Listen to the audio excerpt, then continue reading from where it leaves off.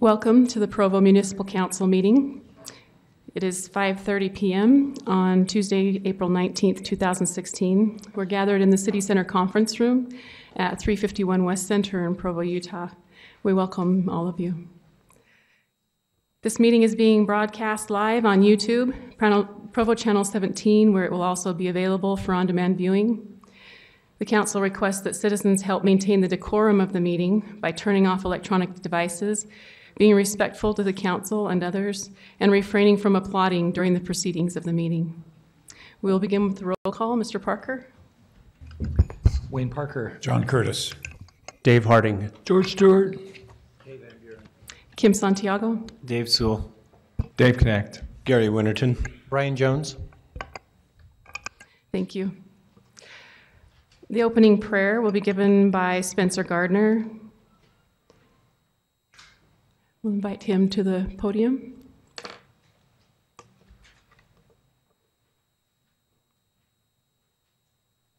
Our dear Heavenly Father, we're so grateful for this day. Please bless that this council meeting will go as planned. We're so grateful for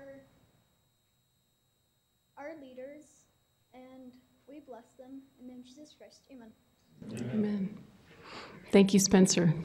He joins Troop 192. We have James Woodward, William Steffen, and Spencer Gardner, and they will they will lead us in the Pledge of Allegiance and the presentation of the flags. They're from the Grandview South neighborhood. Thank you.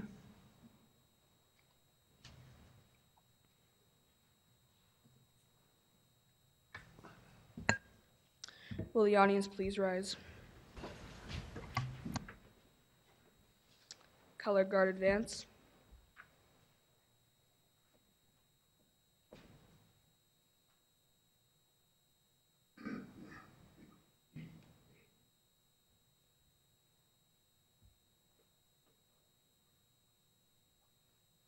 Color guard post the colors, audience salute.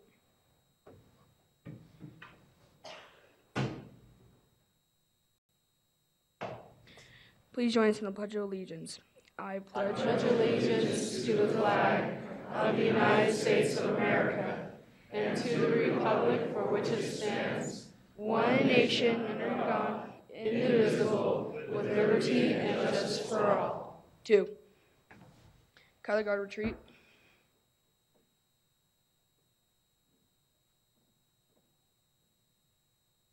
Okay.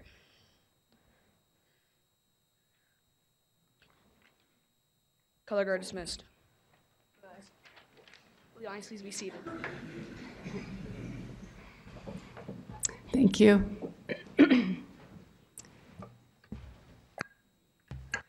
We will now have a neighborhood spotlight on the Grandview South neighborhood by the neighborhood chair, Dion Turley. My name is Dion Turley. I live at 1481 West, 1170 North. I'm the chair of Grandview South neighborhood, and I'm pleased to introduce our neighborhood to you today. And there's probably a clicker here. And that works, good. Grandview Hill is located west of Utah Valley Regional Medical Center, and our neighborhood takes in the south side of the hill, divided by 1460 North, and extends to the freeway. As you can see from this map, we are almost entirely a residential neighborhood. However, there is diversity in the types of housing, as the townhomes of Park Ridge and Independence Avenue provide vibrant young families and singles among our established family homes on the hill. Perhaps the name Grandview comes from the magnificent view of the mountains to the north and to the east, or the lake that we see from the West Ridge, or the view of Provo City Center as it grows to the south. Or it could be the views you find within the neighborhood, created by residents themselves. No, Grandview is not one of Provo's historic neighborhoods, but history is still being written. The early Provo settlers covered this area with orchards, but now the only orchards are those growing in the yards of the residences. Businesses in our neighborhood occupy a narrow strip of 820 North. You can count them on one hand using, well, not even needing your thumb. But Provo is becoming known for startups, and we're doing our part. Other than streets, there are no public spaces in our neighborhood. But the residents are filling in with their own gathering places and community art. Currently, public works projects are raising a lot of dust in our neighborhood, and residents are apprehensive about the prospects of change when 820 North is widened. But we've lived through projects in the past, and because of that, we know that there are fewer dips in our neighborhood's roads, high-quality water, and effective storm drains. What we offer the city are Grandview grandparents and Grandview grandchildren, active families, friendly neighbors, adults who watch over kids, and kids who watch over adults. It is our people who make up the very best Grandview. That's Grandview South neighborhood. Come by and visit us anytime.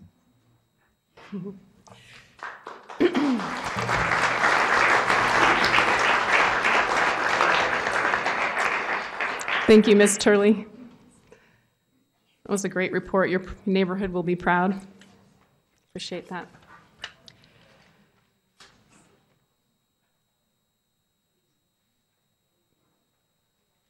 So now look for a motion to approve the meeting minutes of the March 15th, 2016 council meeting or discussion. Motion to approve. Thank you. Mr. Van Buren, is there a second? Thank you, Mr. Sewell. All in favor? The voting is unanimous in the affirmative. Thank you.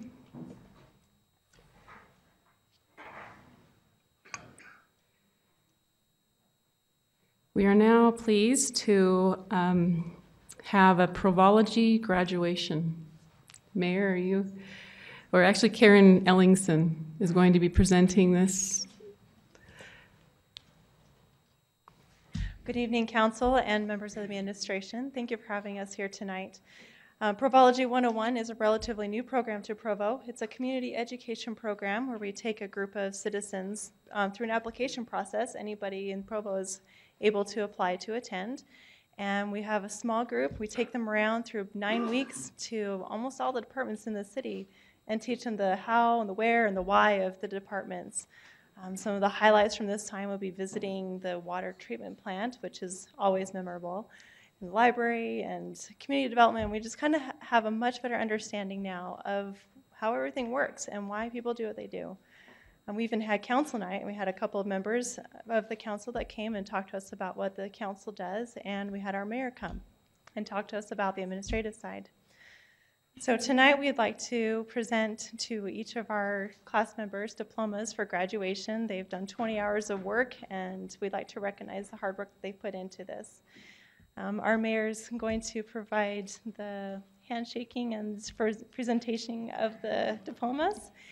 I will read off the names, and if we could have each of our graduates come up and receive your diploma and then just remain at the front for a brief picture. We have Christine Hale, who was not able to make it tonight. Aubrey Hanks, Patricio Hernandez, Tom Judd, James Leshamanon,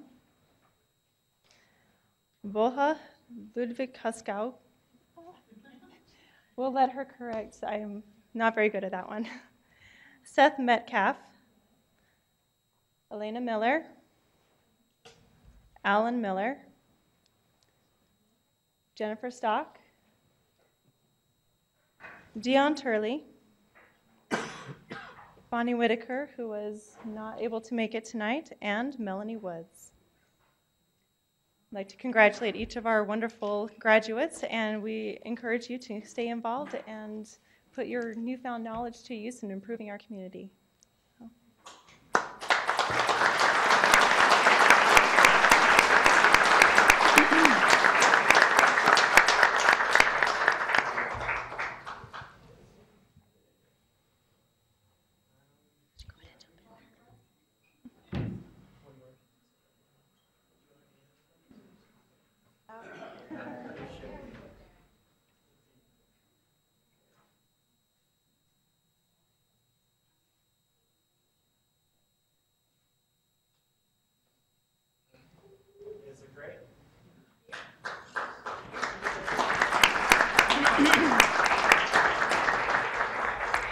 Congratulations, Provology members. And 2 weeks ago, I guess it was a week ago, council members also had the opportunity to tour the reclamation plant for the second time. And at the end, we said every Provo citizen should have this opportunity. And it is open to, Mark Olgren, I think, opened that up to any Provo citizen who'd like to see how we take care of our water, our wastewater. So thank you.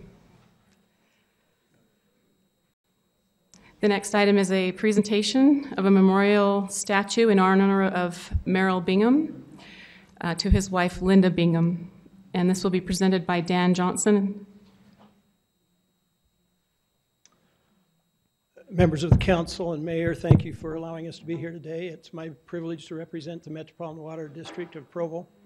And we're going to do 2 presentations today. As all of you know, we lost a dear friend and a great person in our community who has contributed as much or more than anybody I know to the water of Provo, and we are really, really blessed to have that. We're grateful to have Merrill's wife Linda here and some of her kids, Jared and Richard and Rebecca and Austin. So whenever you guys want to come up, you can come up together and support your mother or whatever you'd like to do. But let me just say a couple of things. Merrill had so many gifts, and he had some great hobbies. And 2 of them were golf and fishing. And we found this statue of a fly fisherman, and it's beautiful, and he's releasing his catch, and it says, "Until we meet again." And this will be presented, sorry Linda, don't do this, to Linda and her family with great love. And there's a lot of things I could say, but in the interest of time, I'll just say we're really blessed to know this good man, and Provo was blessed as well. Bart Simons is going to take just a minute because right after Merrill's passing, we went to St. George for the state meetings, and those state meetings were started with a moment of silence for Merrill's passing in respect for this good man, of his contributions even at the state level.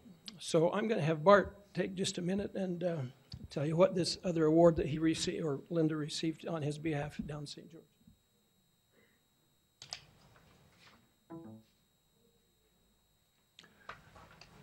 City council members, as well as the city administration, Mayor Curtis, Mr. Parker, if we could take just a moment with this as we present this to Linda for the Utah Water Users Association, just reviewing Merrill's career for a moment, and just we'd need a whole council meeting to go through everything and still need some time. However, with this, Merrill received several national awards, the prestigious George Warren Fuller Award, the Charlie Wilson Award. He was a lifetime member, honorary lifetime member of the American Water Works Association, and has been inducted into the Water Hall of Fame. He served on many boards, not the least of which was the Governor's Executive Task Force, Water Executive Task Force, as well as then Metropolitan Water and Provo, and had also just been appointed to the Central Utah Water Conservancy District Board. Merrill had a desire to serve, he always did, and I don't think there was a dry eye when the award was presented. And again, it's for the Life Service Award from the Utah Water Users Association. And thank you, Linda, for letting me spend that time.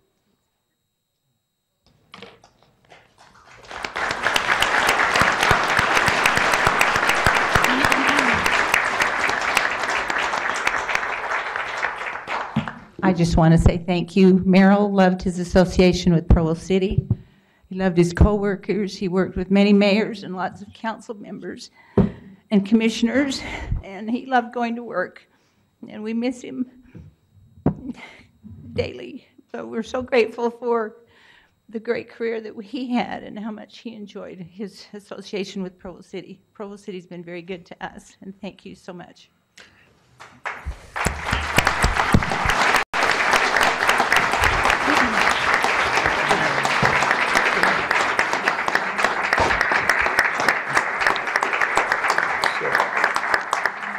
I can read Linda's lips, and I watched her say we should have some pictures, and so I grabbed our photographer. Let's pose for a few pictures, if you would.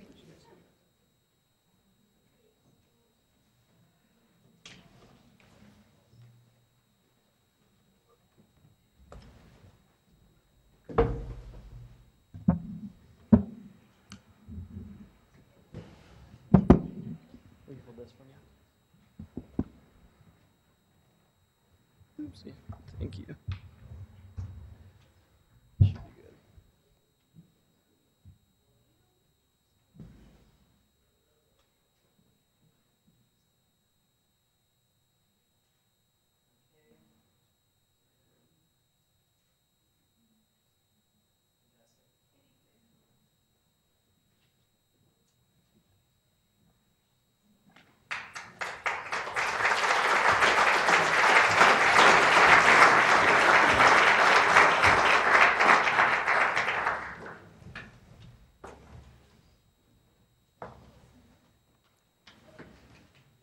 I would also like to add our gratitude and appreciation for the Bateman family, Bingham family.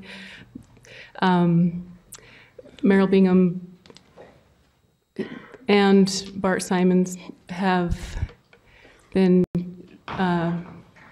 stalwarts in preserving our pristine water source.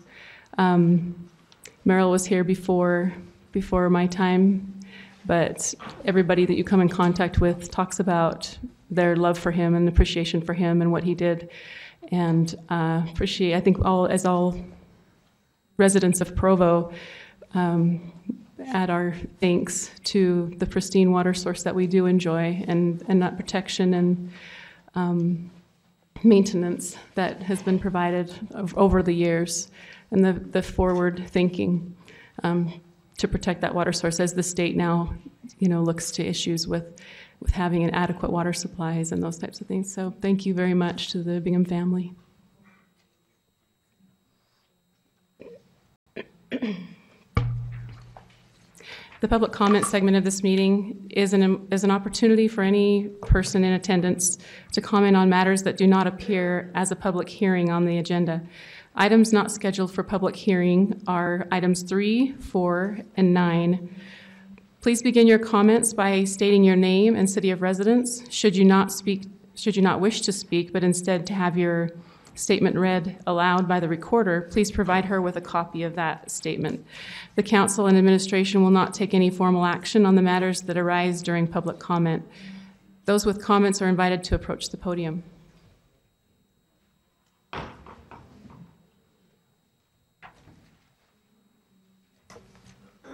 Good evening. My name is Ben Markham. I'm a Provo resident.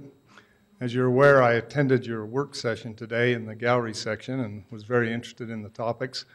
The discussion of citizen access to and participation in policy-making process was particularly interesting to me. Near the end, the discussion about the various email address lists that are available and sharing and how we might use them to enhance neighborhood program and other city civic-related activities. I've been a strong proponent of that until the last month. During the political fervor of the last month, I've received a lot of emails, probably as many as you did in the last week, but a lot. And most of them were legitimate for political reasons. I was a county delegate, and therefore my email address is available. But in 3 cases, I didn't feel like the email address was being used for its intended purpose, and that bothered me. One particularly egregious case happened recently, and it's about another item on the agenda tonight, and that's not what I want to talk about. What I want to talk about is just to remind you in deliberating about public access and public information of the critical importance to safeguard information that the public offers to you to be used in this mechanism for communicating. I personally have waited till after tonight's meeting, but I'm going to pursue and try to find out how the email addresses came into the possession of the people that sent out the email and if that was legitimate and legal. I'm very concerned about that happening in our system. Thank you. Thank you. Melanie McCord, I wanted to say something to you, and while people are here. My husband worked for Merrill Bingham for almost 20 years. And he came home on a regular basis and said, people of this city have no idea the debt that they owe to this man. There were water negotiations that occurred on sometimes very obscure levels. Merrill was not only party to those to protect the water resources of the city, but he ensured that we have clean water for generations. And I just don't think anybody knows that. And I just wanted to add you said thank you, but you didn't say it loudly enough, Kim. I'll speak up. Merrill Bingham was a perfect public servant. I asked him many times if he'd run for mayor, and he said when hell freezes over. But the man blessed all of us, and I just wanted to make sure I added that to public record. Thanks. My name is Quinn Peterson, and I've never been to one of these things before, but I've recently been elected as my precinct chair and been wildly bombarded with emails for county and state issues. One of which is the issue of the BRT, which I believe is being discussed this evening. And I have had the opportunity to go and visit with many state and local officials about these topics. And I just wanted you and everyone else here to know who I am as far as I own property and a business here in Provo and a retail store on Center Street, right where Los Hermanos used to be at Center and University. Having a couple black eyes and maybe some minor changes to the route, I'm an overwhelming supporter of this program. And I've received much rhetoric and propaganda from many people who are against this program, most of which was fairly uneducated. And I just wanted all of you and all of the other visitors here to know that I've taken my time, and as one who runs a business right downtown, I very much look forward to the changes that are going to take place to the public transit and to foot traffic in the community, and I fully support it. Thank you. Thank you, Mr. Peterson. Just a reminder that the bus rapid transit item will be, we will have some limited discussion later, so we won't be taking comment at this time on the bus rapid transit project.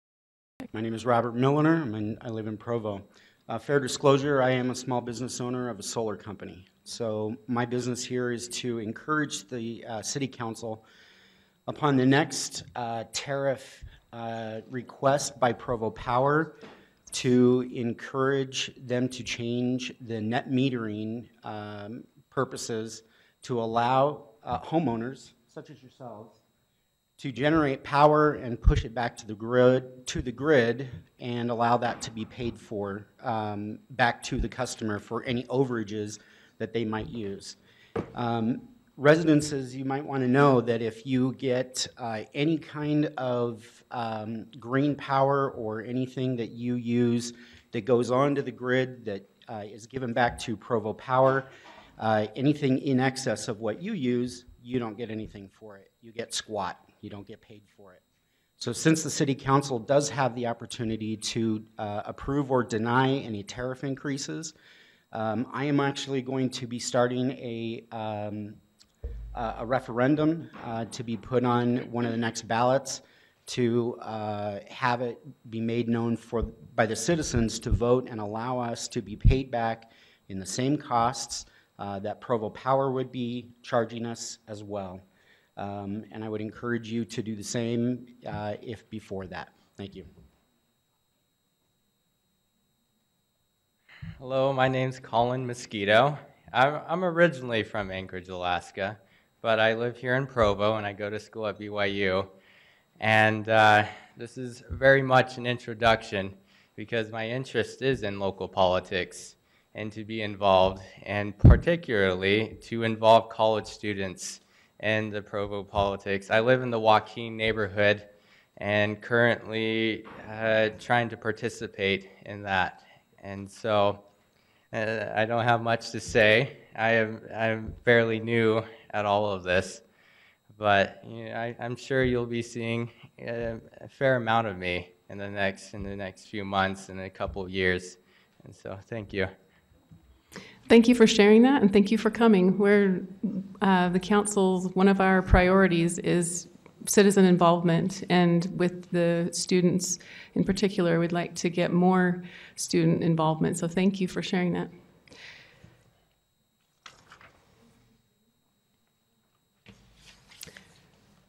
The next item of business is a resolution appointing an individual to the board of the Metropolitan Water District of Provo. Richard J. Brimhall is also a longtime employee of Provo City Water Department, and he worked for 33 years with Merrill Bingham, and he has been recommended by the board, by the Metropolitan Water Board, and also by Mr. Bart Simons, who is the director over our water resources. So you have a resolution before you. I met with Mr. Brimhall this past week, and as a council, we put in a policy where we do like to meet our board members and have an opportunity to meet them one-on-one and get to know them a little bit. So when they do, when we do run into them, we know who they are. We understand their the impact that they have on these boards and what they do for our city. And so it was a nice visit. And I'm not sure if he's here tonight to be. He's not here. Okay. So I don't know if there are any questions or comments from council members before we vote on this resolution. Mr. Witherton? I had the opportunity to sit in on the discussion for a board member, and as I talked with Mr. Simons and Mr. Decker and had the opportunity to sit in with the board, I am very impressed with Mr. Brimhall's credentials and the respect that these men have for him, which is, I think it's critical on a board to have the respect of your board members. And they spoke very highly of him, and I'm grateful that he's willing to do this. Thank you. Are there other comments? Are you a member of the board? I am the chairman of the board. Please do. Please approach the podium. Thank you. I'm Dennis Weir, chairman of the Metropolitan Water Board, and we unanimously sent his name to you folks in hoping that you would support us in that decision. We feel that it's a perfect fit. I just wanted to make sure that you were conveyed that information. Thank you. I appreciate that. Thank you for being here tonight. Mr. Stewart? I've known Mr. Brimhall for years, and he's eminently qualified, and I'm certainly supporting this nomination. Any other comments, or I'll look for a motion? I'll make a motion that we approve the resolution appointing Mr. Brimhall to the Metropolitan Water District Board of Provo. Thank you, Mr. Winterton, and a second by Mr. Stewart. Thank you. All in favor? Thank you. The voting is unanimous in the affirmative.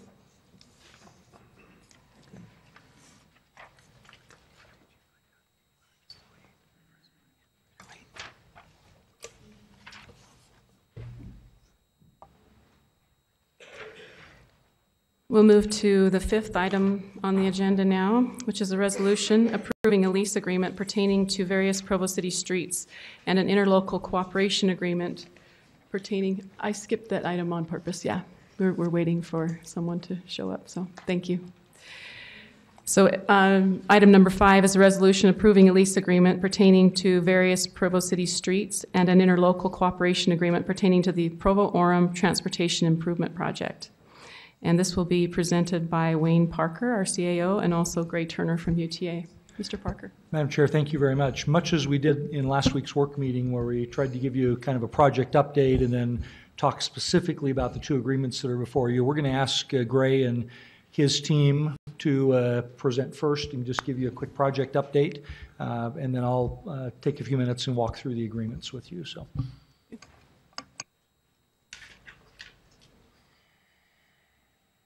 I'm going to take privilege and scoot in front of Gray. My name's Steve Meyer. I'm the Chief Development Officer. I'm the shorter member of the shorter male on the presentation team tonight. Just wanted to thank you and the residents of Provo for your efforts thus far on this project. I think working together we've made it a better project. I really appreciate the spirit of cooperation with Provo City staff, the administration, to help us craft these documents, and particularly the interlocal agreement, which really sets a new standard for us as far as partnering with the major stakeholders. Provo, Orem, UDOT, Mountain Land Association governments, Utah County, all working together with UTA to build this Provo-Orem Transportation Improvement Project, which I think is going to be a great benefit to this community. I'll turn the time over to Gray. Thank you. Thanks, Steve. Okay, thank you again for the opportunity to come here and present this. I'm going to run through a few things. Sorry, they don't make these for 7 feet tall guys. I can just grab it. Oh, this? I can do that. It's all good. Okay, can we go to the next slide, please? We've got a couple of slides that, okay. Okay.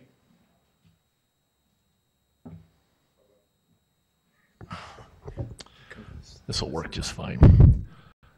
Okay, I'm going to run through a few slides with you just to help give the council as well as the public an update of where we're at on the project, and then also answer some questions that have come up just recently.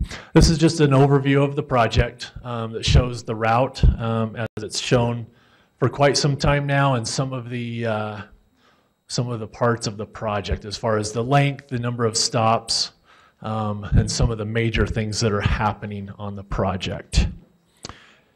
Okay, one of the things that is going to come up tonight that we'll talk about in the with the lease agreements are the actual dedicated lanes. And so I wanted to show this slide to clear up any questions that there might be as far as what we are actually talking about. We're actually passing around a hard copy of this as well to the council members right now. Perfect. So in the upper left-hand corner of this slide and on the graphic that you have is that project map that I just showed. What you see on the right-hand side of that is a blow-up of just the portion of the BRT project that is in Provo. And down at the bottom you can see that we've got total miles in Provo is 6.9 of that 10.5 miles. The part that's in dedicated lanes in Provo is 3.3 miles. UDOT owns 2.3 of those, and so Provo owns 1 mile of what we're talking about in the dedicated lanes. And if you look on your graphic, and I'll point to it on the screen for the people here, it's that little section on 9th North, it's 7th North, and then there's a little strip down here at the South Gate where we have the actual dedicated lanes. And then also you will see the bus stop locations that are circled, and those are areas that are going to require some property as well, to where UTA will acquire the property, and in most of the, except for the BYU ones, we will be deeding that back to the city, and then that's why those are included in the lease agreements. Okay, does anybody have any question, or I guess we can answer questions later on that. So that's what we're talking about when we do talk about the Provo City lease agreement is purely just for that 1 mile of road. The majority of it, like say, is UDOT, which occurs on the Parkway and also down University Avenue. Another question that has come up that we've heard a lot about is, oh, now the project is over budget. The project has always been $150 million and will be $150 million. I show the breakdown of that 150. 75 is coming from the Small Starts grant, of which we've already received $4 million of that last September. 65 million is the Utah County bond, and then 10 million is the local match. And part of this lease agreement, or this lease agreement is part of that 10 million local match. And then the extra 40 million is what UDOT is using for their widening project. Specifically, they're adding a lane in each direction down the parkway, down the diagonal, as well as they're adding right and left turn lanes throughout the project. UDOT has actually been gracious enough to hold off on this project, on these projects for a couple of years now, waiting for this to catch up so that we can do it all as one, less inconvenience to you and the traveling public, so we can combine these projects, which is a win-win for everybody. So that's why when we call it the TRIP project, it's not just the BRT, it's now the TRIP, which is the Transportation Improvement Project, and that's why you hear that it's 190 instead of the 150. With that, I'm going to turn the time over to Janelle to run through the design part of it to let everybody know where we're at in the design process. And that microphone will be perfect for you. I can reach this one. So when we're talking about bus rapid transit, we're talking about what we call light rail on rubber tires, where we are creating dedicated bus lanes and stations in the center of the roadway in certain parts of it, as Gray pointed out, which is about 50% of the project. We're providing rail-like amenities at the stations to promote ridership, having more frequency so that we build ridership, and just creating a more predictable and user-friendly system. So can the next one. Do we have the, oh, does this one have it? Oh, sorry. This is an example of what a side station would look like, kind of a photo rendering of a station at UVU. And you could see, I'm sorry, I clicked too quick. And this is an example of what it might look like in a center station in Provo area. On University Avenue, there will be 2 bus lanes down the center of the roadway. As you can see, the bus lanes are down the center. This is an example of a station in the center. We'll have landscaping and parking pockets along there, alternating. And then we can add landscape medians in some areas, in the transition areas of the bus lanes. On 700 North, it's a similar situation, just a smaller road where we have center lanes down the roadway and the bus station in the center of the roadway. And then there would be a park strip on both sides of the roadway as well. On 900 East, the bus will just be traveling in the regular auto lanes in a non-dedicated area, but we will be adding a driveway along here so that these residents are able to back out of the area without backing onto the street. It will be a one-way driveway along here, and they were able to re-enter the roadway. This is a cross-section of what that might look like in more detail, where we have a park strip, a sidewalk, and a driveway.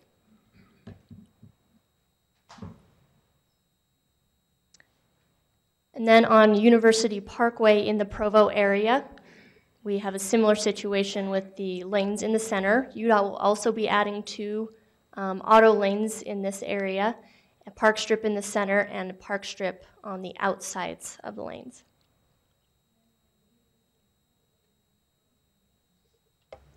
Also to mention, UDOT will be replacing the Provo River Bridge in its entirety. It's met the end of its life as well, so that is another portion of the project.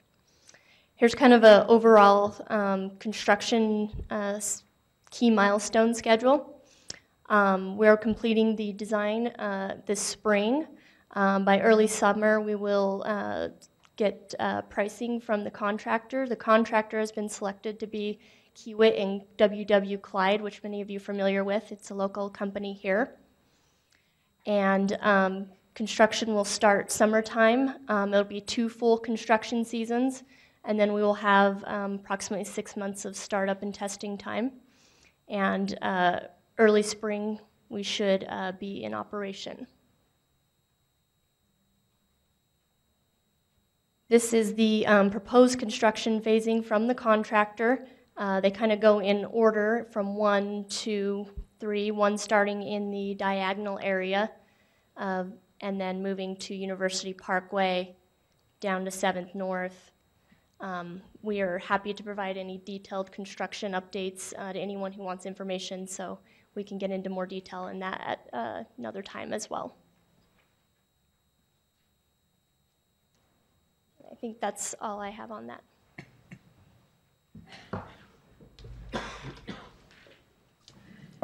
Thank you. Let me talk about a little bit about the background of the project, give you a little history as to kind of where we've been, talk about the actions and policies that the City Council has adopted and established over the intervening years, and then talk specifically about project governance and the documents that are before you tonight. So first, I don't have the clicker, but can you just follow along with me, Ryan? Is that okay? So we began analysis of transit and transportation options really in advance of the 2002 Winter Olympics.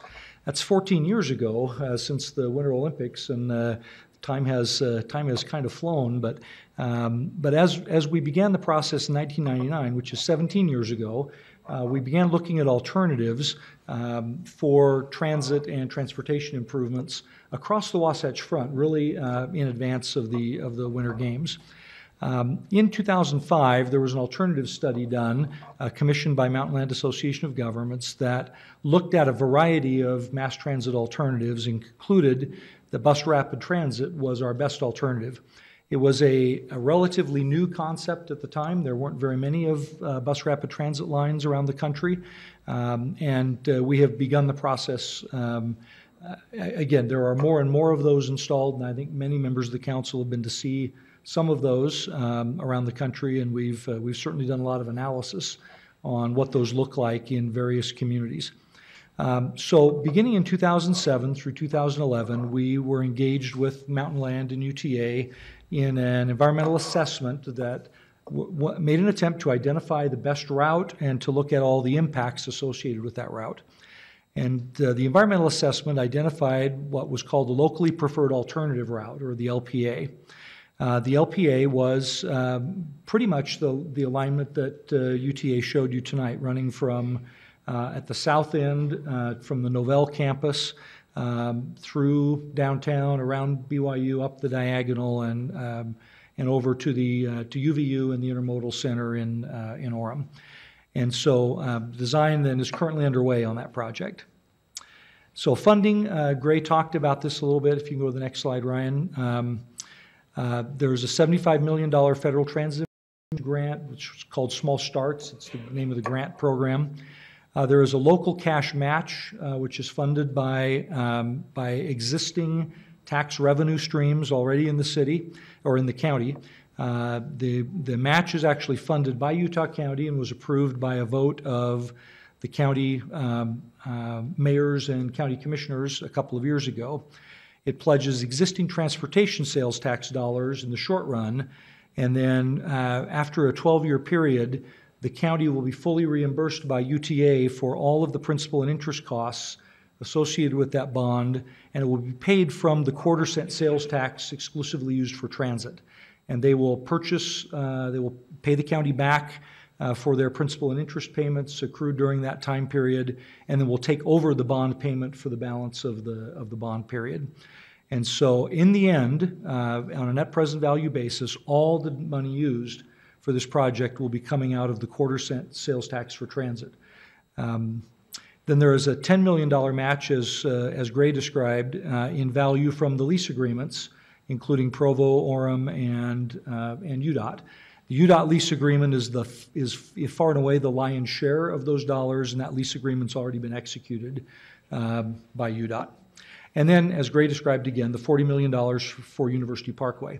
And this becomes really important when we begin to talk about governance for the project. So let me try, I'll get into that in just a minute. If we go to the next slide, Provo City policy on the BRT project. And again, this is developed over about 8 or 9 years of policy. So there was an early resolution in the environmental assessment period that supported the BRT project and supported a route similar to the one which was eventually adopted in the environmental assessment. The council asked to revisit the project in 2013-2014, and we went through a very robust process in the community of soliciting public input. We had several meetings, about as well attended as this one, where those discussions were had. The council, in addition to hearing public comment and soliciting input, actually commissioned an independent analysis of the route and hired a consulting firm, transit and traffic engineering firm, to do a second study to validate the route alignment. And actually, some of the work that was done there was very helpful. It updated some of the data that UTA had provided, but in the end, validated that the locally preferred alternative was the best available route to maximize ridership and cost per rider mile. And so then in 2014, there was a joint resolution of the mayor and council that supported the locally preferred alternative route and started in motion the process which we're engaged in today. So for the last almost 2 years now, we've been in the process of securing funding, working on the design, going through details about land acquisition, and developing the agreements that will be before you tonight. So the joint resolution that was done in 2014, Ryan, next slide, asked for consideration of project enhancements to address a number of important areas. Those included business and residential access, pedestrian safety, bicycle safety, parking, noise abatement, school security, landscaping, and other factors. And so part of the effort over the last couple of years has been to try to address all of those issues that the council and the mayor established as priorities in their policy resolution. So we have before you 2 agreements tonight, and I want to describe these because they're different. And one defines the parameters around UTA's use of our 1 mile and our stations that we will be contributing as a part of the lease agreement to the project. And then the interlocal agreement, which defines how the project will be managed over the next several years. So first of all, the lease agreement is a 50-year lease of the specific city property and right-of-way that was described, and it is described in some detail in the lease agreement. And what you saw on the map that was put up during Gray Turner's presentation represents geographic representation of those. In addition to that, the lease agreement calls for 2 additions to what we call the project baseline, which is funded as a part of the total $150 million project. So those include, first of all, as Janelle showed, the 900 East Frontage Road, or the driveway, which provides access to residents on 9th East who will be impacted by the multi-use path, which will be installed, as well as providing a safety improvement that actually probably is long overdue. As 9th East has grown in traffic, it's been a continual challenge for those who have homes with driveways on 9th East. And then we've also identified specific pedestrian safety improvements on 700 North and near the Missionary Training Center. In addition, the lease agreement calls for 3 priority enhancement projects, which would be among those that would be first funded, assuming we can construct all of the rest of the baseline, including these 2 additions to the baseline, within the project budget and scope. And again, when we get to the interlocal agreement, I'll talk a little bit more about that. So those include landscape median on 900 East, pedestrian lighting on 700 North to enhance pedestrian safety there, and then street improvements on 900 North for a potential BYU transit station. And again, that station and its design are still under discussion with the university and the project team. The lease agreement, next slide, also establishes what happens if UTA stops operating the bus rapid transit line. So if they decide at some point in the future they want to do something different, or if there's a light rail line or something else, the lease agreement defines a process by which we terminate UTA's rights under the program and can demand their removal of the appurtenances which were added as a part of the lease agreement. It also provides that the city waives any development fees associated with the project, that we would agree to coordinate with UDOT, UTA, and Orem on signal coordination to ensure that the buses can move as expeditiously as possible without negatively impacting either travel times for vehicles or pedestrian crossing times. It sets up maintenance responsibilities between the city and UTA, who does what and who pays for what, and then includes just some standard boilerplate language that the Federal Transit Administration requires as a part of any lease agreement that is for which federal dollars are used. So that's basically the terms of the lease agreement. Now, the interlocal agreement, as Mr. Meyer suggested, creates essentially a brand new model for managing projects. As we have talked with our peer communities around the state who've been involved with UTA projects, we've heard repeatedly that there's been a lot of frustration around a UTA project which is managed exclusively by UTA, but which has huge impacts in communities. And that can be light rail lines, it could be the bus rapid transit line, what I call BRT Light, that exists up in West Valley today, that has some similarities but a lot of differences between what we're doing here and what they're doing there. And so in the interlocal agreement, it establishes that both the UTA portion of this project and the UDOT portion of this project will be put under the responsibility of a new governance model. This is really kind of unprecedented for UTA to put dollars which they acquire from the federal government and UDOT to put state transportation dollars into a project over which they do not have ultimate control. But what it does demonstrate is the level of commitment of these two entities to make sure that the project meets the needs of the communities in which the improvements will be located. So the interlocal agreement establishes an executive committee, which is composed of 6 individuals, which includes the chief executive officers of Provo and Orem cities, the region director of UDOT, the chair of the Utah County Commission, the executive director of Mountain Land Association of Governments, and the general manager of UTA. And these 6 folks form the executive committee. And if we can go to the next slide, the executive committee controls the project budget. So they determine how much is spent and what components of the budget. They review and approve all change orders, significant change orders defined in the interlocal agreement. They approve all station design standards. And so again, we are not subject to the whim of UTA in this case, but have a significant input into the process. The committee approves the release of contingency and funding of priority enhancements identified in the lease agreements, both Provo Orem and UDOT's. And it requires a majority vote. Essentially, there's a voting pattern there, but essentially requires 4 of 6 members of that committee to take action on the budget and all of these other items, which means that if UDOT and UTA are the 2 no votes, and Provo, Orem, Utah County, and MAG are the 4 yes votes, then that's what happens.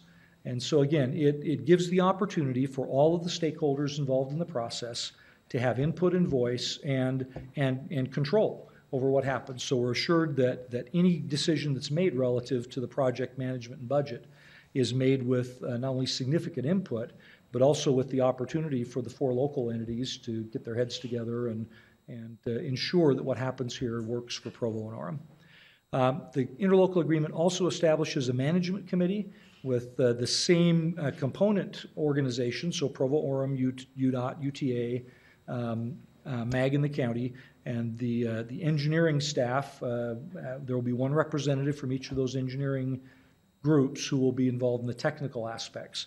So when we start talking about questions relative to a stormwater drain or something else there, it's not just UTA and the contractor making that decision, but it's made by the management committee, and if they reach impasse, then it automatically escalates to the executive committee for final action. I just want to emphasize again that this is a really significant departure from past history. So the governance model is new. It gives a meaningful seat at the table for the constituent cities, the county, and UDOT. BRT, and in fact the larger TRIP project, becomes our project. It's not just UTA's project, it's not just UDOT's project, but it really involves the community and the constituent members. It's a really significant step forward for future UTA partnership programs. UTA is not done in Utah County. We hope they won't be, and when this county in 30 years becomes the size of Salt Lake County today in terms of population, we're going to need light rail, BRT, we're going to need many more good transit options available to us. And this new governance model creates a partnership model which we can use for many years into the future.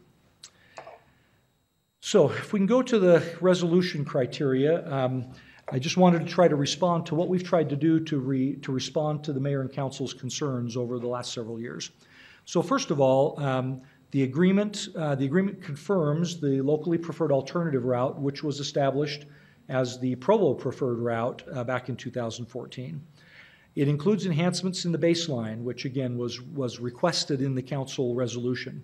So the 900 East Frontage Road addresses safety for residents, drivers, as well as for bike and pedestrian ingress and egress issues. The 700 North pedestrian improvements, we have a pedestrian actuated crossing at 200 East, a new signalized intersection, four-way intersection at 400 East, which allows, again, for significant improvements in the corridor for the safety of bikes and pedestrians, and especially the thousands of pedestrians that cross 700 North every day going to and from the south part of the BYU campus. In terms of University Parkway pedestrian safety, there are stations on the Parkway near the MTC. These are side-running stations. Again, these will be in mixed traffic, so they're not in the center of the roadway, but they will be on the side. And there's a significant pedestrian flow that occurs today between the BYU campus and the MTC. That's employees who are moving back and forth. It's missionaries who are moving back and forth. And unfortunately, it's an awful lot of girlfriends, or as my neighbor suggested, when his daughter was in the MTC, he wanted binoculars and watched to ensure that if she was crossing 900 East, she would be safe in her crossing. We have a lot of folks moving back and forth across University Parkway. And it's really important for us to ensure that with the addition of the bus traffic there in the two stations, that there's an extra measure of safety. And so there will be a pedestrian actuated signal at the station, which was just immediately west of the MTC, and the Missionary Marriott Center parking lot, the Missionary Training Center, and will provide, again, significant safety enhancements for all those who want to cross or move up and down University Parkway. Now, in the priority enhancements, next slide, we've looked at these topics. Again, parking, we've gone through a very detailed on-street parking analysis on University Avenue. It's looked at space by space and tree by tree and foot by foot all along the University Avenue corridor in an attempt to try to balance bike safety, pedestrian safety, parking for the local business community. Again, my guess is that it's not perfect, and there's probably things that we could look at in that system and say, gosh, we wish they were different. But it's really been a very collaborative process to attempt to find the best alternative to doing that. And in terms of other on-street parking across the route in Provo, there have not been significant issues. Noise has been a primary concern in residential areas. Again, UTA is in the process of doing final selection on their buses, but it appears they're going to be moving to a hybrid clean diesel option, which allows the buses to run on electricity in flat areas and engage the diesel engine when it's necessary for acceleration or to get up the Orem Hill. And so again, we think that will be a significant improvement over the existing diesel buses that are operated by UTA. And then we eliminated the station on 9th East, which was a significant concern originally to the neighborhood relative to noise. School security, again, there are no stations close to public schools. And so again, we think we haven't changed the plus or minus necessarily on school security. Landscaping, there have been landscaping replacement as possible on University Avenue and University Parkway. And again, we've worked very hard to ensure that we don't lose the look and feel of either of those. Again, to the extent possible, given that we're running buses now in dedicated lanes up and down the center of those streets. We, again, have a priority enhancement for a median on 9th East, should funds be available. And then, as we've been discussing with BYU, the potential of revising some transit locations there. It creates some opportunity to do some really nice landscaping on the south side of the BYU campus. So what happens without the agreements? We've been asked a lot, and we were asked by council members and by many in our community, what would happen if we didn't approve the agreements. So a couple of things. We would, changes to the project scope, there'd be no dedicated lanes on 700 North, so the buses would essentially have to run in mixed traffic on 7th North. Station locations would be therefore on the side on 700 North, which would require more private property acquisitions than is currently contemplated by the agreement. The dedicated lanes would either need to be moved to another location in the project in order to live up to the grant agreement with FTA, or UTA would have to approach the Federal Transit Administration to get a waiver on that 50% dedicated lane requirement, which has been done in the past with FTA projects. And so it would put UTA in the process of having to do at minimum, some redesign, and at maximum going back and trying to rework the grant agreement with the federal government. It would reduce the local match, again, by losing the Provo portion of that local match. It would then require other project cuts throughout the project to keep at the reduced project level.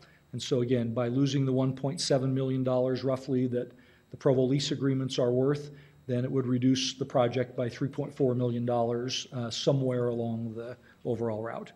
And it would certainly slow the rapid part of bus rapid transit by reducing the number of dedicated lanes and would create a longer time frame to move from one end of this project to the other.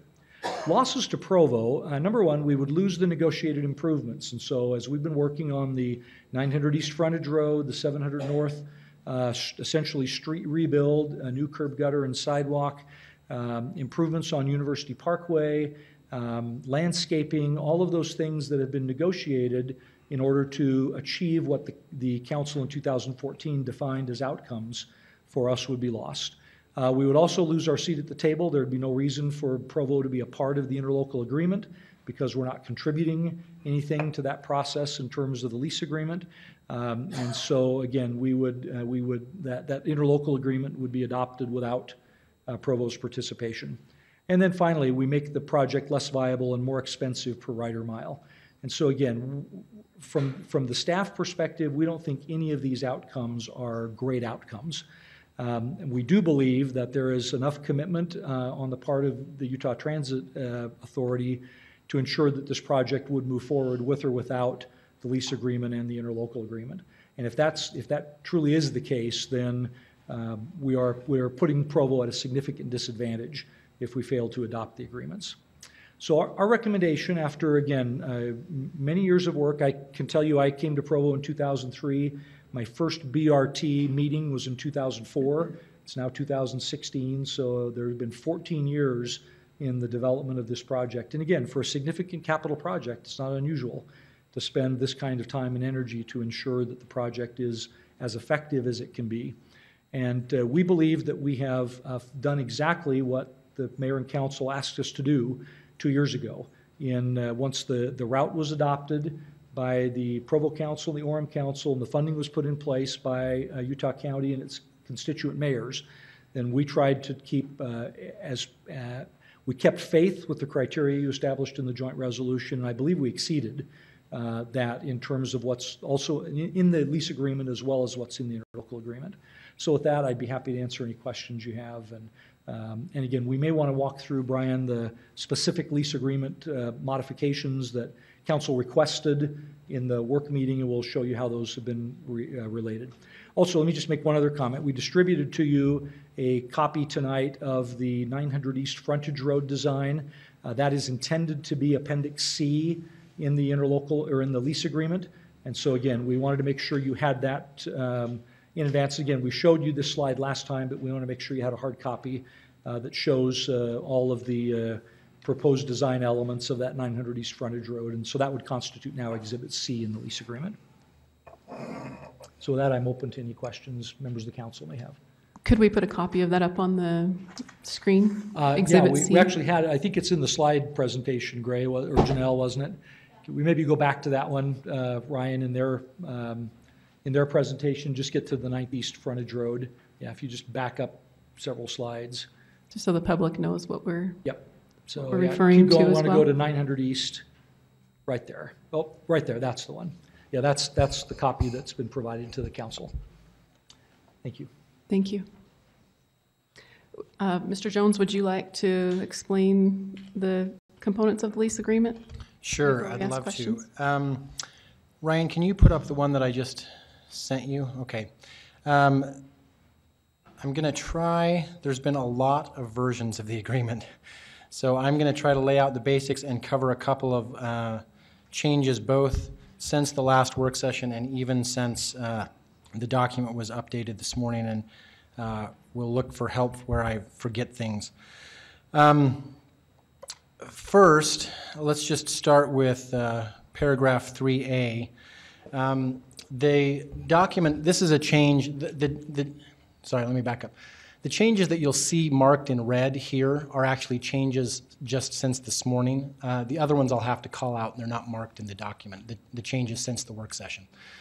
So as many of you saw in an email earlier, BYU had a chance to look at the agreement today, and as you can recall from the map that was shown during the presentation that Gray made, a fair amount of the route goes around BYU, and we came to the realization that there was a couple of places where, well, let me back up and put it this way instead.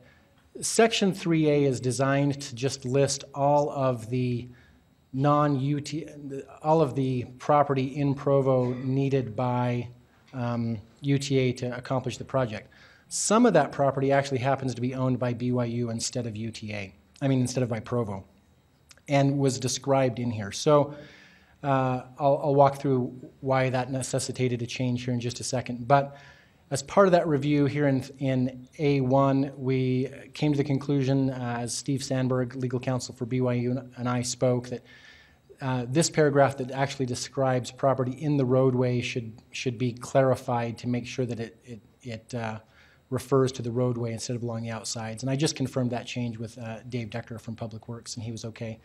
If you scroll down a little bit further, this is really in the weeds, but right there in paragraphs 7 and 9, we just made some typographical changes to show that there will be multiple stations along those areas rather than just one. And then, Ryan, if you can scroll down to 3C. This was the last change that came about because of BYU's review and the last change that happened today.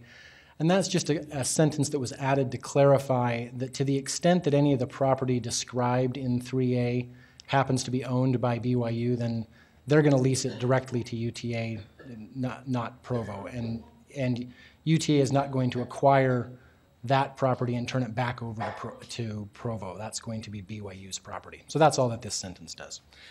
So moving on to changes since the last work session.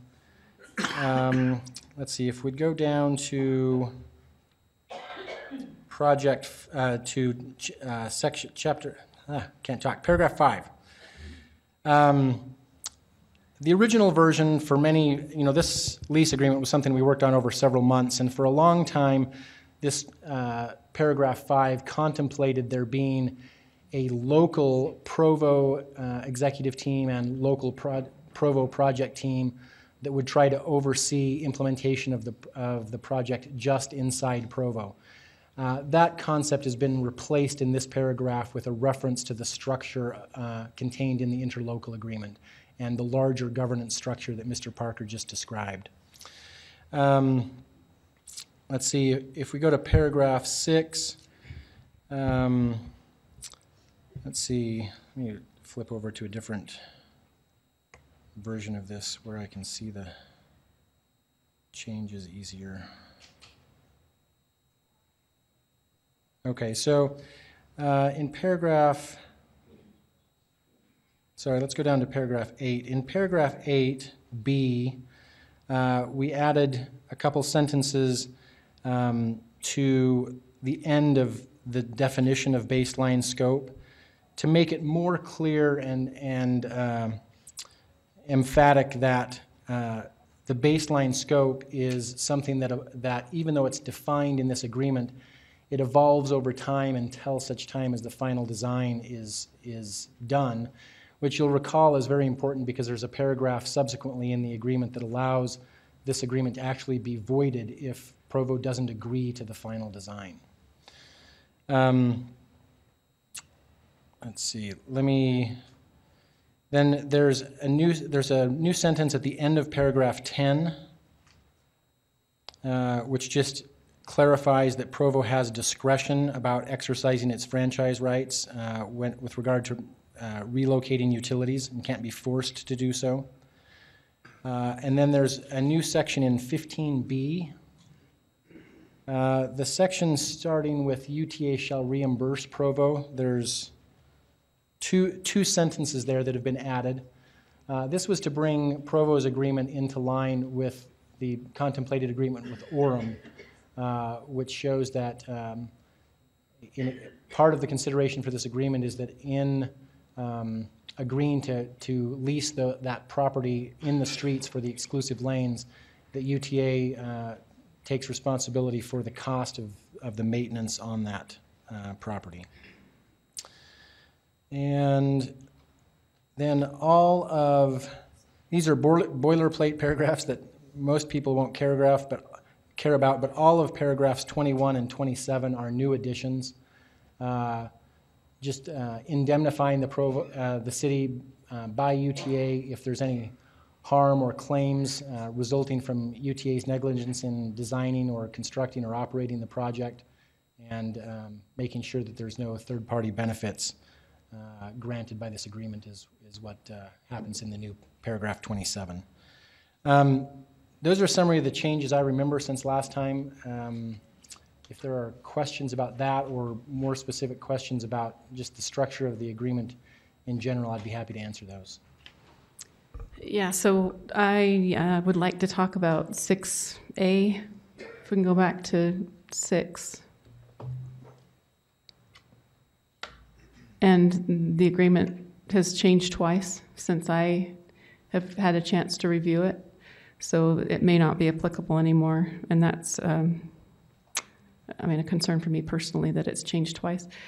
But so 6A, it read, okay, so the BRT project will construct a frontage road on the east side of 900 East to address safety issues due to the 10-foot multi-use path along the east side of 900 East, substantially in compliance with the design sheet attached here too as Exhibit C. What does substantially mean? That's a common phrase in basically any kind of construction contract. And I guess it means what the parties agree or argue that it means, depending on whether there's a conflict, right? But I mean, the idea is that the diagram shows what it's supposed to look like, but that everyone recognizes that minor changes to that might be necessitated. Maybe the property line isn't exactly drawn right when they did the diagram, or maybe the tree has to be moved over 4 feet to not crack the sidewalk when the roots grow up or something. So substantially, that is what is intended, but minor changes might be necessary for logistical reasons.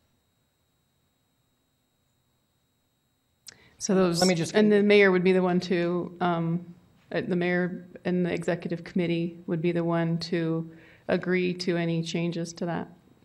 Under the interlocal agreement, it would be the governance board of the interlocal cooperation agency. So it would be our engineer. The government, or it would be the executive committee, or it would be the governance? Well, or the way the interlocal agreement works is that anything that can be resolved by the project committee is, but if it can't be resolved by the project committee, it's elevated to the executive committee. It'll go to the executive committee.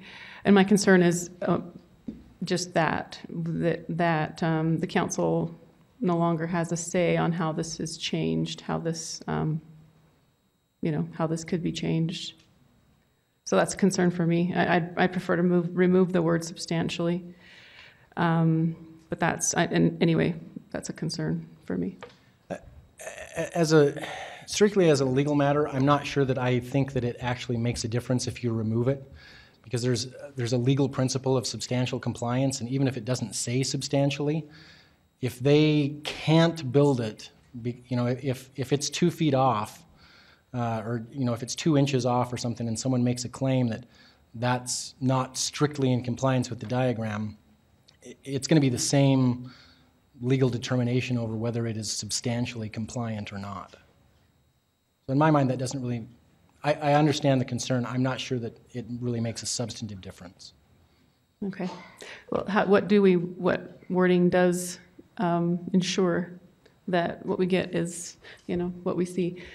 That I get that there might not be that many trees, or there might not, I get that could change a little bit, but the design of this was a back and forth process to make sure that it was designed this way, with residents, with UTA, with the mayor. There was a lot of negotiation there, and so how do we ensure that that's really what ends up being built? I guess my answer to that is I think this does that to the best of our ability. Mr. Stewart? Brian, when I came on the council, I understood that we would be given any agreement that we were to vote on the Thursday before council meeting. Today's the council meeting. I received a copy this morning that I've been able to review, and now it changes tonight.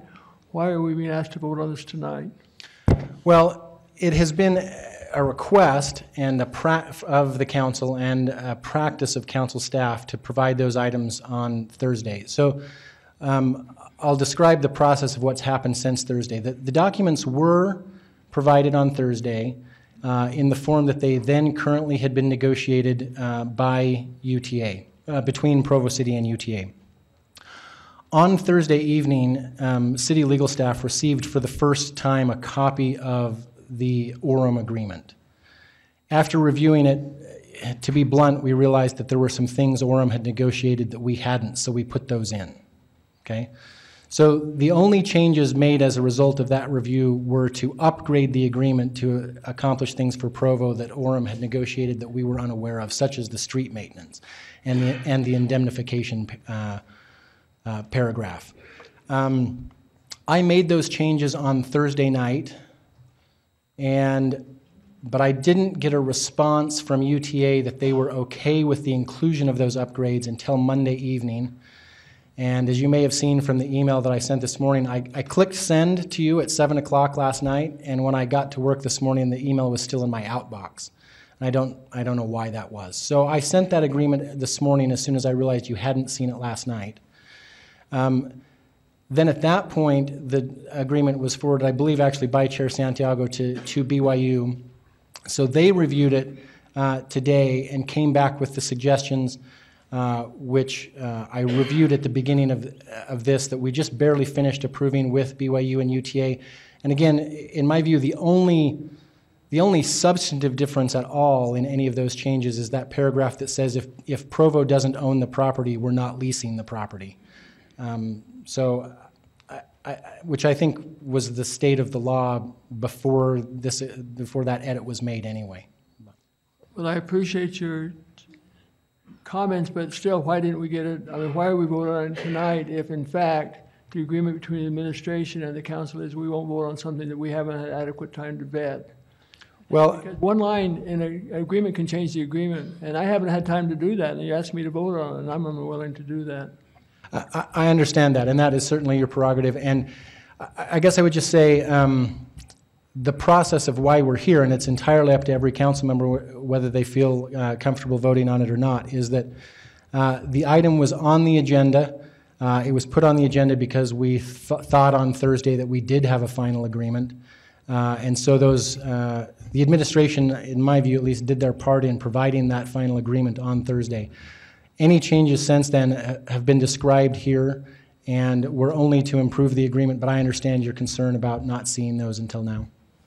Thank you.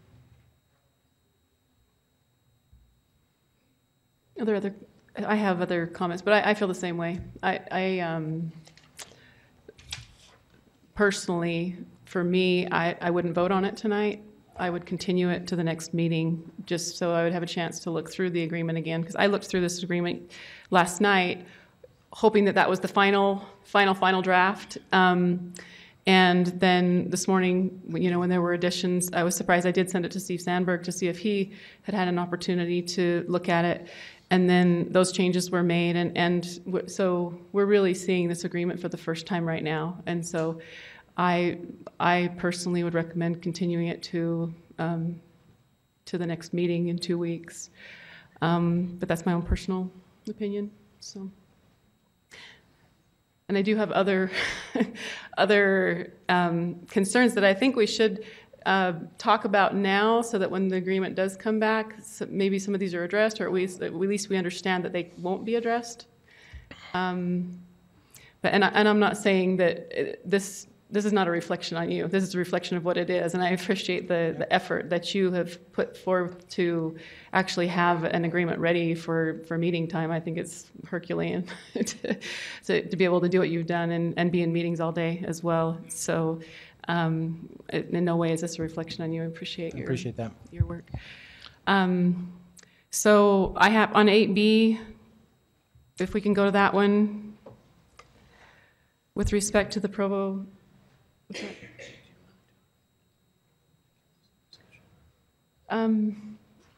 Yeah, we can do that. Yeah, we can do that. So this discussion could be a little bit longer, and Vice Chair Mr. Sewell has mentioned that maybe we could go to public hearing first, and I think that's a good option. This item, typically we wouldn't open this up to public discussion, but there is interest, and appreciate you reaching out to us. I know I haven't counted the emails, but there have been 100+ emails in the last 3 days, and I appreciate that. I love that our citizens are engaged, that you're letting us know how you feel, and so what I would like to do, because we do have kind of a packed agenda, I don't think we'd be able to hear every single person. I mean, it's not really possible. So what I will do is I'll ask for those who came to speak in favor of the lease agreements, and those who, by a show of hands, and then those who came to speak against. And we will take a 15-minute recess. We'll have you go to different areas of the city center. We have Louise in the back here. She was raising her hand. And we have Karen back here. Karen will take those who are for, and Louise will take those who are against. But first, just by raise of hand, if I can just see who came to speak to the item for, if you could raise your hands first. Those who would like to speak for the item. Okay, and then those who would like to speak against. Okay. So I object. You object to having a public hearing? Absolutely. I think everyone that came here to speak should be able to speak. I'll leave it to the council, but I think that people take the time and effort to come. I think they should have a chance to express themselves. Thank you for your input, Mr. Stewart. What I had planned to do is to have the group that wants to speak for identify 3 spokespersons, and you will have 15 minutes. So you can have one spokesperson if you want to speak for the 15 minutes to all of the issues that you would like to have presented, or have 3 people divided up into 3 different spokespersons and for each side, so that we have an equal time on each side for those for the project and those against the project, just to be fair. And the desire for everyone to speak, but I believe that if we can separate into the groups, you can identify someone who, and I know some of you have brought in written materials, you could hand that to the person, if you don't end up being the spokesperson. But I think that's the way that we're going to organize this. We have a long agenda, and if we do take public comment from every single person who came to speak, the meeting could extend into after 10 o'clock, 11 o'clock, and that's not very transparent when you expect people to stay late into the evening to hear items that they happen to come for, and also our city staff, to require them to stay, till the wee hours, of the evening, and be expected to return to work at 7 in the morning. So just to be respectful of those schedules, that's the way we're going to organize it. So we're going to break for 15 minutes. Those who want to speak for the item will follow Karen Tapahi this way. Oh, I'm sorry. For this way, Karen's going this way through the doors on your right, and I guess it's on your left.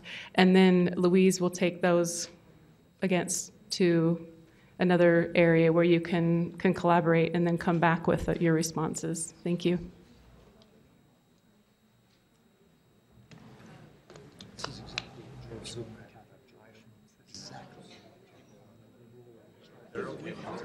They're about this size, 7 different corners, have them speak through each. For what?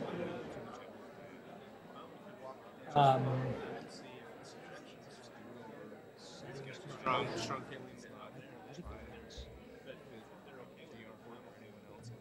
We do this all the time.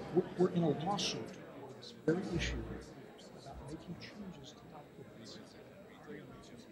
We are going to make changes to it. So, under any scenario, that doesn't work. Work session for the next meeting. Hi, how are you? I'm Kim Santiago.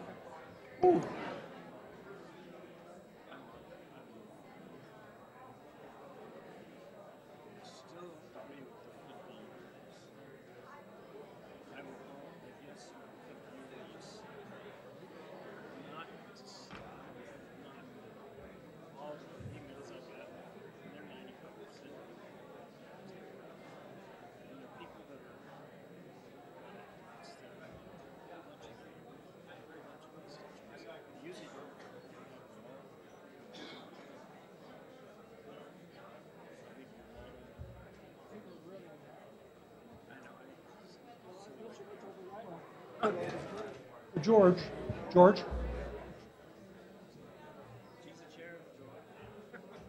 He did this when he was chair, and they were taking that historic designation off the old Catholic Church, St. Francis. He did exactly the same. Same size crowd, 7 of their corners, 3 speakers, 15 minutes. He did when he was chair. Yep.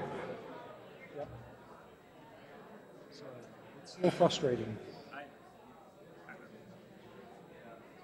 You guys can decide. I sat out 3 weeks ago to stop this.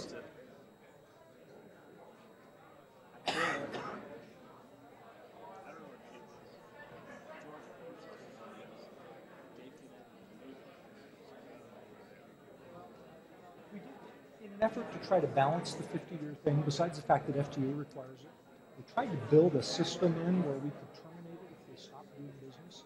And I can't think of another circumstance where we'd want to terminate this, other than if they stopped running buses. We had these stations there with nothing to do. And so we tried to build in. As a city want to terminate. That's the question. There's no. What circumstance would there be that we'd want to terminate the lease if they were still running the system? That doesn't have some other remedy. A system that didn't go down to the more local system. That was a government protection or Yeah. we're going to do it ground. What? We're going to do it ground.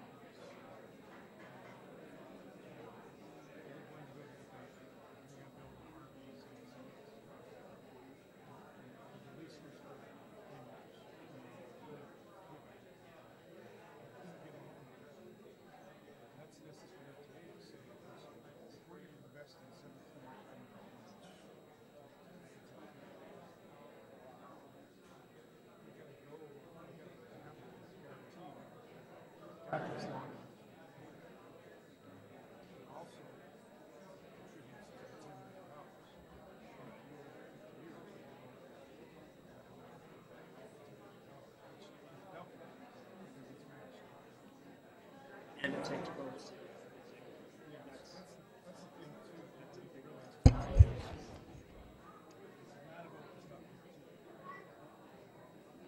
There's people out here who think that. I mean, most of these people. I don't want to take your time. I have 3 young men shake your hand. This one I think was nice.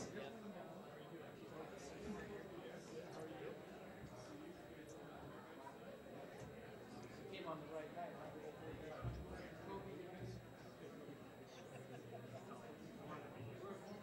split them up, so we're gonna miss all the inspection.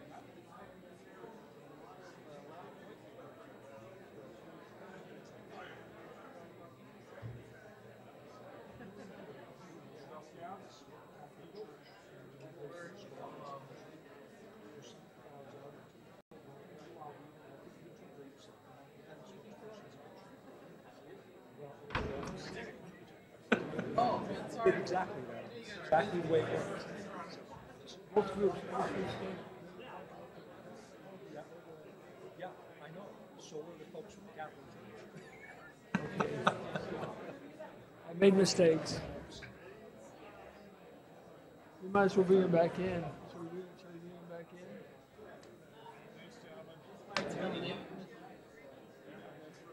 There's 4 votes to have everyone that wants to speak, so we tell them that.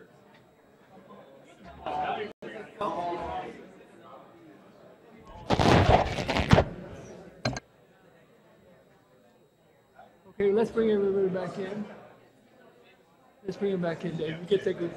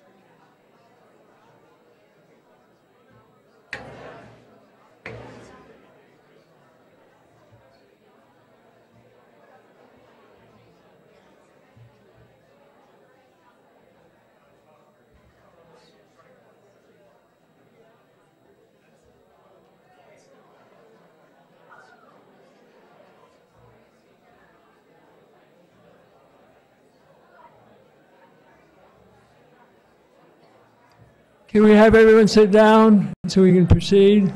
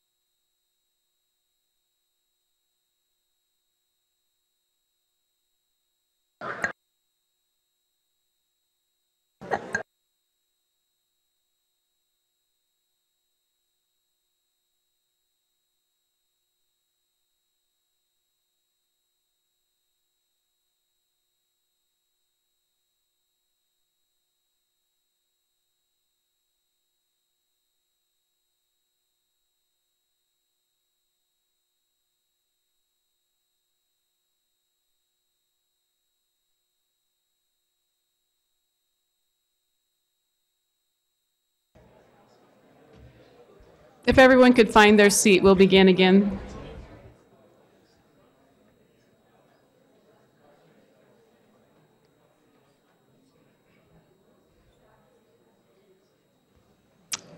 So during the recess, there's been some conversation, and I think Mr. Stewart would like to make a motion. Madam Chair, I'd like to make a motion that we allow all that have come to speak in the public comment portion to speak, allowing 3 minutes to each speaker. Or is that too long? 2 minutes? 2 minutes. 2 minutes to each speaker. We usually do 1 minute, but, or, yeah, I mean, we can do anywhere from 1 to 3, but if you're okay with 1 minute, 1 minute would be great. If you, I'm better with but 2. it's your motion. I'm better with 2. Is that your motion? Yes. Okay, thank you. Is there a second?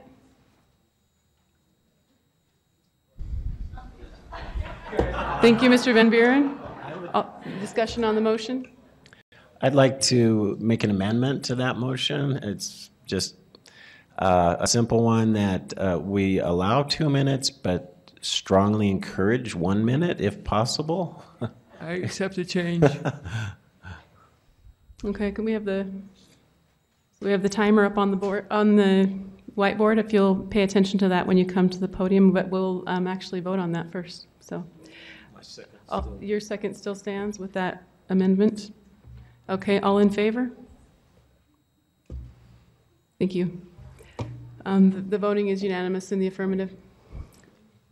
So we will allow those who have come to speak to this item, please approach the podium and give your name and address. Provo, Utah. It's Sherry Hall Everett. I am speaking as a Board of Trustee member for UTA. In the first part of my agreement, I've talked with our legal counsel, and they are willing to strike the word substantially in the agreement, if that helps to resolve the issue for you. Now I'm going to speak as a community member of Provo. I have sat in your seat. I've dealt with tough issues with iProvo, with the Provo Rec Center, with some of the other things that we've done in this city, and I know the magnitude of the decision that's before you today. Grateful for your service, grateful for the thoughtfulness and consideration that you're giving this issue. One of the things that is important for us to understand is that not signing these agreements does not stop the project. The project will proceed regardless. The opportunity of signing these agreements allows Provo to do what they've been negotiating for 2 years to do, is to have an opportunity to have a seat at the table, to be able to create a good outcome from this project, and to be able to have that voice that you've been asking for years now.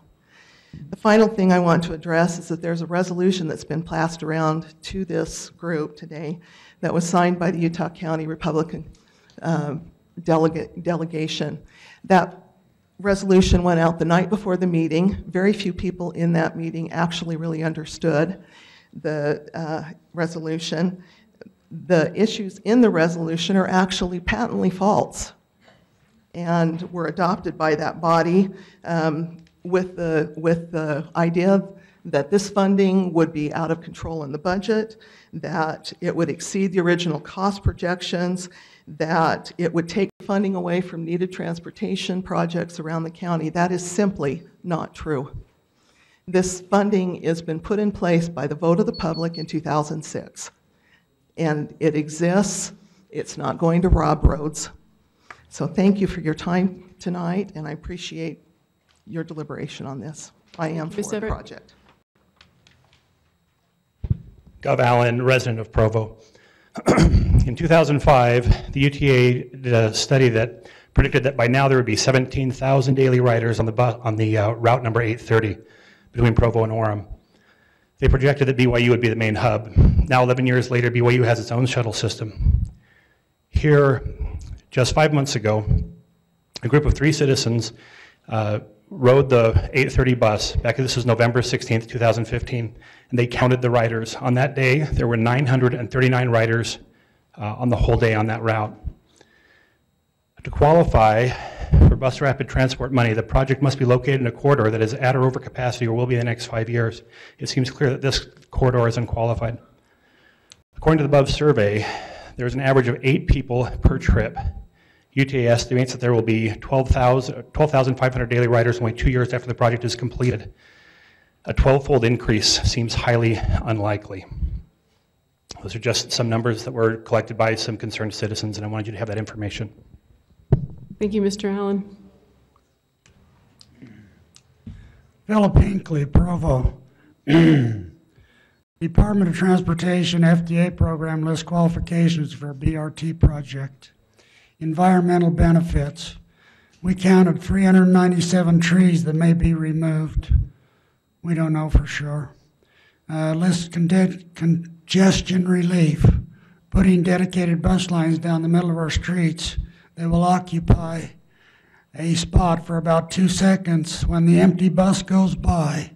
Means that these lanes will be used for less than 1% of the time. This is not congestion relief. Economic development. Employment density is projected to increase, but in particular along University Avenue. That's a UTA quote. When they take out the street parking, most of the businesses will be gone. I know of 3 that have moved, 4 that are planning to move, and 1 who just sold his building before the prices go down. Number 4, capacity needs of the corridor. In 2005, UTA projected future ridership would be 17,000 through Provo. Currently, it's less than 6% of that. Is this project based on fraud? Provo has no need of this project. The solution to this bus problem would be to divide the 830 bus route at the Orem Mall. Then if the need arises, UTA could have buses go every 10 minutes from the Orem Mall instead of every 15 minutes to UVU as classes are starting. This is where most of the riders are going. I've ridden the buses for 12 hours. I've ridden early and late clear through.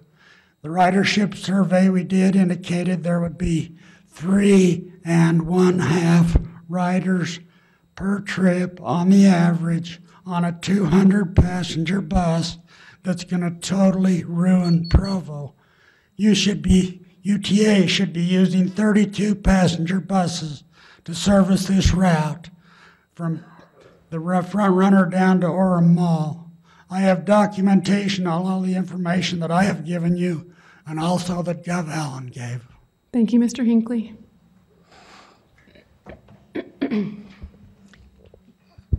I'm not 7 feet tall. I have my question answered on riders per day from the previous people. This is the largest expenditure that Provo has Give your name and city of... Oh, I'm sorry, Kathy Racine, West Provo. This is the largest expenditure that Provo has ever proposed. And we, the people, should have an opportunity to vote on this. For some reason, this project has been underway and has been planned without a vote. I think that we should have an opportunity to vote. When Provo City approved iProvo without a vote, the loss to Provo citizenry was $3,214,677. That constitutes a $5.35 monthly charge to my bill. When this project goes bankrupt, what will the cost be to Provo citizens? Thank you, Ms. Racine. If I could just interject, I believe when we had the first discussion about public comment, the chair did announce that there's not to be any clapping or other disruption, because the intent here is to allow everyone to speak freely and for not anyone to be intimidated by presenting their position. My name is Jacob Ream. I live in just north of BYU. Can I hold it? I'm not 7 feet tall. I'm only 6'3" and change. My name is Jake Bream. I live just north of BYU in the Pleasant View neighborhood. I am a UTA rider. I ride it every day. I actually really like UTA, and yet I find this BRT project to be premature, very burdensome, and a little ridiculous. And let me read to you from UTA's executive summary. I think they capture it better than anybody else, how premature this project is. This is what it says. The overall purpose of the project is to increase travel capacity by providing higher capacity, high quality, reliable transit service. The project is needed because of growing population, employment, student enrollment, and travel demand in the study area. Insufficient transit capacity to serve growing demand and poor transit reliability due to congested roadways. And here is the key. The travel demand needs of residents and commuters in the study area are expected to be greater than the capacity of the existing transportation system in 2040. 2040. It's 24 years from now. We have 24 years of capacity on the existing system. I ride the 830 and it is not full. It is, I've never seen it more than maybe a quarter. Assuming that the proverbial bus has left the station, I also find a 50-year lease to be exorbitant for transportation that will be outdated within the next probably 10 years at the rate the transportation is changing. I would also suggest that the lease agreement be limited to the BRT only. Thank you. Thank you, Mr. Ream. If you'll hold your applause, I would appreciate it. Thank you. My name is Stephen Davis. I live in Provo in the Edgemont community. I'm here to speak in favor of the City Council accepting the interlocal agreement and working in cooperation with BRT to construct this system. The reason I'm in favor of it is because we live in an expanding economy, not a contracting economy. We have growing university communities at Brigham Young University and Utah Valley University. We need to get them to where they need to go. We need to connect our communities between Provo and Orem, especially to encourage more shopping in the city of Provo. And one of the best ways to do that is to connect people with public transportation. We need to try and do the best we can to reduce the reliance on automobiles and more offensive types of transportation and pollution. And we need to get together as a community because BRT is coming. We can either participate as a community and have a voice in that as residents of Provo through our elected officials on the board that's been proposed. By the way, the agreement changes that I see in the interlocal agreement are all positive, especially positive to Provo City, especially positive to the residents of Provo. So we need to get together and enter the 21st century. I've been in many great cities around the world. Every great city I've ever been to in this beautiful world has a wonderful public transportation system. Why should we be left behind? Because it's expensive. Things like this are expensive. It may be early, it may be expensive. Let's get on board and join the 21st century. Thank you, Mr. Davis. My name is Leonie Zabetti. I live in the Edgemont area of Provo. My parents are from Brazil, and about 30 or 40 years ago, a very forward-thinking mayor in the city of Curitiba developed an alternative to a subway system, which was very expensive and going in São Paulo, and they called it the Tubinho, which is what we know as the bus rapid transit system. 2 or 3 years ago, I was visiting Brazil and ran across several students from around the world. They were engineering and public policy students that had come to study that world-class system. I know our population isn't nearly what it is in this big city in Brazil, but the fact is that we will have BRT coming, and we need to be able to transport our young people, many of whom cannot even afford cars anymore. So I believe that bus rapid transit, whether it's early or, as Mr. Davis said, it's here, whether it's premature or not, it is coming. Thank you. My name is Curtis Winters, North Provo. I've been following this issue for almost a year, but I'm not extremely well informed. But if I understand what some people are saying here tonight, we, the people of Provo, and you, the council, are totally powerless to stop this from happening. Is this true? Since when did UTA become the anointed king of Utah? We must accept bus lanes down the middle of our roads. Just in case we do have a chance to stop it, though, here are some of my thoughts. I think this project is driven by those who want to make Provo a larger metropolis. And I expect that a huge majority of Provo citizens are not in favor of this idea. I think BRT would be struck down largely if it was ever put to a public vote, which is probably why those in charge do not want it to be put to a public vote. Can we guarantee that regular vehicle traffic will not be slowed by the project? Traffic is already congested along University Parkway, and it appears that we'll have the same number of driving lanes down University Parkway, but that's never been made clear to me. However, there might be a slower speed limit, or there may be more lights because of pedestrian crossings. How can we expect buses to be full here when they are mostly empty in Draper and West Valley City? People have talked about this already, so I'll move on. Let's see, I think it will only benefit a tiny percentage of the Provo population because my family and none of my neighbors think they will ever use it. Will we walk to get to a bus stop in order to get somewhere 10 minutes faster? No. Will we load the kids in the car and drive to a parking lot in order to get out and wait for a bus and reload the kids to get somewhere, quote, 10 minutes faster? No. If I get a job somewhere further north from here, I would just drive to the Front Runner parking lot and hop on there, and it would save me a lot of waiting and waiting for other buses and jumping from one bus to the other. The projection of 13,000 riders per day, that's 11% of the Provo population, and I think that is way impossible. Thank you. Thank you, Mr. Winters. My name is Rachel Benson. I live in the Grandview area of Provo. Sorry, I'm not very good with microphones.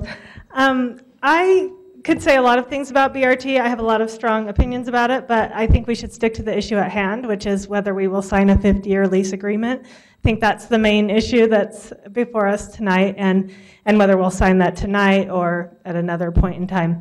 And just coming here tonight, and I've been trying to gather facts and information, but it sounds like all that's in dispute is 50 years, 1 mile of our city streets that we have control over, whether we decide to lease that to UTA or not. And 50 years, 1 mile of our precious city streets, I say no way. We don't want to give that up to UTA. They have a poor track record with money, to say the least, and if we have, there could just be very significant opportunity costs in the next 50 years that we would then have to deal with them if there were developments, other things that people want to do with those streets. Most of us in this room will be dead and gone in 50 years. I don't think we should tie the future citizens of Provo to something we thought was a good idea tonight. It's a mile. They will have to communicate with us. They will have to work with us. I don't think we should put in bus lanes, especially in the middle of 7th North. That's one of the few places in town you actually do see people walking across the street. It's already a really dangerous situation, and if there's only one crossing that the pedestrians can control, they're not going to walk all the way down to 2nd East to press a button and cross the road. They're just going to dodge traffic, and it's just going to create a much more dangerous situation. Most BYU students live close to BYU. They're supposed to live within a mile if they're undergraduates, so they can walk, ride bikes, or do other things. I don't think it will benefit them. Thank you, Ms. Benson. Thank you for taking time to listen to all of us. I know it's a lot, even it's a lot already, and I'm sure it's a lot more coming. My name is Brigham Daniels. I live in the Tree Streets. I agree with the former speaker that the major issue that you need to face is whether or not you want to sign the lease. I don't think that whether or not BRT is a good idea or a bad idea is really, we've had this discussion, the council has voted on it in good faith, the UTA has gone to work on it. I think the larger issue is whether this lease itself is a good idea. I would say that it is a good idea, and I would strongly favor signing it, mainly so that we can get a seat at the table. It has been a kind of a controversial topic in the Tree Streets, what we should do about BRT, whether it's a good idea or a bad idea. But one thing I feel very, very strongly about is that I want my neighbors on 900 East to be represented by the city. I want somebody to be in those meetings to be able to give input to UTA as we are considering what to do. Second thing I would say, One thing that I think would improve, not necessarily the least, but the management of this, some of my concerns, Councilman Santiago expressed that, you know, we're letting go of a lot of authority in the committees that have been subject to lease, but I do believe that one way to deal with this is to have a citizen committee that can provide input to whoever the decision makers are, and I would favor that as well. I want to make sure that whatever promises the UTA has made, they live up to them. And I just hope that we live up to our good faith efforts and when we said that we wanted the project, that we play nice with them from here on out. Thank you. Thank you, Mr. Daniels. Okay. I'm Megan Curtis. I live in North Provo. So I just find myself feeling alarmed because I think of myself as an informed citizen. Certainly in my neighborhood, I think that when I talk to my neighbors, I know a lot about different subjects. And this has been in the making for so long, and I feel like I know so little about it, and I just feel kind of frustrated by that. And, you know, why haven't we had a vote? I think back to the school bond situation, and there were signs everywhere, and everybody was talking about it, and we got to vote on it, and there was, you know, a lot of discussion and a lot of opinions, but everybody got to say how they felt in the vote. And this feels a little bit sneaky to me. I mean, I've heard that it's been in the papers, it's been on the blog, but it really hasn't been on my radar at all. And like I said, I feel like I'm more informed.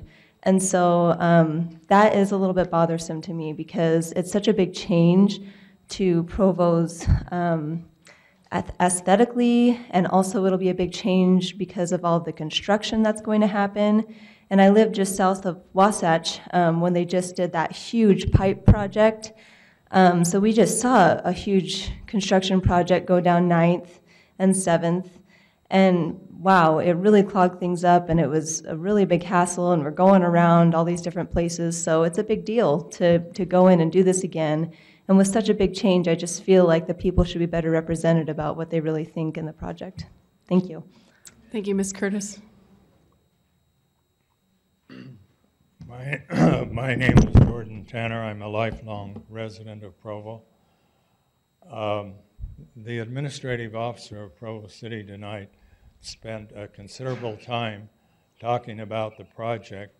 He mentioned the two words. There's been significant input from various persons, bureaus, bureaucrats, and planners. There's one significant input, however, that has not been made, and that is the people, and the voice of the people has not been heard on this.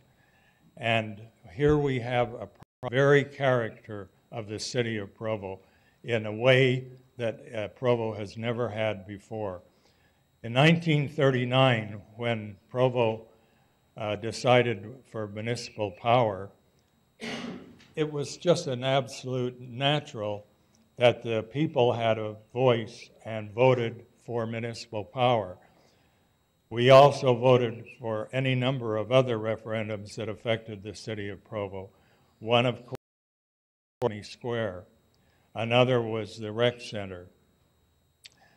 I can't even, in my wildest thinking about the history of Provo during my lifetime here, and in the future of Provo, I can't imagine a magnitude of a project that is expending the federal and state and local funds for a project like this that has no ability to present the vote of the people into the equation.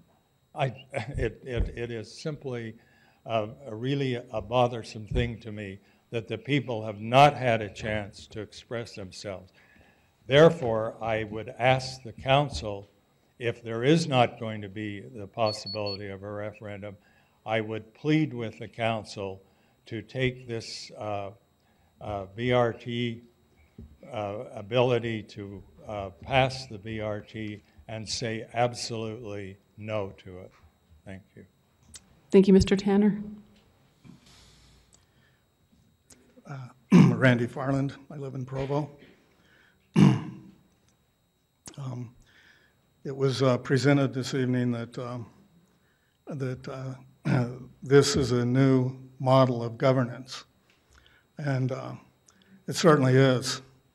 The executive committee is stacked, and it overrides the elected officials. It does away with the people's vote and the elected officials.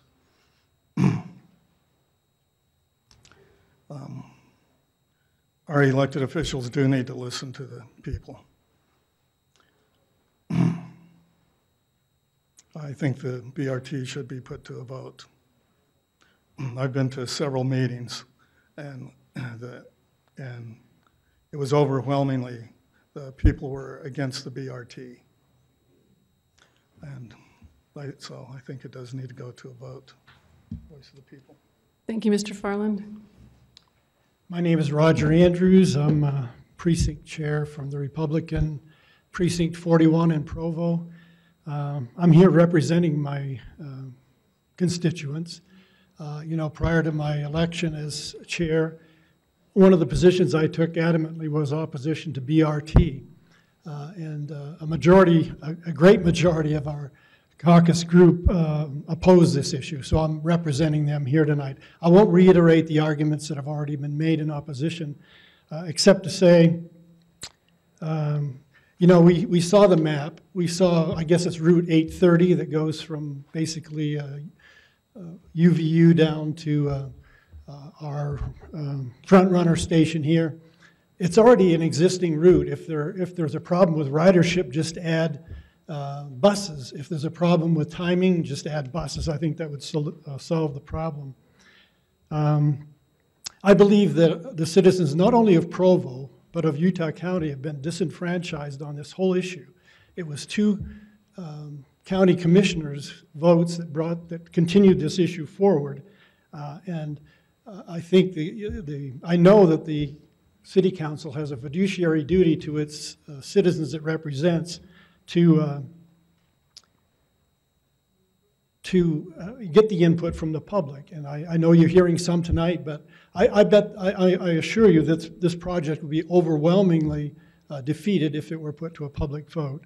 You know, using the words of the presentation from BRT that we saw earlier, make the project less viable and more expensive per rider mile. That's one of the downsides for Provo. I asked you, how expensive per mile is it when we're spending $190 million and we have the ridership that we have now? That's pretty expensive riding. Thank you very much. Thank you, Mr. Andrews. I'm going to pause for just a minute and announce if Mr. John Benjamin Ware, if you are here somewhere. Karen Tapahi in the back, in the black, has something that belongs to you. So find her. And if you're out in the hallways, I don't know, Brigham, can you hear me out there? Mr. Daniels? They can't hear out there. Maybe announce it out there, Karen. Pardon me? Okay. Okay. Thank you. If Mr. Benjamin Ware is out there, please have him find Ms. Tapahi. All right, go ahead and state your name. Hi, Thank you. my name is Scott Shea. I'm a resident here, Provo, 12 years, Precinct 14, District 5. I attended BYU for 8 years, and of those 8 years, I commuted on my bike for 6 of them. For free passes, I took bus every day because that was what I could afford as a student, and it was a quick way to get to campus when I could ride the bus. Adding BRT would improve that service, and we have a campus of 30,000 students that are currently 1,000 of them are probably arriving by BRT. I'm currently a student at the University of Utah researching traffic safety and with pedestrians and bicycles. I'm deeply involved with transportation. Of the campus, 47% of campus at the University of Utah arrives by public transportation because they have the system in place. They don't have one bus route that goes around the campus. 830 is not efficient. If we add BRT, more students will be arriving by bus and will be taking cars off of our road, will not be parking south. This council has had difficulty with parking south of campus because students park there because they don't want to pay for parking. BRT will help alleviate that. This agreement is really whether you're going to sign the agreement. The project is going to go through, and signing this lease agreement will allow Provo a spot at the table and will put the stops where they need to go and not where UTA has to put them. If we force UTA to spend money to acquire property, they're going to be reducing other amenities that we have negotiated into the agreement. Some of those are improving our infrastructure on 700 North. Thank you.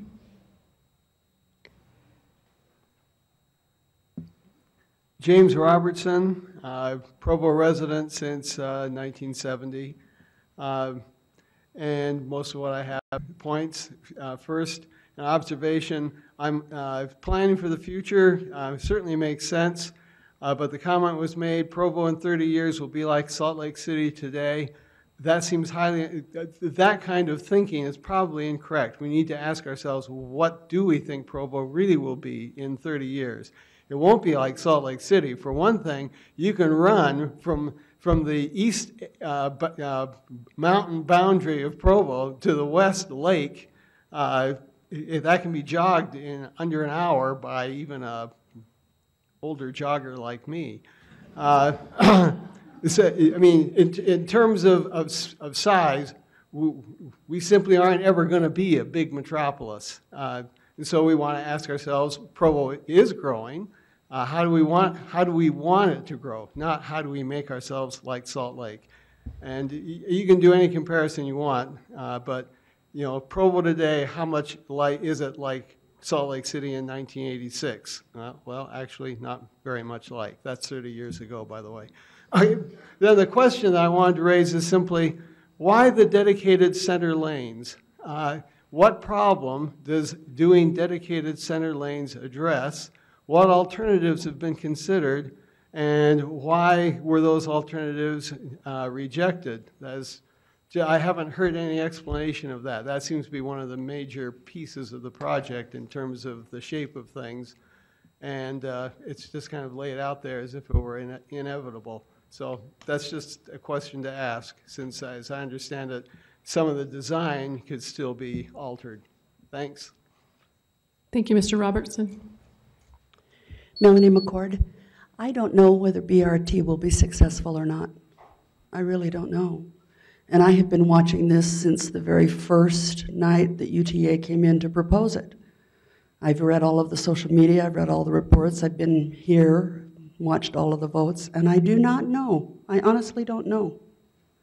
But there are a couple things that I do know, and I want to tell you those with my mouth wide open so you can hear me. Provo needs to reduce the number of cars on its road. The acceptance of the situation it is now is not acceptable. Our children are being sick, our air is being poisoned, and we need to do something about it. The second thing I know for sure is in Utah, it's sad but true, that we do not ever change things until we put money where our mouth is. That is absolutely true in Utah. Nothing ever changes until somebody actually decides to appropriate funds. And so that's why I believe that we're in a window of opportunity here. Is BRT route what it should be? I'm not certain. Has UTA done their due diligence in reaching out to the community? I'm not sure. Should there be a vote? Probably, but it should have occurred 2 years ago, not now. And so the point that I'm at right now is that I believe that you've got to do something. I think you're not teaching our children to live in the 21st century by not supporting mass transit, even if it's not perfect. And that's me, who's as more financially conservative than anybody sitting up there. I'm cheap, and I don't want money spent. But the bottom line is, unless BRT is built, and built now, it's going to cost us more, and we will eventually be building it. So I'm in favor of it. I'm in favor of this vote tonight. Thanks. Thank you, Ms. McCord. My name is Tosh Metzger. I'm a lifelong resident of Provo, and I think part of the problem is we're calling it the wrong name. We shouldn't call it BRT. We should call it POUT, Provo Orem Urban Transit. And my parents always said, it's a joke, guys. And my parents always said, don't pout in the back. Well, I'm going to pout in the back till we get this approved because I think it's a smart move. Our city isn't growing any less. It's larger. We're going to have 1.2 million people by 2060. I'll be dead by 2060, and I'm sure all you will too. So I think it's a smart move. I think we need to sign the lease agreement. I think it's important for our city. I'm going to go pout in the back. Thanks. Thank you, Mr. Metzger. My name is David Ige, and I've been a Provo resident since 1983.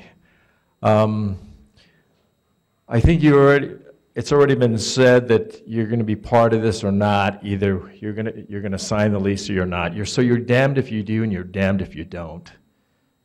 And really, the only power that the city really has is in this lease.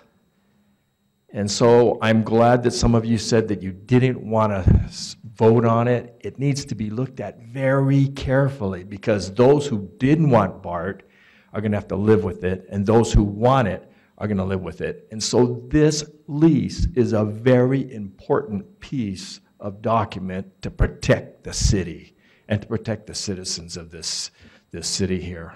That lease, 50 years, I think what that gentleman said was right. 50 years is a long time. I grew up in Hawaii. People lease land for 50 years, but a lot of times it's a 50-year lease with an increment, and in 15 years it can be adjusted. In another 15 years it can be adjusted.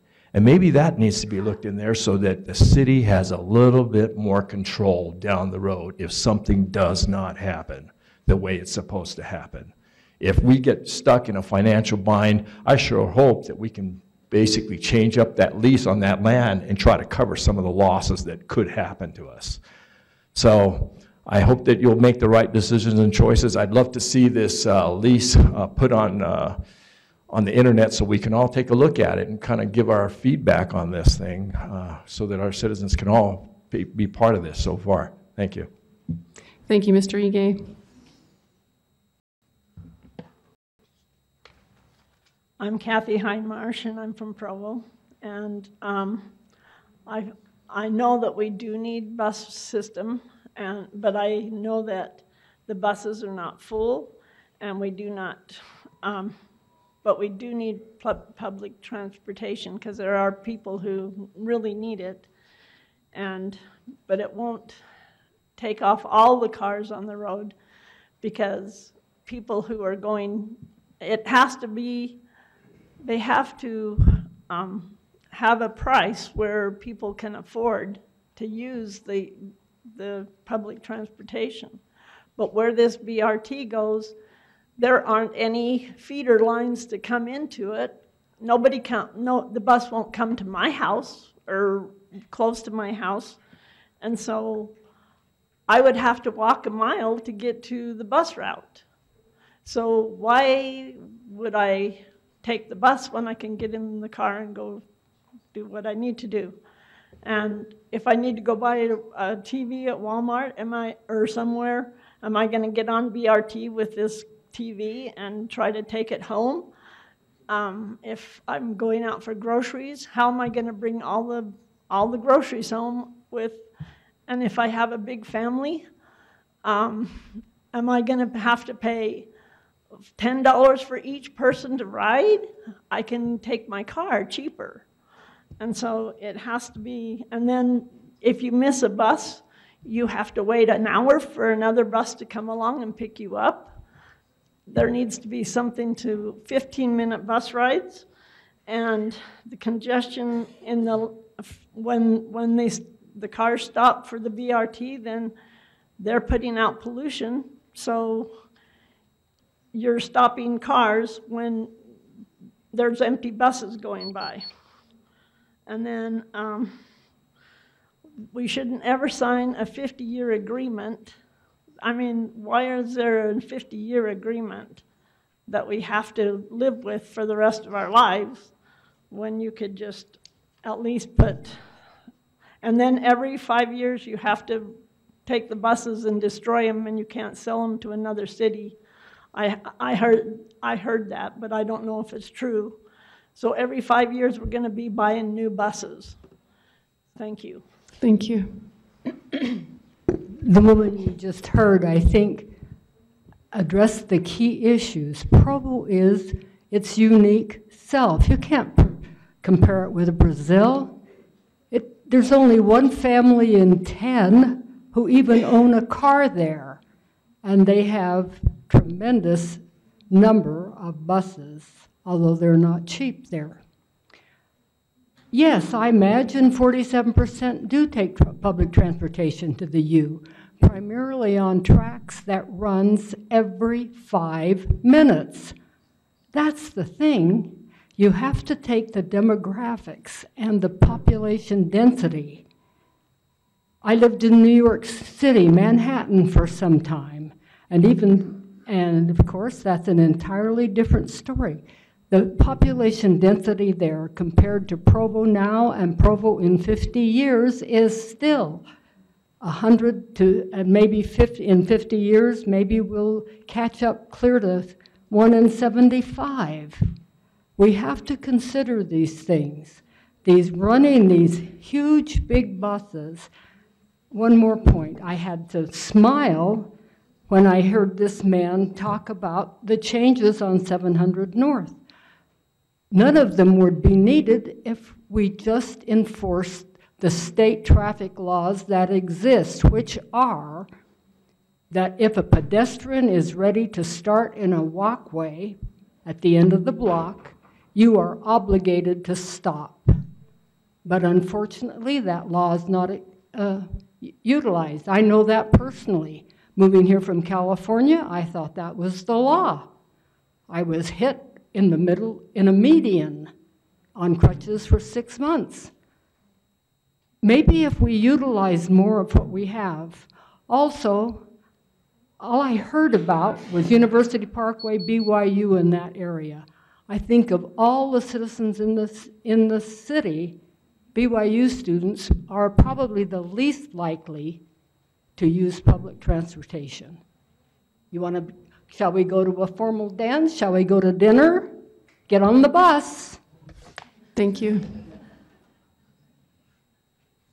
Pam Jones, Provo. As it turns out, I need to go to the Salt Palace this Friday and Saturday. But with the schedule that I have, I thought, and the problem with parking in Salt Lake, I thought, well, I'll just take mass transit. I went online and tried to figure out all the, should I go front runner or bus or whatever, combination of tracks. I couldn't figure out the schedules online, so I called the customer service number and talked to an employee 16 minutes. I meant to bring out my note paper. Between all the different places to catch the transportation, which are a minimum of a mile walk from my house, and the transfers and walking between stops, forget it. I can't, one day I can't get there in time in the morning, another day I can't get home at night because the various forms of transportation don't run that long. 50 years to give up Provo's sovereignty is ridiculous. That's 350 in dog years. But it's about 2.5 generations of humans. Don't you think technology is going to get better? Thank you, Ms. Jones. Hi, my name is Troy Dietrich. I am the precinct vice chair for the Republican Party for Precinct 15. I was asked by some of my constituents to look into this. They had a very negative opinion about it. I was originally opposed and sent you an email. I have since gained more information, so personally I have mixed emotions. But I do have some concerns that I want you to consider in principle. I realize that you're between a rock and a hard spot with this one. I don't envy your position, and by the way, I really appreciate the efforts that you put forth on our behalf. I know that you do a lot of hard work, and you are put between a rock and a hard spot frequently, so I applaud your efforts and I thank you. But some of my concerns that I would hope are addressed, if not in this, but in the future, are dealings with UTA in general, because they seem to have an if you build it, they will ride mentality. And yet they are running a lot of empty buses. To the tune of less than 10 people per bus all day long in some areas.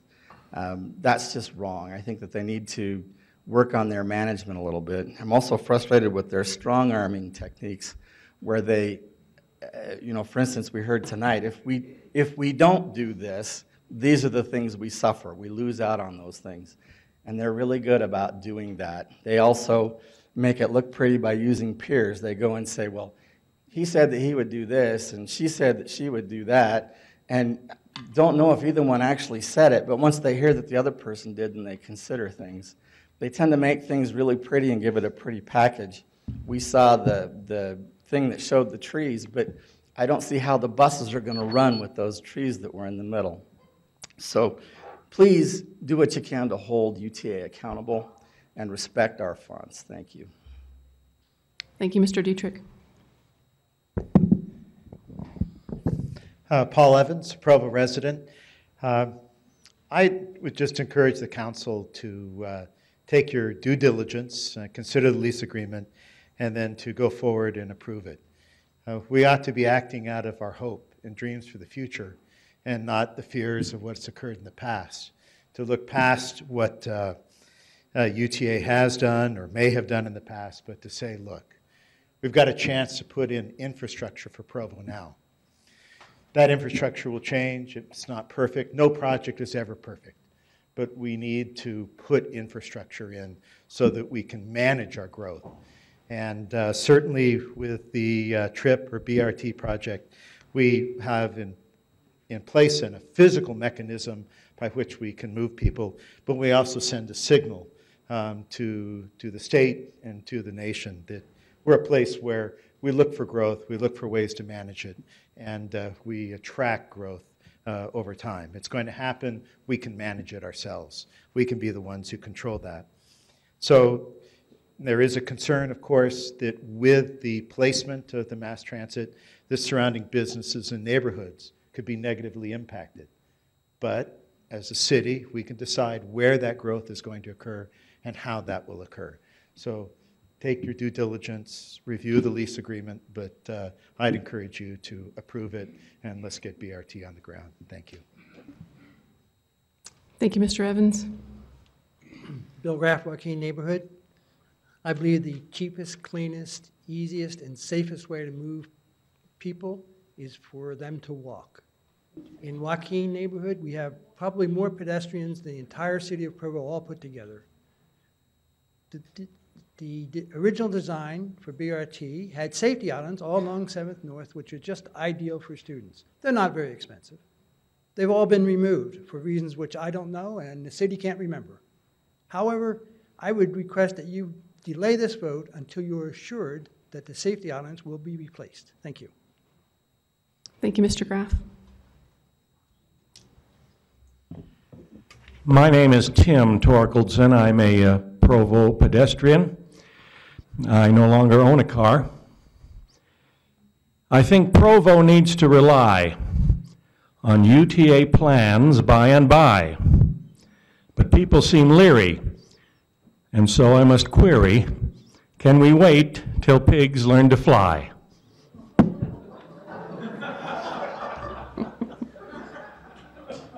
Thank you, Mr. Torkeldsen. My name is Mary Dietrich. I'm from Edgemont area. I know that a lot of people need to rely on this transportation. I go to a school where there's a lot of kids that are in foster care and they rely on the state. And the state requires them to use their transportation through UTA. They give them UTA passes and they require them to use UTA. and they don't really have a choice. Lots of times, their families aren't really even able to give them transportation, or they have other obligations. I know this is a really hard decision because either way we're kind of stuck, I guess.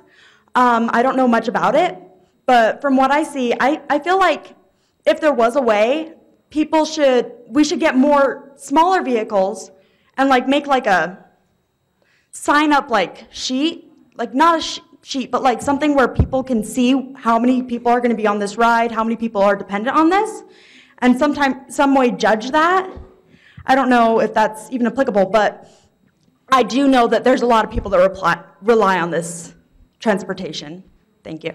Thank you, Mary. I'm sorry, I didn't catch your last name. Dietrich, thank you. Diane Christensen, Provo. And I actually wasn't going to speak tonight, but RG Shumway asked me to, and you cannot turn RG down.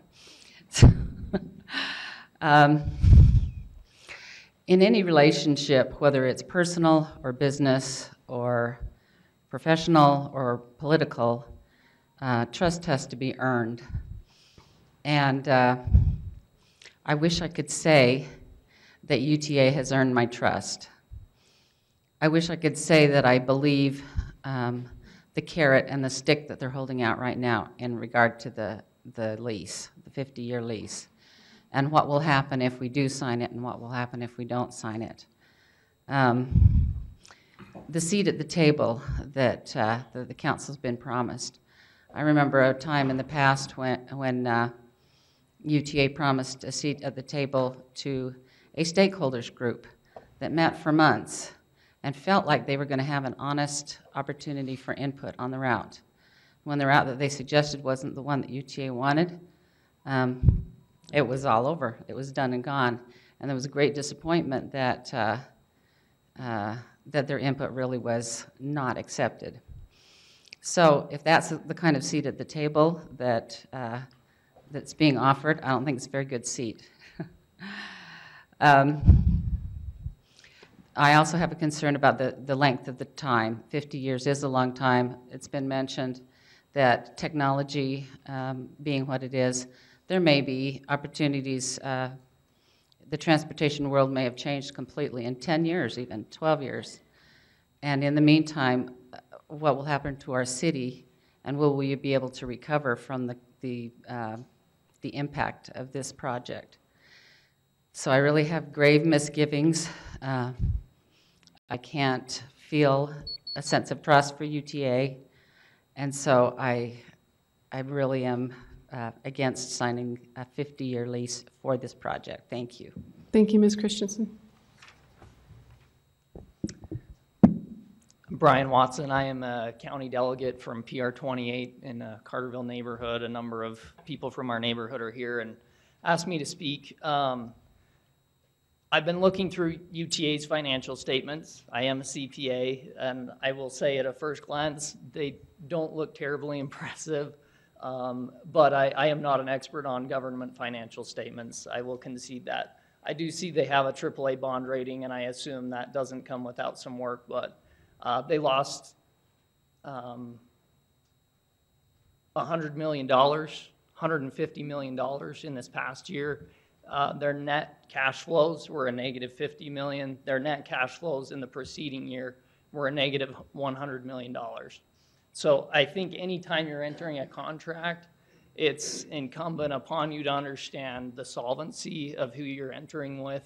Again, I hope we can take some comfort in that AAA bond rating. But I also was looking at their revenues, and about $55 million of their $324 million of revenue came from a non-government source. So maybe that's typical, but that's basically ridership fares. So out of every $6 they're bringing in, only one of them comes from ridership. So I just think it's good to be aware of these types of things. And as a council, I think if you take away nothing else from this, I think what you've heard tonight are from citizens who would say, if there is anything that we can possibly do to reverse what has been done, we're asking you to do it and to put it to a vote. And I would add, if there is any reason that we cannot do that, and we have passed the time, I would ask that you, in your own best interest, publish to us why. At what point in time was the point of no return? What steps did we get ourselves into that we can no longer revert back? Thank you. Thank you, Mr. Watson. My name is Ben Free. I am a Provo resident in the Mazer area. I have seen 3 of the schools around me go down, converging because our population growth with kids is diminishing. I know that Mayor Curtis is trying to get things revitalized. I too am concerned about the businesses disappearing. It's nice. I took a walk down today, down Center Street. It was nice to see new businesses coming in, revamping the buildings. But on the other hand, I see that if that goes through the way it's planned, I see potential of losing those businesses that we have there on University Avenue. University Avenue is a good place to go. I personally don't use the bus. I feel like it's cheaper often to drive, even with the nightmare traffic on I-15, which I drive on Friday nights, and it's really, really bad. However, having said that, I think that as a council, you are in a hard spot. And I think if we were to look traditionally back to our roots, looking at, say, the year of Jubilee, which was every 7 years, I think if there were some constituents in there with the contract on a 50-year lease, that we could review those and update those as time goes on, I think that that would be more acceptable for us as a population. I see Provo as being landlocked. I don't see where we can build. I think if we were looking for the millennials, I think that we are 10 years behind the times. The future is that the cars will be able to drive themselves, that you can program it from any device, so you can sit there and text and stuff and let the car do the driving, and program the car where it's usually just sitting. It can be picking up and taking people every place else. I see that as being a future with electric cars, in the next 15 to 20 years, and I see that system will be obsolete. Thank you. Thank you, Mr. Free. My name is Ruth Witherton, and no matter which side you're leaning toward in this meeting tonight or in Provo City, I think we can all agree that we're all for cleaner air. I don't think there'll be any question that we want safer streets. We want less congestion on our roads, even along that more narrow street 9th East. We want to look for the future to moving populations, greater populations, and we want to foster business that is now an opportunity with the new Provo City Center. And I see tonight presented through BRT solutions that I hear, and the opposition, I don't hear solutions. So I appreciate what has been presented here tonight. Thank you, Ms. Winterton. My name's Cindy Richards, and I'd like to preface my remarks by saying that I think the main or even possibly only reason to look to the past is to learn from it. And in one way, I feel your pain. You know that most of you know I sat on the council for 12 years, starting in '98. Before that, I was on the Planning Commission. Before that, I was a neighborhood chair and participated in virtually all the charrettes about transit, including Envision Utah. This project has quite morphed over the years. We had 80-20 money, meaning a 20% local match back in the day. We had a different route. It went up through Franklin and Dixon neighborhoods, either first or second west.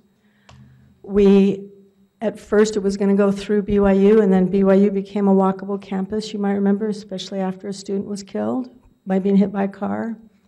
And BYU closed the campus to UTA and was very, very direct about that information. I was in those meetings and heard that.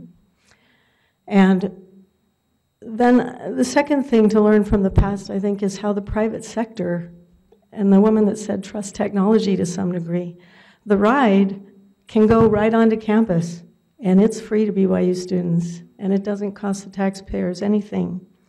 Another thing is our demographics here in Provo can't be compared the University of Utah does not have a 2-mile radius in which students need to live. A condo all around Provo is not necessarily a condo like anywhere else in the country, especially where I was raised, Stanford, California. It often becomes student housing. There's a number of demographics about Provo that may or may not stay, but I think there's a culture about families and about family sizes that, oh my goodness, I'm done, but can I just say then,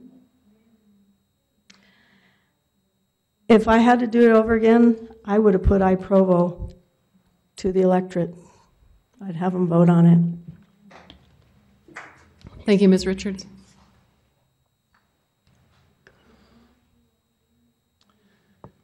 Good evening, Council. It's good to be here, and thank you for your service. My name is Bill Lee. I'm a current Utah County Commissioner. I used to be a resident here in Provo for years, and then we moved to Pleasant Grove, so that's where I reside now. A couple of concerns that I have. One, or the first one anyway, is always misinformation or twisting of information. And I saw in a blog post or an email today talking about monies and the budget for this project and so forth, and it was questioning an email that went out saying that it was $190 million, and yet we saw today that it was $190 million total, and in your own proposal here it says $180 million, and I'm assuming the $10 million is the match, but nevertheless, it is $190 million as stated there. Second, there was an attack on a document talking about the Republican Party's resolution. And I find that interesting to a lot of degrees, because if this information has been out there for a long time, then most of the people should have a grasp of what it is. And when we say that they passed it kind of in a last-minute second and so forth, I find that ironic when the information should have been out there for years, as been stated. And yet we kind of twist words at times. What it actually said was, whereas large public transportation projects often end up greatly exceeding original cost projections. That's a general statement. If you go throughout the United States, you'll see that it can be generally true. It's just a general statement in there, but I find it a little bit offensive. Last of all, I wanted to talk about this governance model.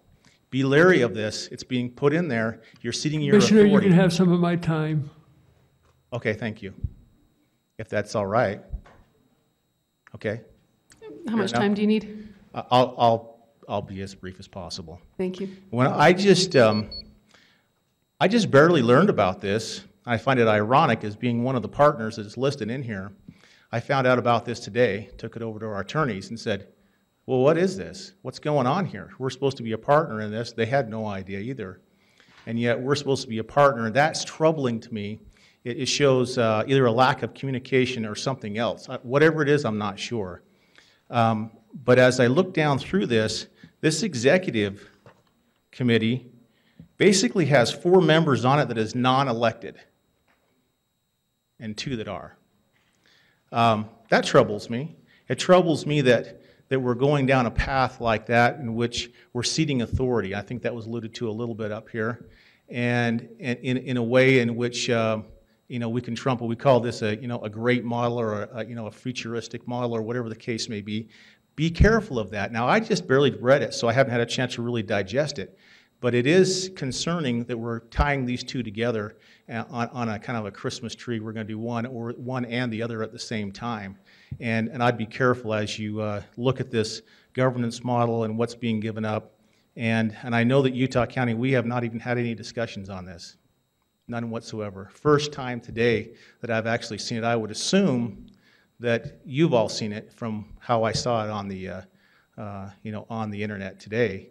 And yet we have not had any discussions. So be careful with it. Again, my point all along in this whole battle from day one when I took office just a little over a year ago was let the people vote on it.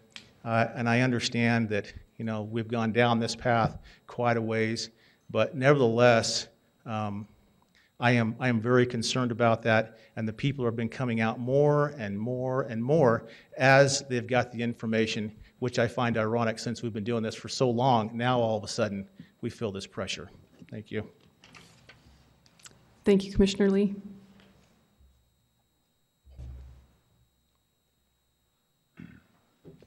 Hi, my name is Frank Anderson. I live on 3rd North in Provo, just off of 9th East.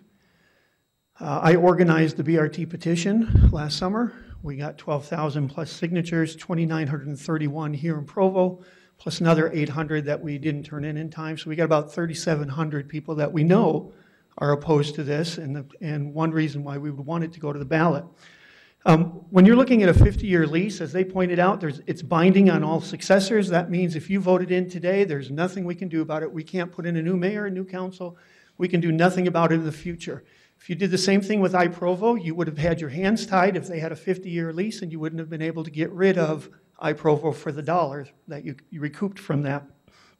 The gentleman mentioned $150 million in losses. Every single time UTA has gotten federal grant money, like the $75 million, their operating losses have gotten bigger. This was the second year in a row they're losing money, and their ridership numbers are actually went down. They had 1 million more riders. Their revenue from farebox went down. So they're going to continue to lose money, which means how are they going to pay it back starting 12 years from now? They're going to be able to plead poverty. Every rapid transit expansion I've ever seen in order to try to gain more ridership has been an expansion of service. There's no expansion of service here, but that leads to 2 good points. Point number 1 is if you don't do this lease, you will affect none of the people who rely on it because it's the same service. There's nothing to lose there. The second good news is we've heard it said many times, if you don't vote for the lease, the project will move forward. Tonight, UTA said if you don't vote for the lease, they'll have to go figure out how to get more dedicated miles out Norham. I will translate that for everybody. That means they go back to the drawing board. Not voting for this lease will stop this project. Put it on a vote. We'll be glad to if the vote passes, I'll be the first one here supporting it. Thank you. Thank you, Mr. Anderson. Are there any other comments?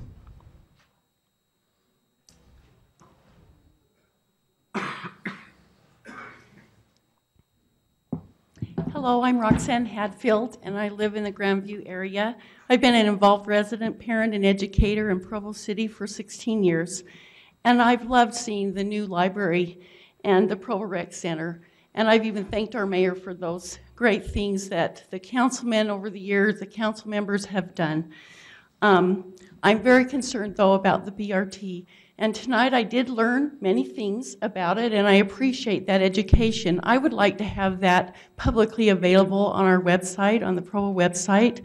And also I really appreciate that you are going to wait a while and vote later and have a chance to look over some of the changes that were unfortunately made at the last minute. And the words that I was looking for that I would really like you to pay attention to are may and possible. I was really concerned with the UTA saying they may do this or they possibly will do this. And so I'm not sure that they will absolutely do what they say.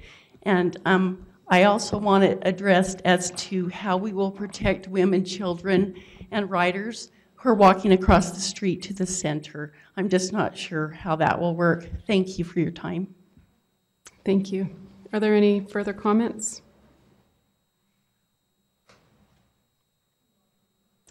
Seeing none, we'll close the public comment portion. We'll open it. We'll keep it open for one more if you'll come to the podium. Please come to the podium, Ms. Shumway.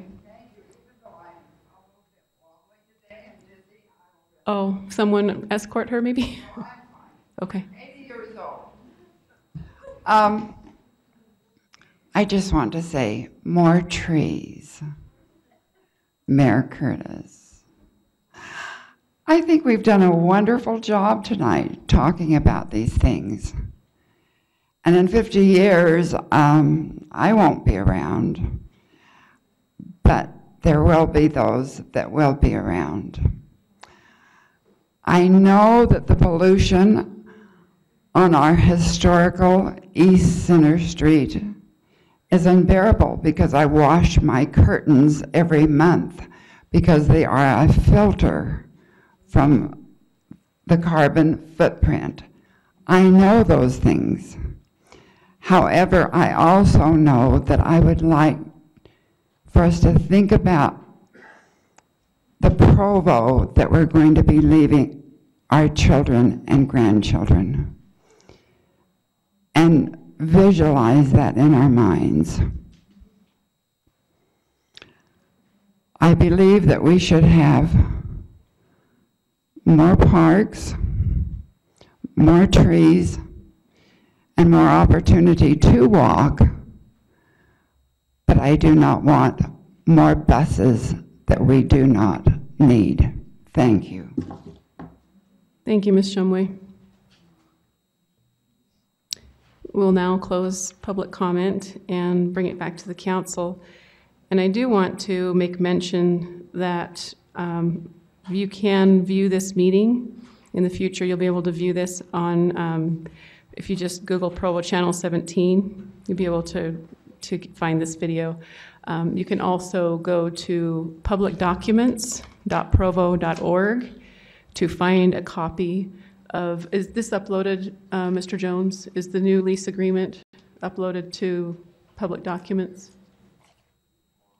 It will be after the meeting. It's not there yet. So tomorrow, if you go to publicdocuments.provo.org and you click on meetings, click on council meeting for April 19th, and it'll bring up a list of documents, and you'll look for the keywords, interlocal agreement. I'm not sure where it's going to be in the lineup, but you'll be able to find it listed there in those documents. And if you wanted to comment tonight, but were maybe a little hesitant to do so, please find our emails on the provo.org website and email us individually if you have further comments that you'd like to make to council members. We welcome those as well. So, and thank you for those who have commented tonight.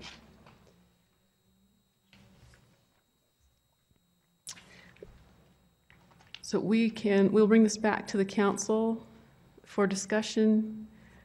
If anyone would like to comment. Mr. Connect. I think we have perhaps some questions amongst ourselves that maybe some of the officials can answer. I've missed in the discussion, what will be the final outcome of the power lines on 7th North, and who pays for that? And Mr. Turner, do you want to address that, or do you want to? Yes, as part of the widening, the power poles along 7th North will be moved and adjusted, and that will be a project cost that's factored into the project. So they'll be moved, not now. Buried. They'll be moved. Correct. Yeah, they will be moved and not direct buried. And part of the project, part of the 150 million project cost. Another question. As we go forward, the initial expenses are being paid for by our sales tax, correct? The different sales tax portions that are being collected. When you mean the initial expenses? Well, building the project, but as we go forward after the project's built, there will be what, some O&M every year? Yeah, part of the agreement with Utah County is that the operation and maintenance will be covered under that for the first 12 years, and then UTA as part of the payback will include that as well. Okay, thank you. Are there other questions for Mr. Turner? Will we have him here? I was going to suggest we have him sit at the table where he can sit and talk into that microphone. Good idea. Thank you.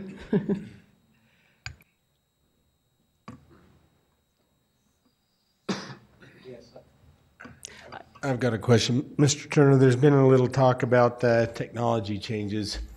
And do you have experience, what's the experience been with UTA as technology has increased?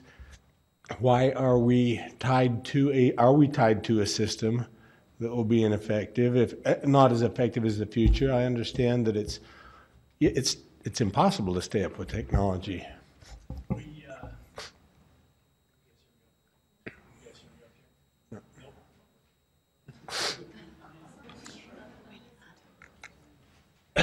That's okay. When you sit down for this long, it feels good to stand up. Technology, yeah, technology is changing as with everything that we know. You know, we try and stay on top of it. We have included the most technological advanced systems in this BRT design. For example, the street light or the stop lights will communicate with the buses and the schedules. It'll be able to sense when a bus is on time or behind schedule. It'll give it what we call queue jumps to get the bus ahead, to keep it on schedule if it needs to, or it can wait in traffic. So there's a lot of advances.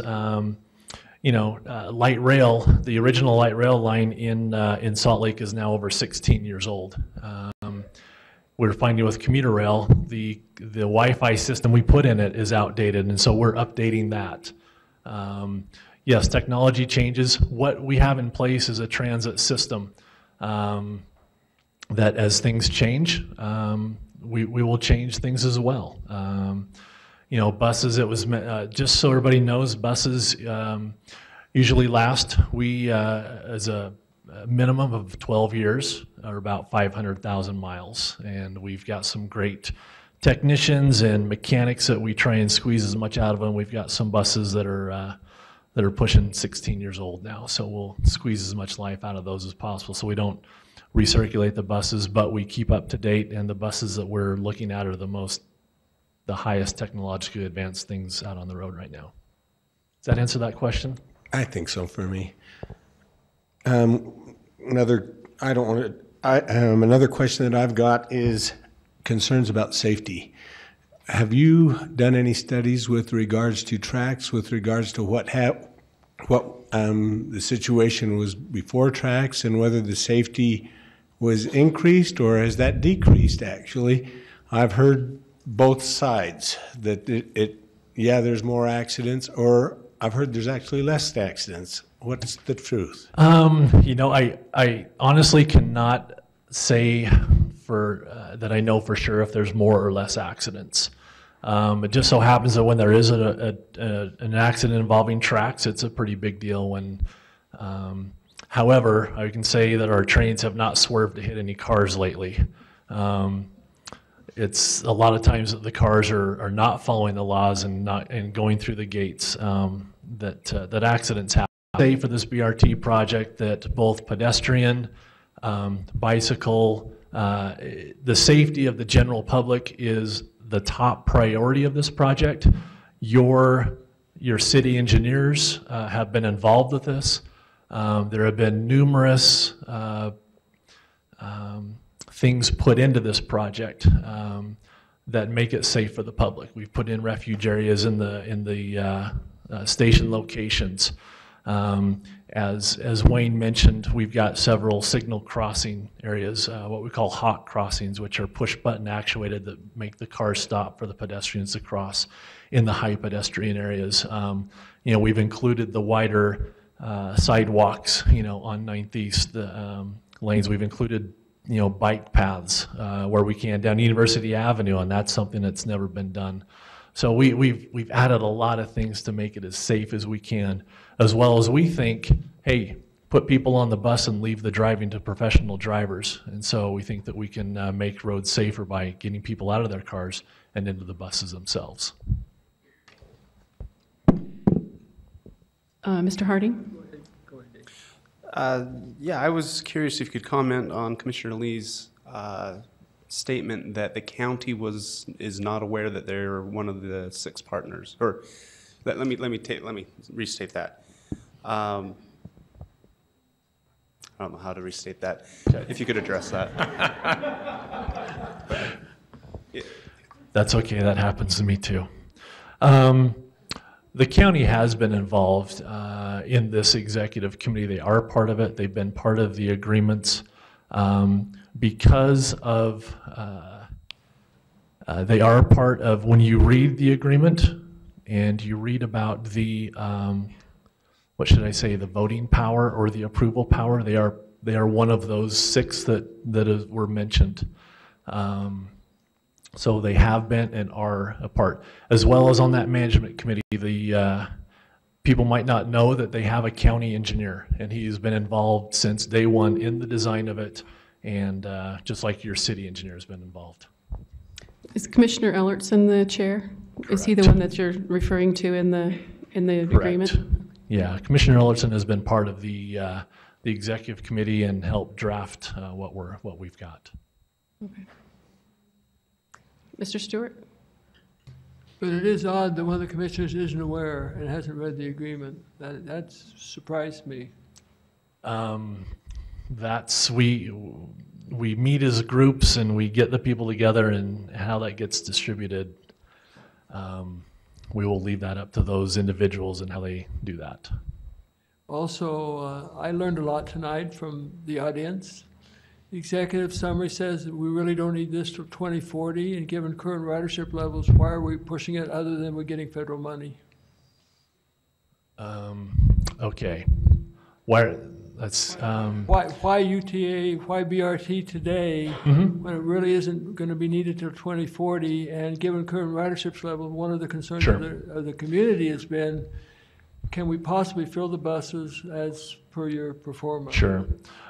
You have a organization in place within the county, the Mountain Land Association of Governments, that basically oversees the planning of your transportation system within the entire county. This has been a project that, through their transportation models and how they model the movement of traffic, who's using it, how they're using it, they've identified this system as being one of the top priorities that need to happen in order to help to keep the transportation network moving. The 2040 is a design year. Every infrastructure project has a design year. When the I-15 project through Utah County was built several years ago, that has a design year before it reaches the capacity. Things need to be built before they get to the design year. If we get to the design year, then we've waited too long. And so this is the opportune time to do it. We've recognized that. That's why we've applied for the federal money. The Federal Transit Administration has recognized that and granted us that money, and it's been specifically appropriated. Congress has passed the FAST Act, and it's ready to go. Madam Chairman, I noticed that Chad Eccles is dying to answer that question too from MAG. Yes, Chad's our man on that. Thank you. I think I'm Chad Eccles from Mountain Land Association of Governments. I do the transit planning, and I'm excited about this project, but I wanted to say that we do plan these projects with a 2040 horizon year for the entire plan. We phase the projects from then on into a 1, 2, and 3 phase, ones that are valid within the first 10 years, the next 10 years, and then the last 5 years in this case, because we go to 2040, it's a 5-year gap there. This project is slated for the first 10 years of our plan, so it is now within the time frame where it is viable and is functioning and is a good project. And this is, as we've looked at it over the past 15 years that this has been on our plan, this has always been something that we've looked at to be done in cooperation with commuter rail, because we made the investment in the commuter rail system, and this maximizes the investment that we've made in that system already. It's always an interesting dichotomy when we talk about voting for projects and things like that. Transit gets treated a little bit differently than road projects. We held, obviously, a road project that was almost a $2 billion I-15 reconstruction, and that wasn't held to any kind of a vote at all. That was something that we knew needed to be done and planned. But we always seem to find that on transit projects there's a different mind frame when we look at that, even though we've shown that to be a valid investment over time. And we've looked at it consistently. We model it. We show its effectiveness. Our model actually underpredicts transit ridership usually, and that's what we've seen with light rail and everything else that's been built on the Wasatch Front. So we have a lot of experience in having this happen, and we believe that this will be a fantastic investment for the Utah County area. I still got a question. Not for Chad. Okay. We're told that the first 12 years will be covered by the bonding, the operating losses. Is that what I understand? The operating expenses, correct. Okay, well, losses, expenses. Well, depends on how you term a loss. Guess you can categorize it one way or the other. So after 12 years, given the financial condition of UTA, what guarantee do we have to be repaid? Looking at the agreement, it didn't sound like it was guaranteed. It was hopeful that it could be done. Yeah, that is all part of the Utah County agreement. So as far as the earlier comments, affecting Provo taxpayers will be $0. Okay. Commissioner Lee came back up. Kim, can we have him give some more time? I assume he wanted some. In regards to this question? I'm finished with my questions. Okay. Are there other, in just a minute, Mr. Lee, are there other questions for Mr. Turner? Mr. Connect? I have a question. Neighborhood Chair Bill Graff asked a question about safety islands on 7th North. What can you tell us? You want to know what measures have been put in place along 7th North for safety? He was saying that there were some safety islands that had been in the plan before that were removed, and I just wanted to hear if that... I'm not a... Janelle knows about this.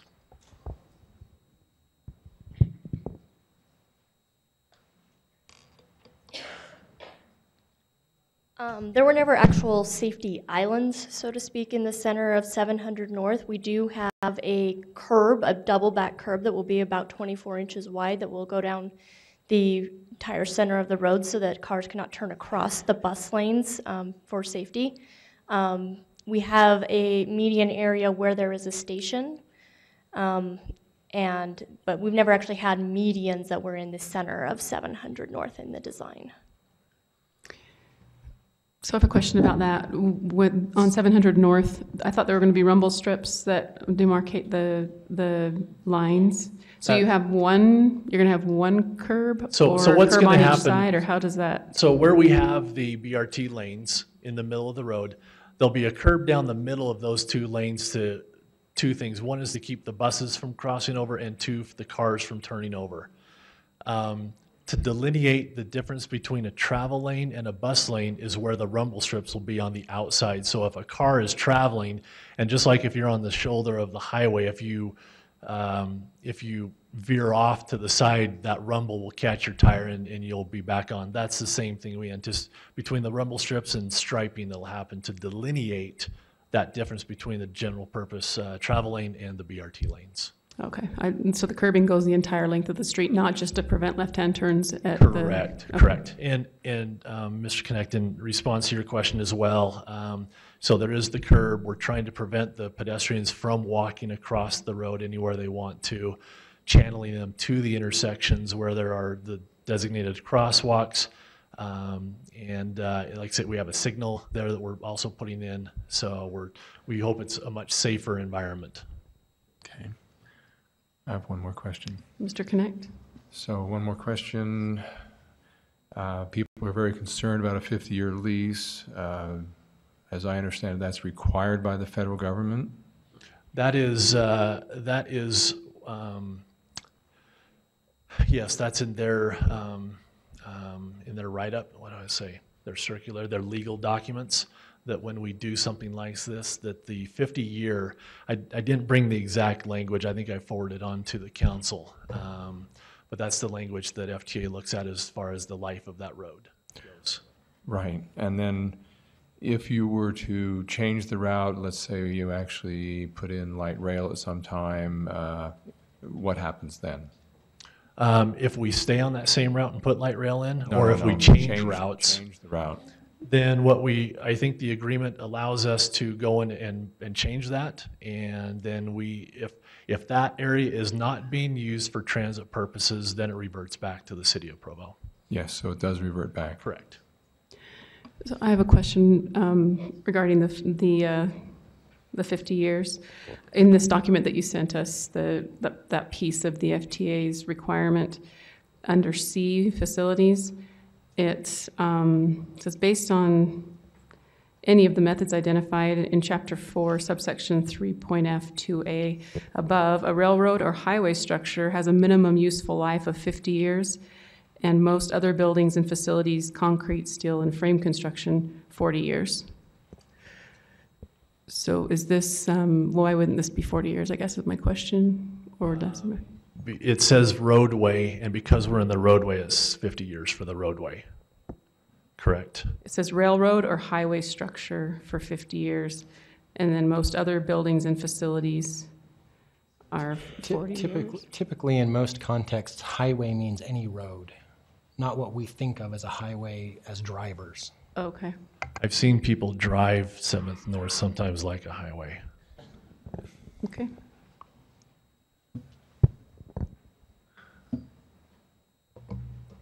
Are there other questions for Mr. Turner? Okay. Yeah, Mr. Van Buren? My light is on all the time, so I don't know when the mic's on. Back on 700 North and safety issues, there'll be one controlled intersection, right, with the light, and that's on 4th East? Correct. The other intersections, will buses yield right-of-way to pedestrians? Yes. If they're in a marked crosswalk, yes, they're just like a regular traveling vehicle. Standard will be. Correct. As well as along 7th North, just so people are aware, we are running through several of the intersections. We are running the BRT lanes all the way through at the curb so that cars are not able to go all the way through, that it'll be a right in, right out in some of those locations, creating a safer, so there's not the turning movements of the cars across the pedestrian walkways as well. So if you have a baby stroller and you're going through, will that curb be, would it inhibit? If you are crossing where you're supposed to, you will be able to go all the way through.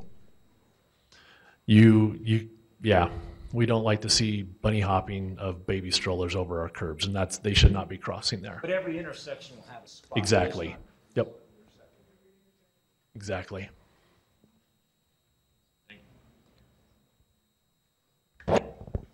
Mr. Connect? Okay, I think this is the last one on my list. Someone mentioned that the committee would have only 2 elected officials on it, but I thought the committee would have like 3, the county, Provo, Orem. So the executive committee, if that's what we're referring to, consists of the mayor of Provo, the city manager of Orem, and then it includes the Utah County Commissioner representative. It includes a MAG representative, and then it includes the UDOT region director, and then the UTA CEO. So 3 elected. So it's those 6. City manager. Well, okay. I should mention, though, that was Orem City's choice. They could have had the mayor, but they chose to put the city manager on the committee. So that was the elected officials in Orem who designated an appointed official to serve on their behalf. But I would just remind you that absent this interlocal agreement, there are no elected officials on the executive committee. There's UTA and UDOT, and that's all. So this, again, may not be perfect, but it's a significant step in the right direction. Are there further questions for Mr. Turner? Okay, thank you. And Mr. Lee, did you want to take a minute to? Yes, if I could address that concern that was brought up on the county being involved. Maybe to understand and give you a little background with this, when the committees were formed to kind of iron out the differences between Provo and Orem and UTA, and I'm sure you were involved in that. These committees were set up, and it just so happened that I had the room scheduled right after one of these meetings, and I walked in on it, and I walked in on the meeting in progress, and I was like, what's this meeting? And I talked with Andrew afterwards, and he said, well, this is a committee to work out some of the kinks. It has no binding authority. It's just talk right now. It's just a talk. And I said, well, I want to be involved in that as much as possible as well. And the other commissioner also expressed the same concerns. Then there was one more meeting. So as far as I know, there was only 2 of those meetings that went on. One that time that I walked in on, and then one that happened here in Provo. I don't know if there's been others or not. Nevertheless, we have commission decorum rules and procedures that do not allow one commissioner to speak for the county or to speak for the other commissioners. And as I thought I heard here, that there was a commissioner involved that was making decisions and saying, let's go forward and do a governance board. That would be out of decorum technically for a commissioner to do that, because we have to be as a body or have at least 2 and bring it before the quorum itself. And so for the first time, again, I'll reiterate, for the first time saw this today. And for the first time, I took it to our county attorney and said, have you seen this? And he said, no, I don't even know what that's all about. And he reassured me that no interlocal agreements can be made unless it comes before the commission, but nevertheless, it looks like something's been set up beforehand without it going through, at least on the county purposes, the right way. So that's kind of how this has transpired. Thank you, Commissioner Lee.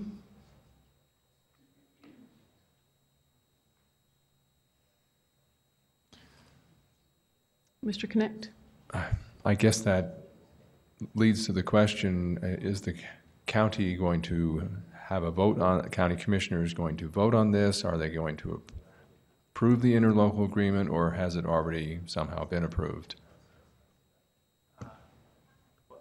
It has not. It would have to come onto our agenda to do so. It has not been on our agenda.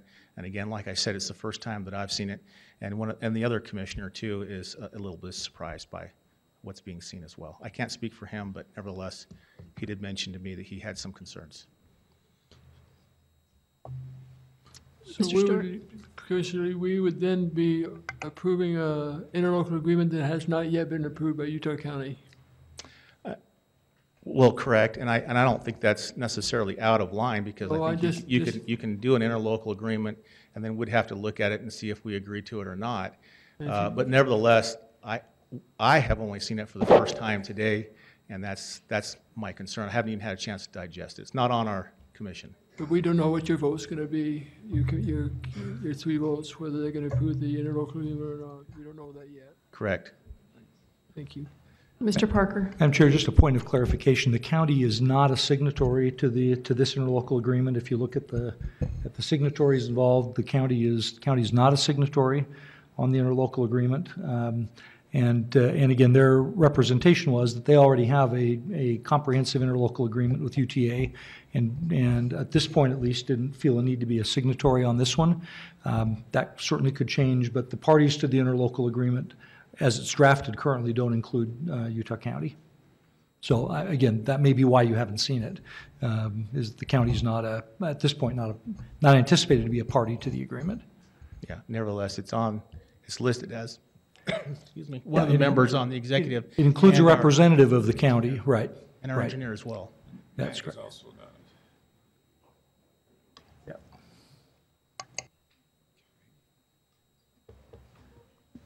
Are there other questions? Thank you, Commissioner Lee. And thank you, Mr. Parker. I have one for you. Okay.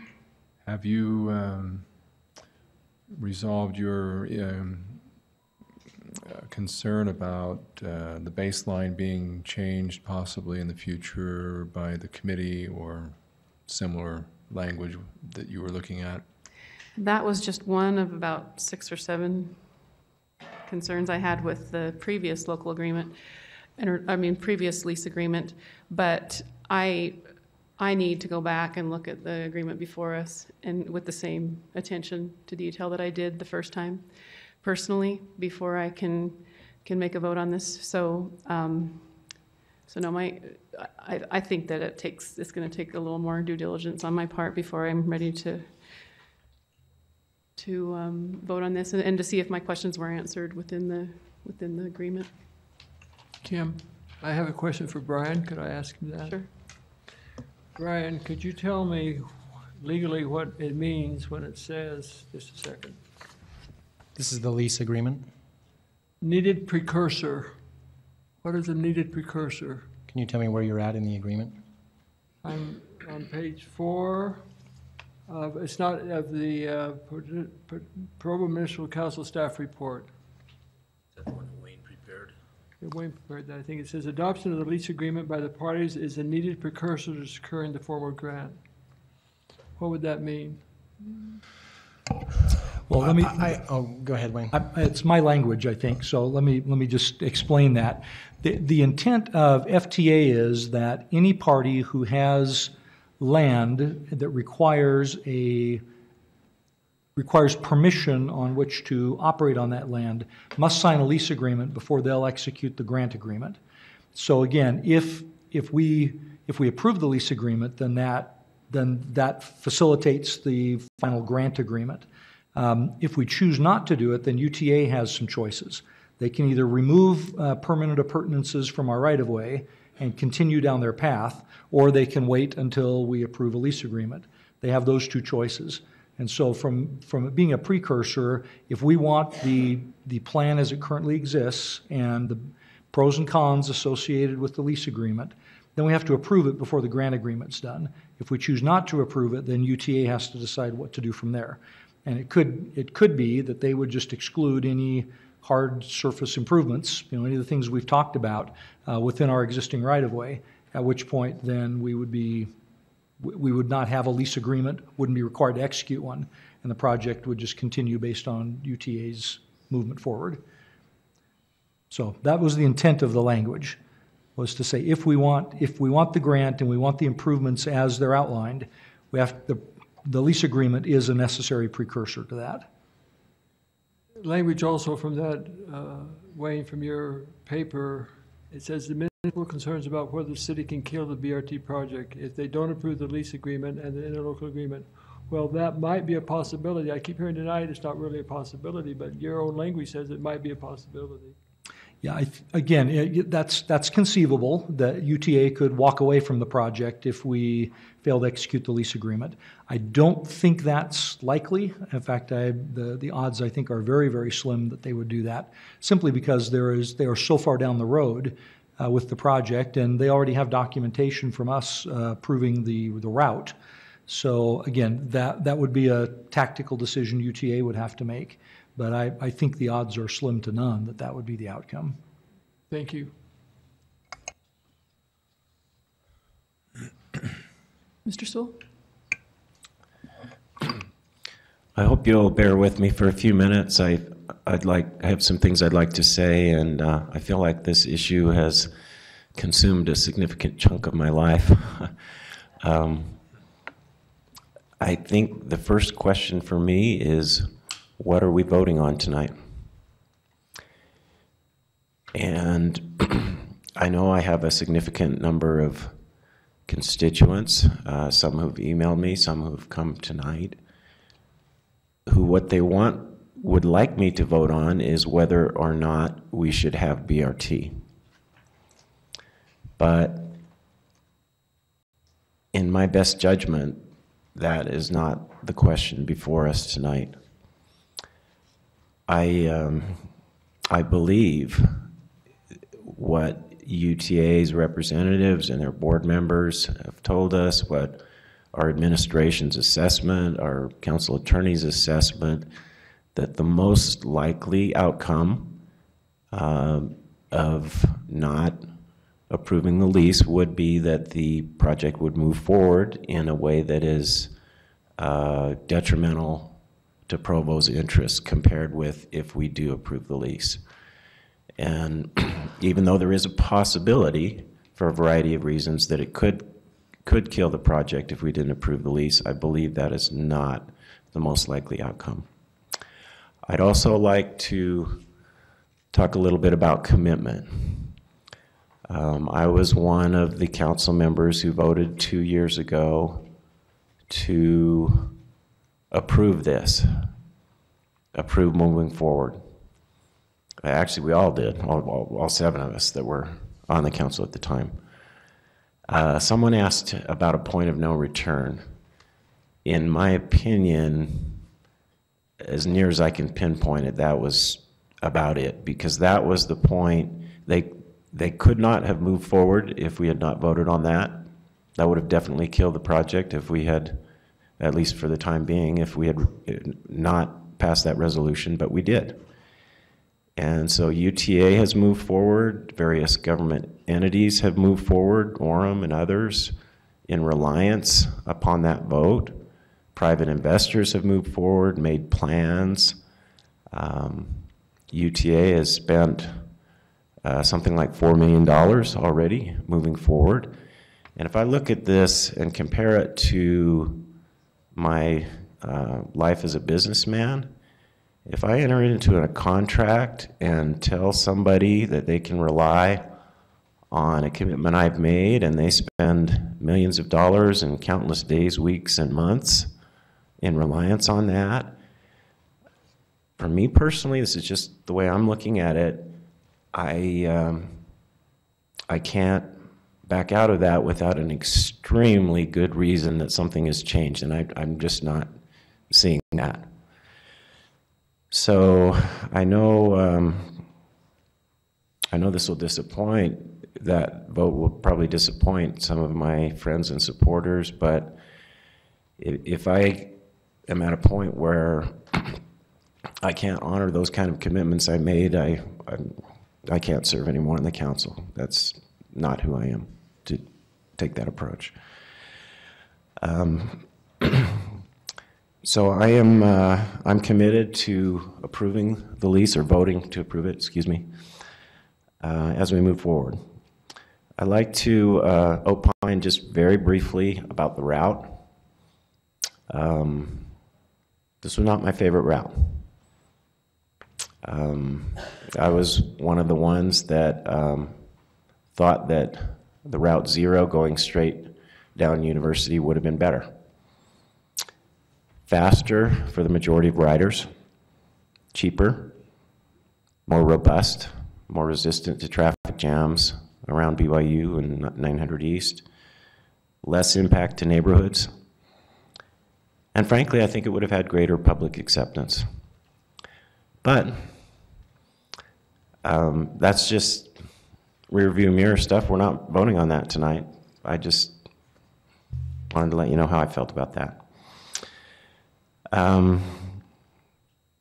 There was an interesting phrase tonight, I think it was Cindy Richards, that mentioned something about if I had it to do over again, you know, lessons learned.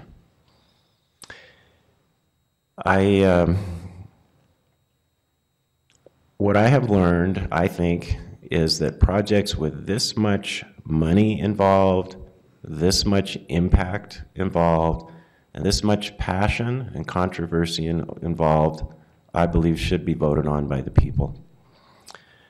There were two groups that petitioned to do just that. I see some people that were in the first group when we, as a council, were expressing concern over Route 4 and considering backing away from that. There's a group that did a petition wanting to put that on the ballot. I think they had the right idea. Then later, there was a group that was concerned and wanted to put this to a vote of the people throughout the county. Frankly, I appreciated that effort. I think the timing maybe was a little off on that, as I mentioned, because we've already made commitments in that. But I really appreciated that philosophy that this is something that people should vote on. So I think I'm likely to look back on my council service and feel, as I do today, that my single biggest mistake was not having the experience and wisdom 2 years ago to recognize that this was a project that people should vote on. And I noticed that Cindy expressed, who's far more experienced than me, 12 years compared to, I'm just barely over 2, that one of her takeaways from the iProvo was that people should have voted on that. I'm with you on that. I apologize to all of you that wanted to put this on the ballot, that I didn't have that wisdom to even consider doing that 2 years ago. I'd like to express appreciation to a few people. First of all, Mayor Curtis and the administration. If you're going into a tough negotiation, you want to have Mayor Curtis on your side. He did a great job, and all the people that helped him with that. The agreements that we have before us exceeded my expectations of what was possible, frankly. I would also like to express appreciation to my colleagues on the council, some of whom have invested considerable time on this issue. In particular, I'd like to single out Chair Santiago, whose efforts on this issue I can only characterize as prodigious. That's the only word I can think of concerning the amount of time, thought, and energy she's put into this. And as I was looking at the agreement today, I actually noticed a couple things that I think might not be in there if she hadn't been on the council. So I think her involvement and energy has contributed in concert with what the administration has done to us having a better agreement for Provo. I'd also like to give a shout out to UTA and your partners. I know there have been some, concerns in the past, but it feels like we're moving in the right direction to me. The management changes, the attitude, and this agreement, which seems unprecedented to me, and the amount of partnering, just that whole approach to it. I'm just thrilled by that, and wanted to thank you.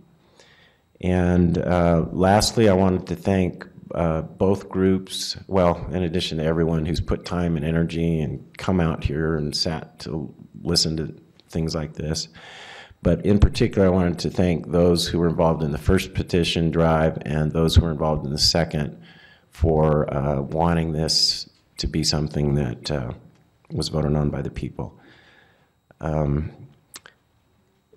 don't feel like I can do that at this point, as I've mentioned, because of the commitments that have been made, and I don't think it would have any effect if we tried to do that. I think the project would roll forward in a detrimental way. But if I had a time machine, I know somebody with a Star Trek uniform here. I know there's a few episodes that involving time travel, or if you're a Doctor Who fan, if I had a TARDIS, which is a time machine, I would go back 2 years and argue for having that vote, but I don't think we can do it today.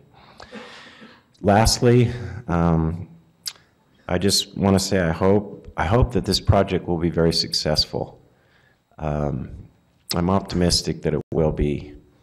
And I think if we had that opportunity to put it on the ballot, there's a reasonable chance that if all the facts and information were out there and everybody made all their arguments, that maybe it would have been approved. I don't know. Or maybe it wouldn't, but this is where we're at, and I support the project, given where we're at, and hope that it'll be very successful. Thank you. Thank you, Mr. Sewell. Are there other comments from council members? Mr. Winterton? I have a couple of comments. Today we honored a man named Beryl Bingham who had such vision for so many years to not only get us water for the past, but for the future. And I think of opportunities that Mayor Stewart had at the time when we had the Provo Mall. I remember, I've lived here long enough that all my life that I know that the mall Orem Mall wanted to be in Provo. They wanted to be here. And we said, we'll put it right where we want it, right here. And they said, that doesn't work for us. And so that took us how many years from when the Orem Mall started? 25 years from when Orem built their mall before we had the opportunity to have a mall here in Provo. To me, this is an opportunity. We've gone through a bidding process where the cities throughout America are asking for this funding. We had the opportunity to be top on the list where that funding is available to us at this point. When will that happen again? It could be 20, it could be 25, it could be 50 years. To me, I'm looking for opportunities, not only for me. My children want to be here. My grandchildren want to be here. We will grow. There's nothing we can do about that because my kids love it here and my grandkids love it here. So they will come, they will be here. This is just a first step. I hope we don't realize that this is the only thing that's going to happen. It's an opportunity for us to take advantage so that we can get more ridership on this thing. We will increase. Why will they increase the subsidiary routes if we have no place to take them? This is the situation that we're facing right now. I understand the concerns of not having the opportunity to vote. One thing we did as a state and as a community, we voted to give UTA 1/4 cent of our tax, our sales tax, to go to public transportation. We did have that opportunity to vote for that, and we did vote for that. Now, do we not trust them enough that we want to say, okay, now we want to vote on every road, on every single project that we've given them? I am a person that believes that we all want what is best for our community. There are different visions, but ultimately the bottom line is we're all hoping for the best for our community. I have faith in people.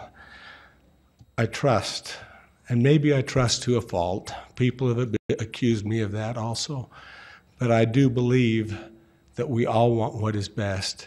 And at this point, that is the way I'm leaning at this point, is to trust in the process that has taken place, trust in the dreams that we have, trust in the hopes that we have for our future, and we all have different hopes. I understand that some of your hopes are not my hopes.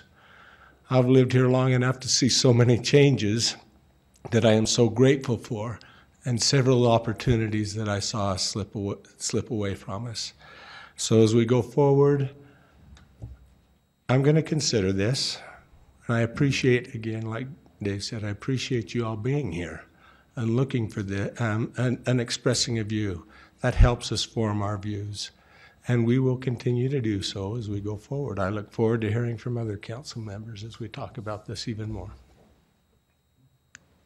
Are there other comments, Mr. Connect? I have to check it, my light's not working. So I've got a few things that haven't been covered. I would like to thank those that have been in opposition, because I think there have been positive changes to the project because of that opposition. And I know you wanted an opportunity to vote against this or have it on the ballot, and I think you've already addressed that. We did have a vote last fall, and I think it did send a message to UTA that there might be a public relations problem, and I would like to think they're hearing that. At least I hear rumblings that changes have been made. So the people that have, like Phil Hinckley, I appreciate his hard work.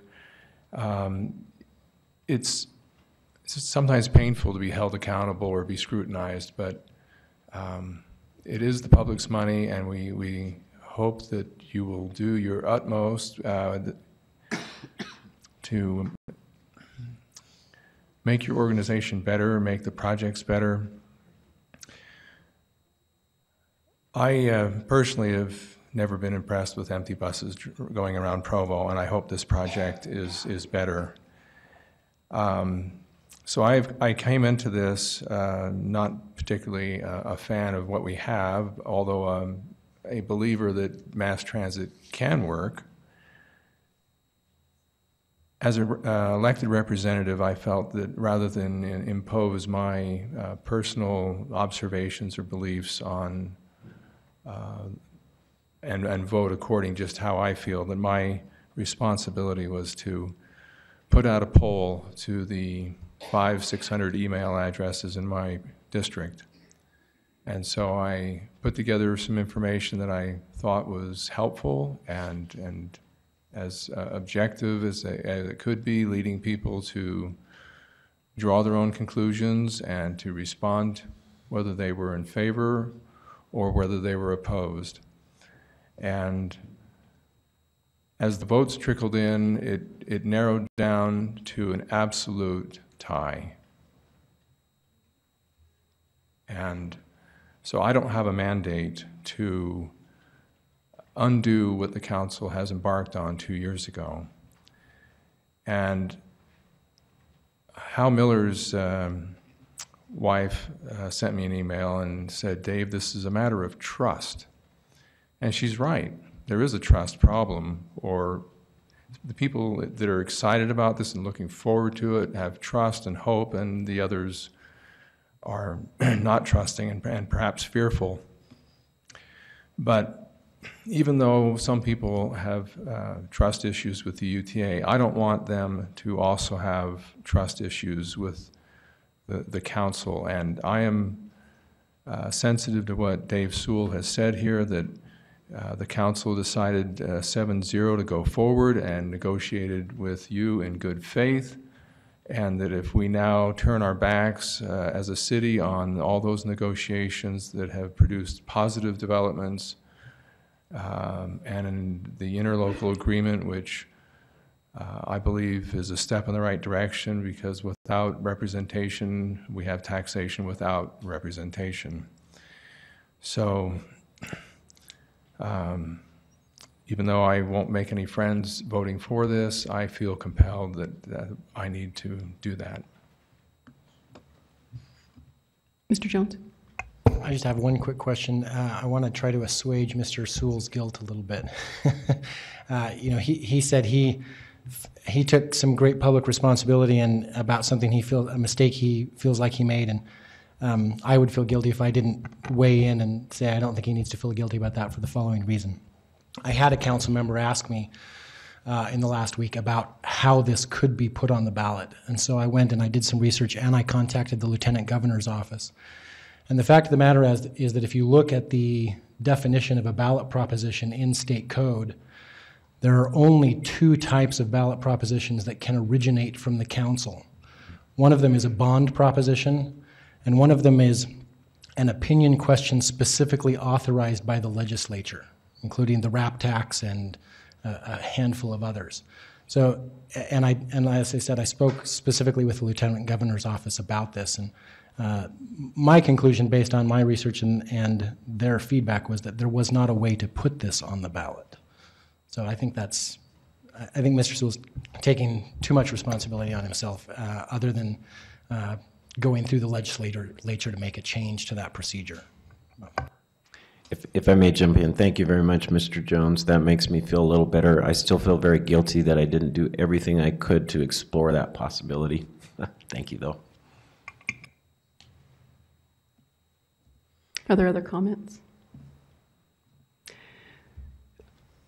There's part of me that doesn't want to comment because I want to move on with the business, but I feel like I do owe it to our residents to explain to you my thoughts. I'm sitting here today because of this issue.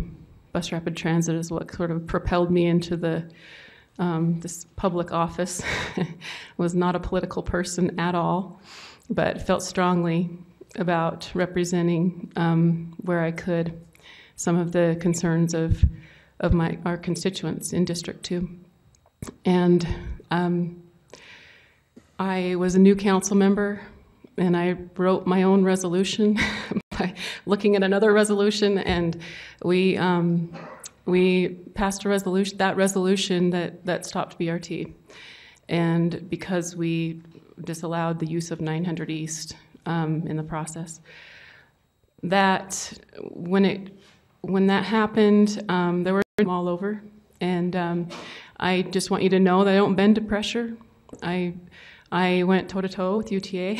I think our friends here can attest to the fact that I met several times with their CEO of UTA, Mike Allegra, and their entire team, and our Citizen Committee, which Melissa Kendall, Dr. Kendall's here tonight too. She was a big part of that. Went toe-to-toe with UTA and actually went to their transit academy and told them how I felt about the finances and asked Greg Hughes. It was a room full of elected officials, legislators, council members, mayors from all over the state. And Greg Hughes stood up and started to talk about some of the executive bonuses and salaries. And I raised my hand and I told him how I felt about that. And I said that I felt like the taxpayer dollars needed to be used judiciously, and we needed a board that would govern UTA. So I'm not afraid to go toe-to-toe. And I'm not afraid to go toe-to-toe with the mayor, and he knows that when we were on opposite ends of this issue. But at the time, and as far as UTA goes, they have a new board president or board chair. They have a new CEO, and there are some things in place, that are different now than they were before. But when I realized that resolution wasn't going to hold, I went into negotiation mode and started to speak with the mayor and others about, okay, if this bus rapid transit is coming, how do we make it livable for those along the route? And what we were very concerned about on 9th East and in the Pleasant View neighborhoods were pressures for development, pressures to increase the density in those single-family neighborhoods, taking out, single-family neighborhoods to build density around this route because that's what they do on these around the stops. We were very concerned about that, and we were told at the time that that this wouldn't happen. But it is happening. It's already happening. It's not here. It already is happening because that's desirable. Pleasant View neighborhood, there's one person who's bought up 11 homes and hasn't stopped. And he's going to continue to buy up those homes, and he has plans to build 800 units there if he can get a zone change from the city. And these same issues with pressures to change the nature of the neighborhood, and that's what we were worried about, and it's already happening. But with these negotiations, we were able to make 9th East a little more livable for people who are living right on 9th East. They couldn't back out of their driveways without stopping traffic and having to navigate pedestrians, bikes, and traffic. So some of these things that it may seem nitpicky about this agreement, but that's why I agreed 2 years ago to go along with this to support the BRT. And that's why I feel strongly about this agreement as well. And we commissioned a second, I do want to mention there was a second opinion study commissioned as part of that negotiation to see if the ridership really was what UTA had purported it to be, and if this route really was the best route. And the second opinion actually came up with several routes that could get more ridership. But given the time frame, the route that the council was proposing didn't have more ridership, but the engineering firm had ways that they could increase ridership. But given the time frame and the funding and the possible loss of funding, the recommendation from the second opinion was to move ahead with Route 4, with what we have today. So at that point, that was when we put some of those agreements in that resolution 2 years ago. And the mayor and administration have worked very hard to get those into the baseline scope of the project, and UTA has worked with them to get some of those enhancements, which I feel like are necessary enhancements to making this safe and livable around the route. And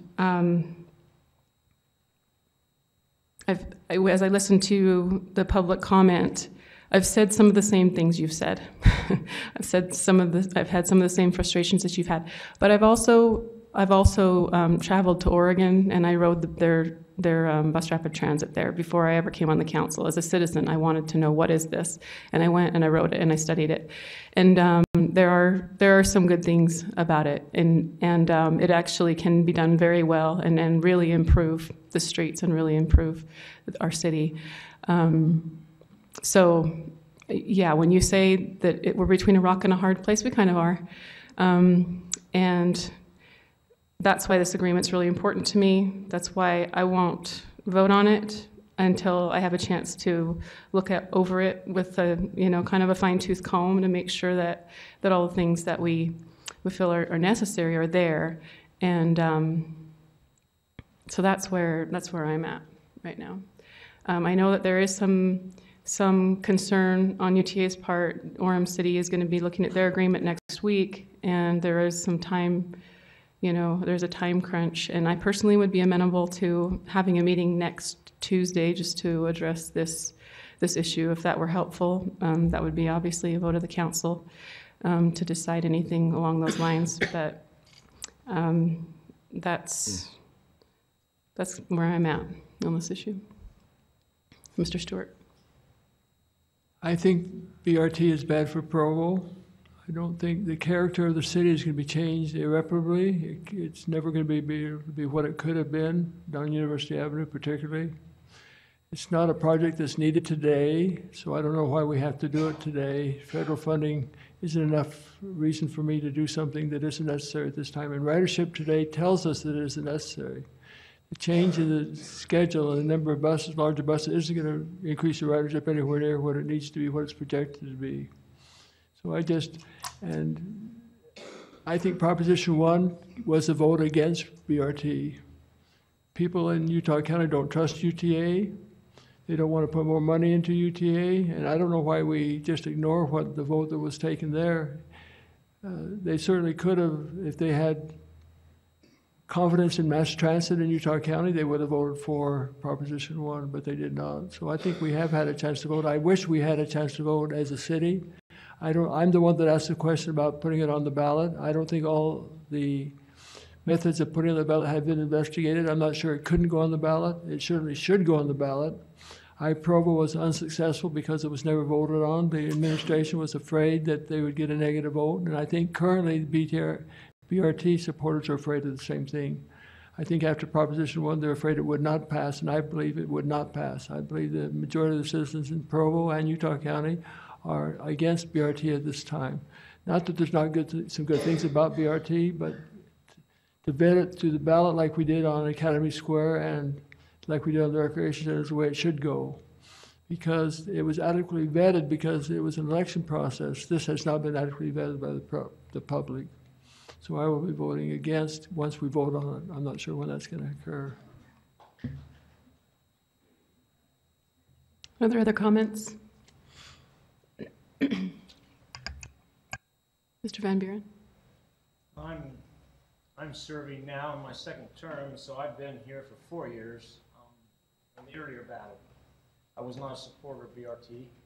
I did vote in the final vote to support it with the council to show that we were together on the support there. I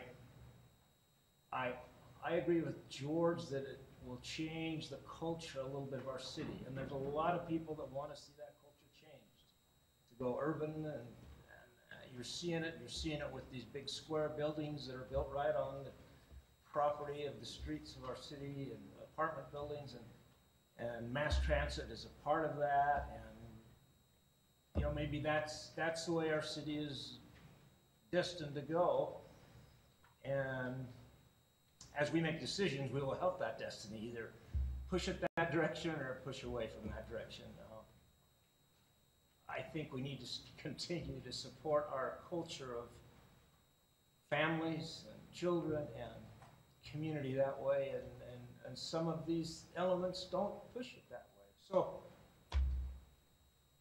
I have not supported the BRT system. I think it's, again, a lot of money for a system that will not get the ridership. The buses that we see, and we take surveys, and we ride buses, and we look at riders, and we look at their occupancy, and they are just not utilized.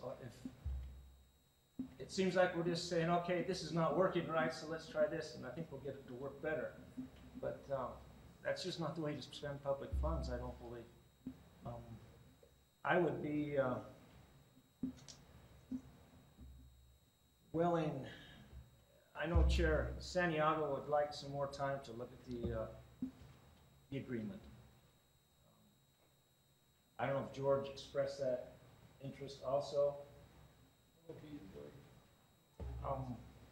If we need to make a motion to see if there's other members of the council would like to make this decision, it would have to be within the next week. I think we'd have to have that. I could support that. In fact, I'd make that motion. And maybe Brian should I make a motion to that extent? Yes, I think the motion would be to continue this item to a special session next Tuesday night. Next Tuesday. And we'll consider this only, this motion only, and give you time to study it if you'd like it more.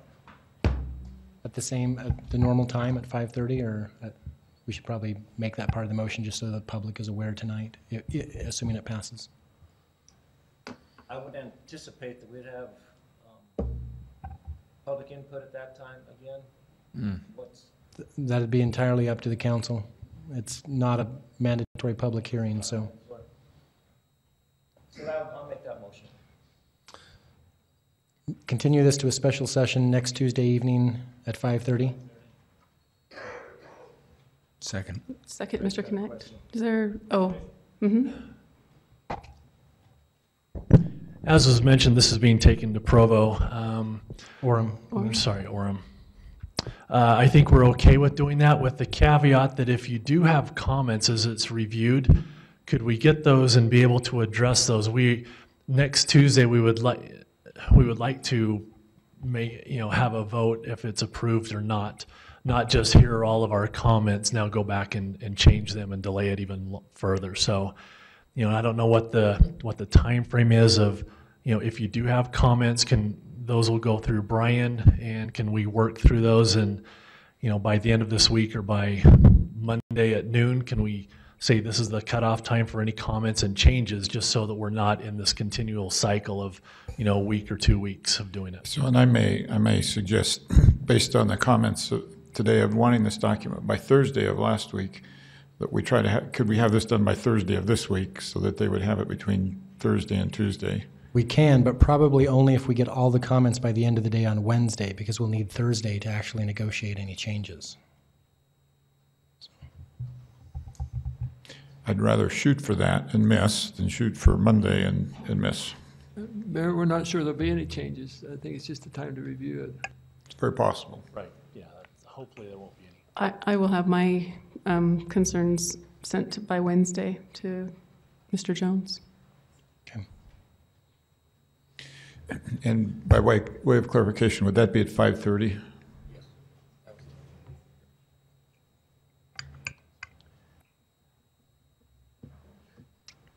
Mr. Sewell?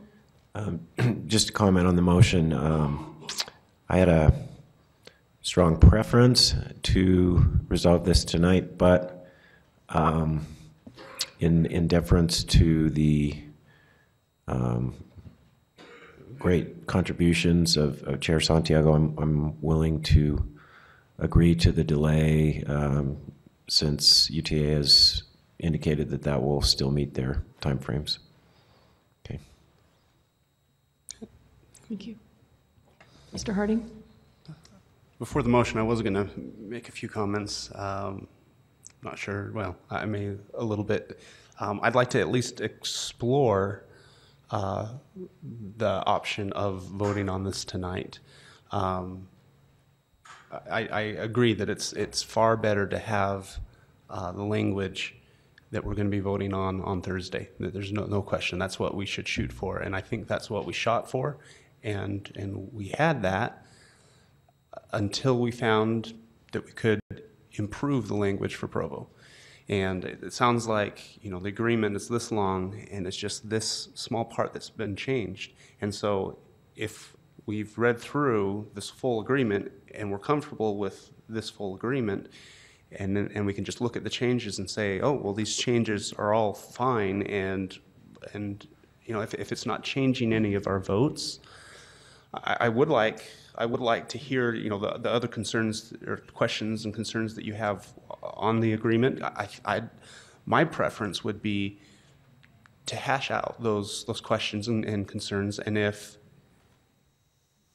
that doesn't, so if we can resolve that this agreement is okay, other than these changes, and I even believe that the people that have suggested the changes would be willing to take back those changes and let us vote right on the Thursday agreement, other than I think today's agreement's better than Thursday's agreement. But I wonder if even Thursday's agreement is acceptable to the majority of the council. My concern is how many people have stuck with us all night, have cleared their schedule to be here, to voice their opinion, and then to continue it and to take another evening on Tuesday. I have a preference to get this done today, even if we have to take a 15-minute recess to look over those few lines that have changed, so we can resolve this tonight. Yeah, if we were to go back to Thursday's language, that would omit the addition from one of our neighborhood chairs, one of my neighborhood chairs at BYU, and I think that was the critical piece, and so I'm not willing to do that. In fact, if the vote goes forward tonight, I will abstain from the vote, because I need time. I need some time to look at this and have some clarity, and to be able to give those concerns to Brian, have him, work those out. And then I think that we all need to be able to look at the document. If you look through it and you have concerns too. Those all need to come together, and I think we can do that in a week, and I'm not in a hurry. I'd rather not rush something this important. This is really important to me that we get it right, and if we don't get this right, then there are long-lasting consequences, I believe, for my constituents, and I'm not willing to do that. So I would actually abstain from the vote tonight if that were the case. But. The way to settle that is I call the question. Okay. We do have our neighborhood chair from BYU has not had an opportunity to address us, but. Just double checking, were you referring to my comments? Uh-huh. You were representing BYU in saying you wanted to continue? No, I'm not representing you. I'm saying he said that he thought maybe that the council would be comfortable going back to Thursday's draft of the lease agreement, and that draft did not have the corrections that you sent to Mr. Jones this morning. And so I was just making the point that those are important corrections. I feel like we need to have the lease agreement right. I want what you need in the lease agreement. I want to make sure that our constituents are, that it has the protections there that, my constituents. Can I speak to and tell everyone what I sent you in the email? What's that? Can I tell everyone what I sent you in the email? Yes. I'm fine with it as it was on Thursday. Oh, you are? You didn't say That's that in what the I said email? in your email. Oh, okay. I haven't seen that one. The only one I saw was in the morning. I told you in the morning I would review it this afternoon after my meetings. Uh-huh. If we want to improve the language, I think that's great.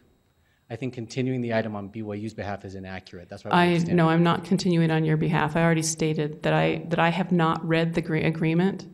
It changed right before we came to the dais. And so I'm not comfortable reading it right here and agreeing upon it. And so, no, I wasn't speaking for BYU, and I wasn't saying that was the reason why I'm continuing it. But when he mentioned that we could go back to Thursday's agreement, I was making the point that there's language that has been added today that I feel like is important. I wouldn't just, omit that language that was added today. So that was the point I was making.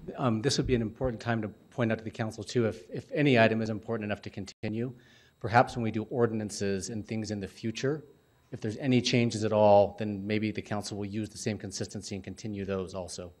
Because some of the nights when we stay here late and work things through, the council does go ahead on that. So the consistency would be an important thing for the process for all of the public, especially those who took time out tonight thinking that something might happen. But we may be back here again another time. Thank you. Yeah, and that would be, I wasn't chair last year. I wasn't, and it wasn't my call to do some of those that you're referring to legislate from the dais as far as having new documents. And when I became the chair, we asked that the documents come on Thursday, that they come so that we have plenty of time to look at them and that we aren't put in this situation where we have a new agreement that we're supposed to agree to right here on the dais. And I believe that's actually a safeguard for our constituents, and it's just my personal opinion too that we need more time than just to have something here that we're supposed to read and agree to on the dais. And call the question.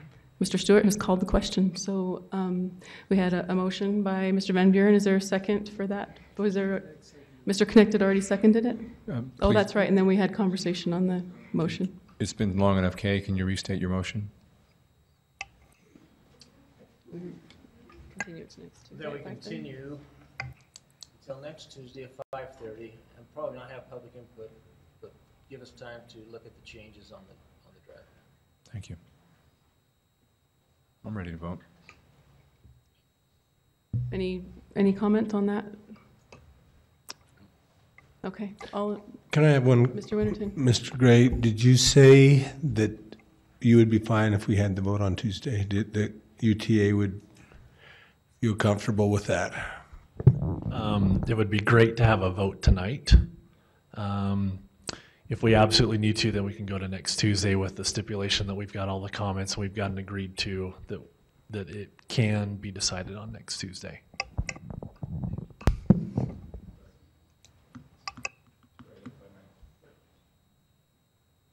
Jamie Blakesley, I'm General Counsel UTA. Okay.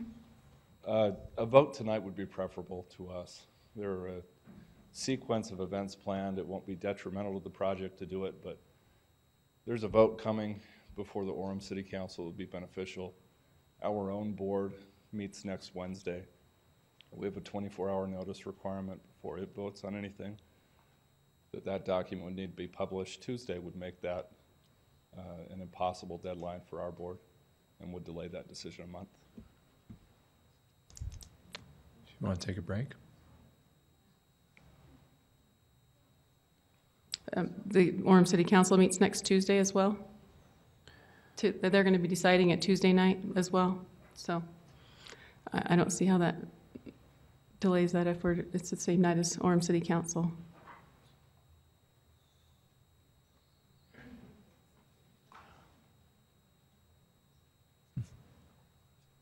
So first, we have a second. Is there more discussion on the motion?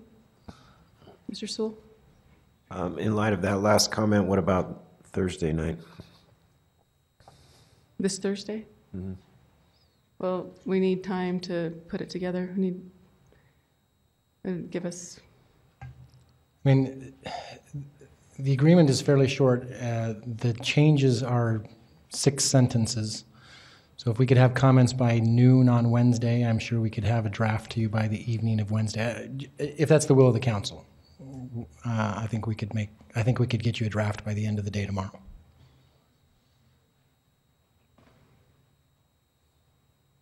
Council Chair, it still doesn't give us the time that we need. I still call the question.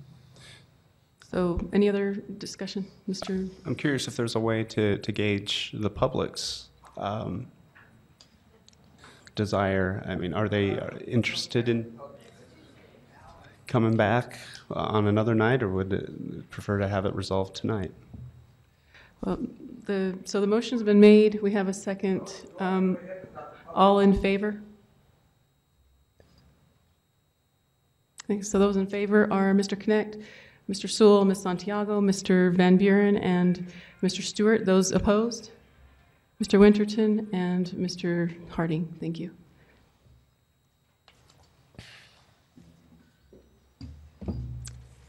The next item of business is the resolution appointing an executive director for the Municipal Council of the City of Provo. Fellow council members, we've spent many hours together the last 2 months reviewing applications, written materials, and conducting interviews, and I'm pleased to announce we have come to a final recommendation for appointment as our new executive director. I invite Mr. Clifford Strachan to stand at this time. Thank you. Mr. Strachan has been serving in the Utah Governor's Office of Management and Budget since 2009, where he staffed the Free Market Protection and Privatization Board and the Legislative Compensation Commission.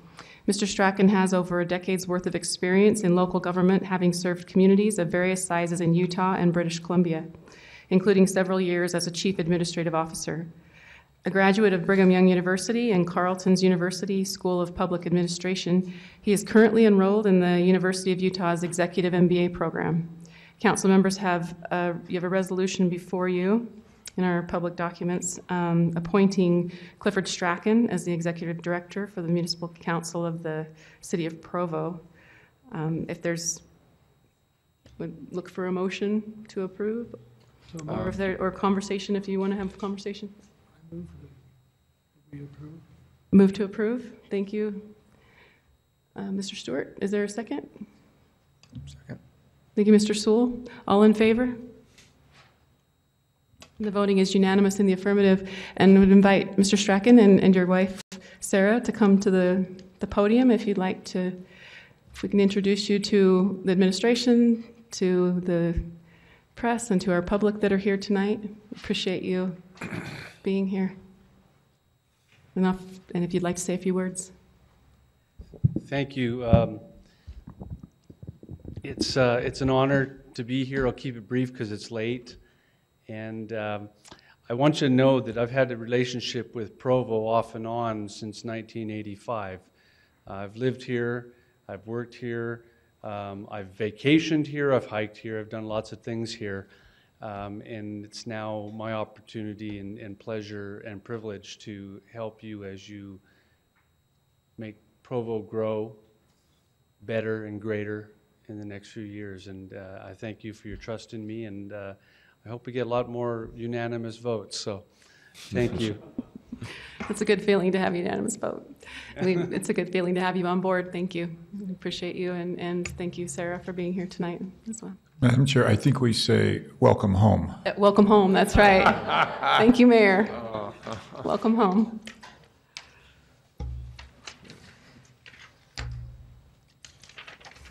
The next item of business is a public hearing on the draft 2016-2017 Annual Action Plan to be submitted to the Department of Housing and Urban Development. And we'll also, since Mr. Gonzalez will be presenting these three items, I'll read all three of them into the record. Number 7 is a public hearing on a resolution approving the Community Development Block Grant Program for the 2016-2017 fiscal year ending on June 30th, 2017. And item number 8 is a public hearing on a resolution approving the home program for the 2016-2017 fiscal year ending on June 30th, 2017. Thank you, Mr. Gonzalez. Thank you, Madam Chair. On the first item, the draft of the second year of the consolidated plan is year 2 of the annual action plan. There is a draft. The point of the item tonight is just to notify you that the draft has been finished, has been submitted to you. It's also it's made available to the public for review and comment on it. We have made announcements in newspapers and in other ways to let citizens know about the existence of the draft. A 30-day period will commence tomorrow for public comments to be received. And then we'll come back to you on May 17th, anticipating the adoption of said plan.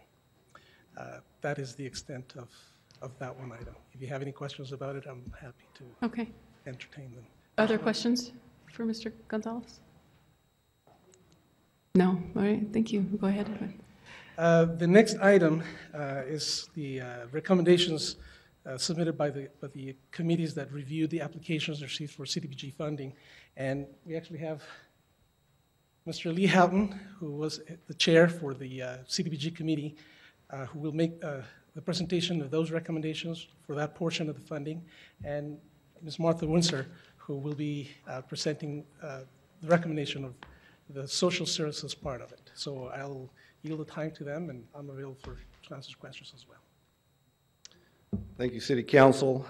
First, I'd like to thank my colleagues who spent a lot of hours working on this, vetting the different proposals, visiting sites, and the time and effort to put together this final draft. I know you've had a chance to look at this in a working session.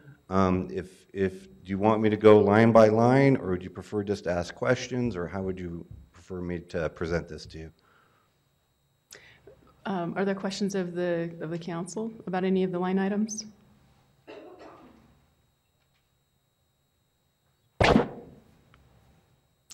No? Okay. I believe we all have a copy of the document, and we've had a chance to review it.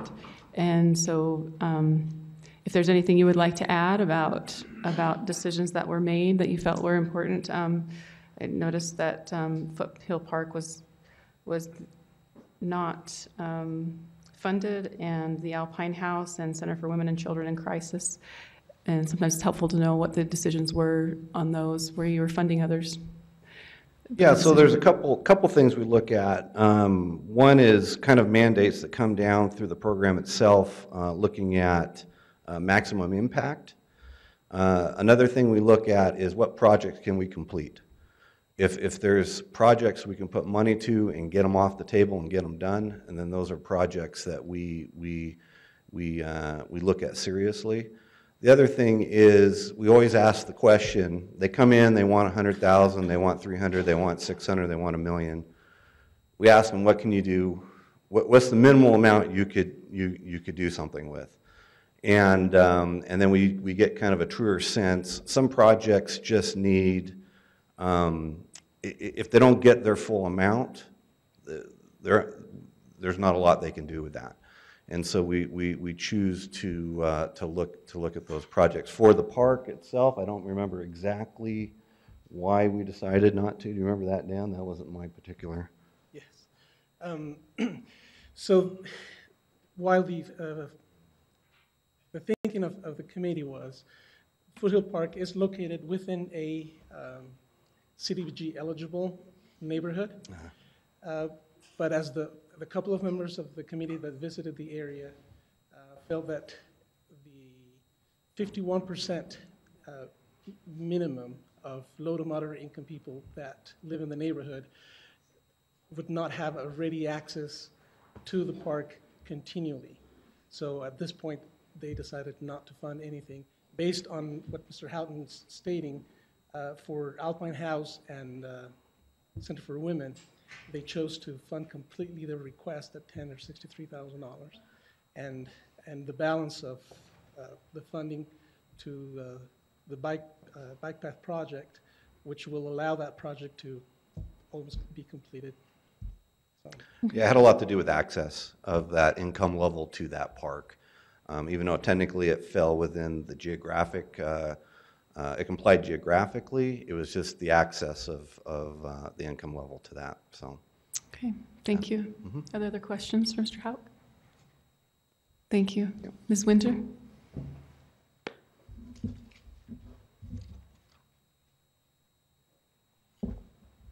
I too would like to thank those who served on the committee and Dan Gonzalez and his staff. They do all of the support work for these funds. You have the list here in front of you, and the only item that I can see that you might question is that we did not fund Big Brothers and Big Sisters this year. And the reason we didn't was that they have funds left from the previous grant.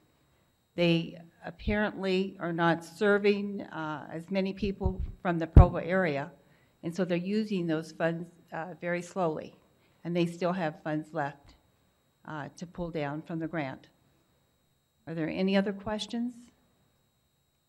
Other questions for Ms. Windsor? No, thank you. Appreciate you and Mr. Houck and the committee. Please thank them for us. Thank you.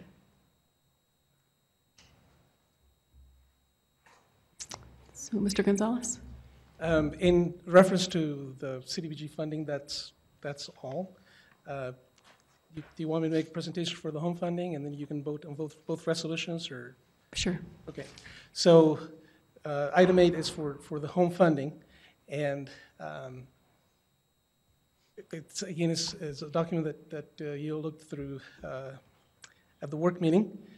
We have a total of $1,167,000 to be allocated, and we're proposing to use that with 10% allocated for the administration of the program, which is the maximum allowed by HUD.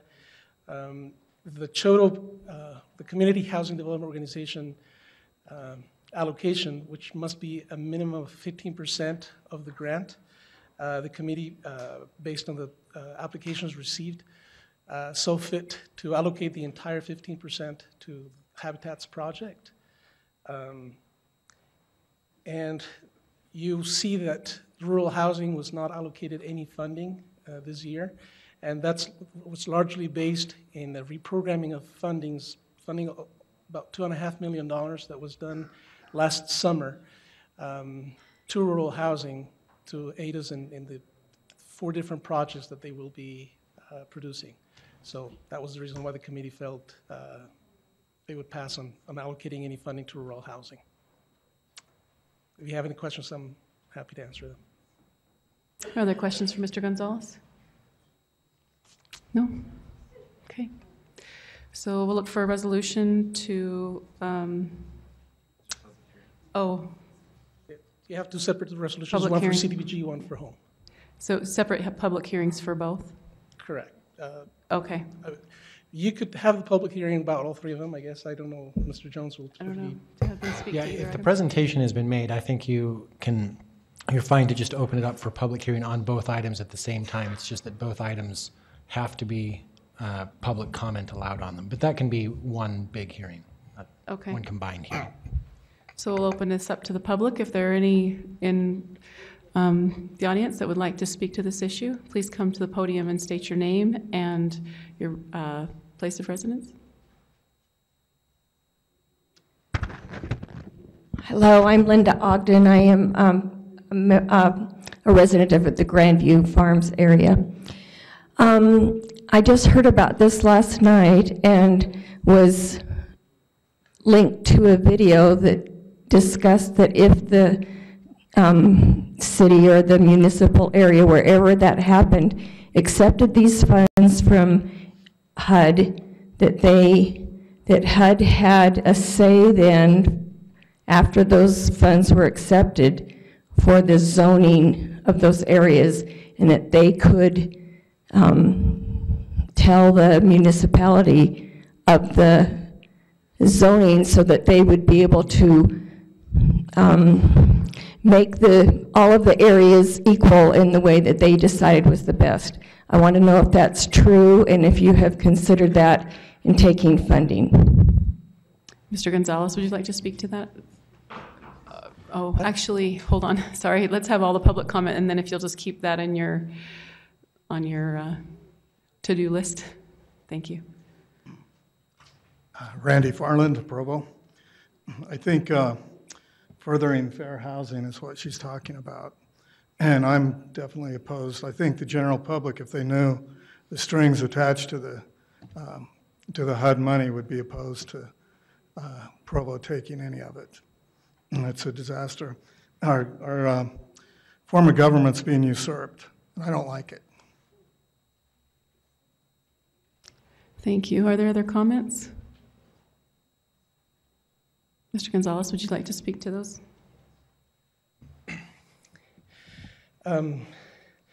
So this is not the first year that the city is receiving this kind of funding. It's been receiving it for over 20 years. And well, there are some requirements that the HUD puts on the use of the funding. None is directed as, sorry, I forgot her name. Anyway, as she asserted that HUD has authority or can designate zoning, HUD looks at the CON plan, the consolidated plan, and the action plan is the information received from the jurisdiction as to how the funding is going to be used. There is a certification that the city, or in the case of the home consortium, that the members of the consortium will look to affirm affordable housing throughout, but it's all based on what the jurisdiction presents to HUD. All HUD does is hold the jurisdiction to the promises that they have made, but the decisions as to how that's done is made by the jurisdiction, not by the federal government. Okay, thank you. That was Ms. Ogden that had the question. Thank you. Could we have our council attorney comment on it? Because I heard the same thing. Mr. Jones? I don't know that I have any response other than I'd have to look into that. I'm not aware of or have not heard of that happening, but I'd have to do some research to give you a definitive answer.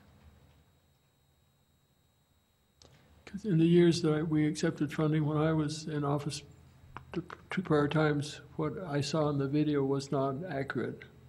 They don't control our zoning, so I think it's those that are afraid that big government, if we take any money from it, we're going to have control over us, and I don't think that's the case in this particular instance. I would be very surprised if that was the case. Are there other questions?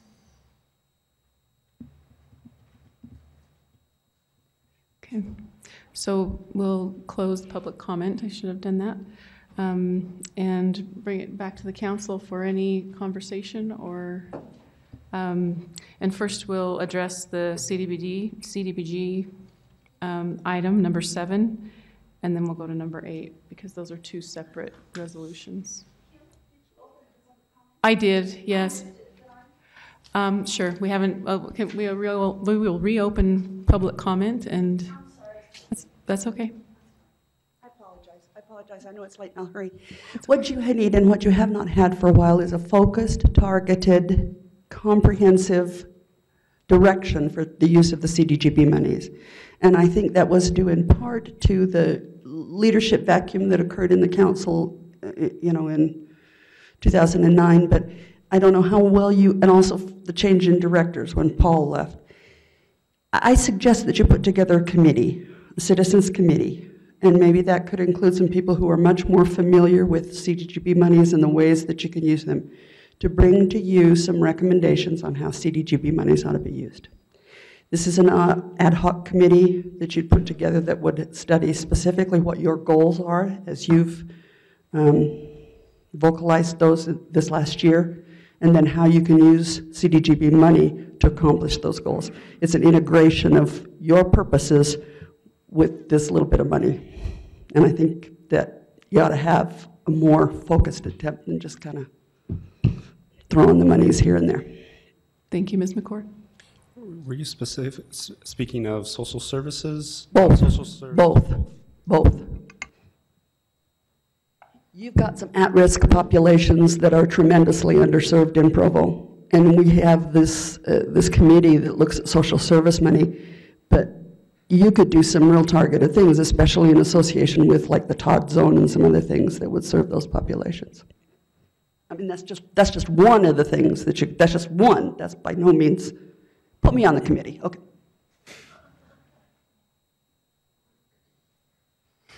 Okay. Any other comments? Can we bring the resolution up on our screens for the item number 7?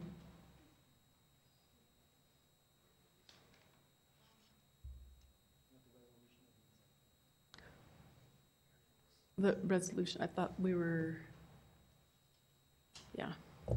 My iPad is, what's that? Did you just mean the short title, or you want to see the text of the resolution up there? The text of the resolution. My iPad is, my battery's dead. Oh. So I just wanted to have it in front of us.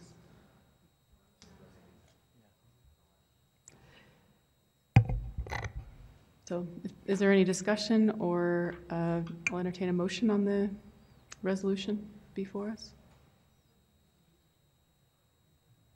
Mr. Sewell? I'd like to move that we approve the resolution as written and as shown on the screen. Is there a second? Mr. Van Buren, thank you. All in favor?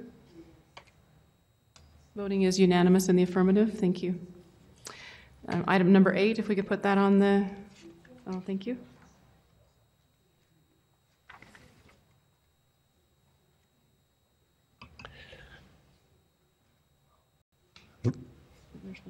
No, not for the next one. Oh, thank you. Okay, so for item number 8, we'll look for either discussion or a motion on the resolution. I'll make a motion that we approve the resolution as written for the home program for 2016-2017. Thank you, Mr. Winterton. Point of order, I think we need to recess first, don't we, on this one? Or am I in the wrong place on the agenda? And reconvene as the redevelopment agency? Wait, aren't you on, you're on 8, right? Oh, sorry, I'm on the wrong page. Never mind. Yeah, so I will make that motion. Okay, is there a second? Thank you, Mr. Connect. All in favor? Motion, the motion carries with the unanimous vote, unanimous in the affirmative. So I'll call for a motion to recess as the municipal council and reconvene as the redevelopment agency for this next item. So moved. Thank you, Mr. Sewell. Is there a second? Thank you, Mr. Harding. All in favor? Thank you. The voting is unanimous in the affirmative. Thank you. We'll have a resolution before us, a resolution of the Governing Board of the Redevelopment Agency of Provo City Corporation authorizing the appropriation of $154,950.37 from unencumbered reserves in Fund 279 for the payment of costs incurred by Cowboy Partners for the remediation of property once owned by the redevelopment agency. David Walters, our Director of Redevelopment, will be presenting. David?